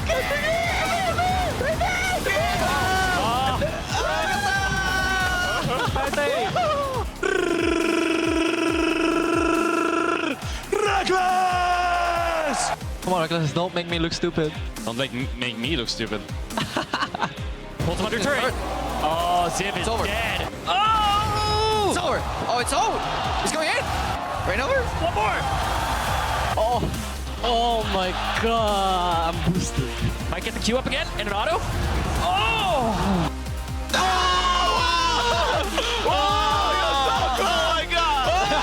I will play haircut him. Hager? Oh, no. Flash replay! Oh, he dodged everything. Forward. Reckless. Do it! Oh, you're gonna get it! Yes! One more for the Vayne! Do you think I'm scared of someone who kisses Dash? Oh, the headset comes off. Wants the kill, looks for clear of his Wayless down as well. First blood to Monster, double fly back, and now Wayless gonna try to clear them up. Prey gets one to the backside, but Bengi looking to go down as well. Last thought is there, and there's a double for Wayless. Bengi kicks Wayless back in, but he's gonna flash out of the way. Faker looking to chase him down, does take it. A mouse gonna cancel that TP clear. One clear up, Hooked up now by Smeb, and there's the ultimate coming back in. Great shot from Faker, there's a kill again for Bengi. Got him again. Power shot. Ignite. One more. No! Mata takes down Faker.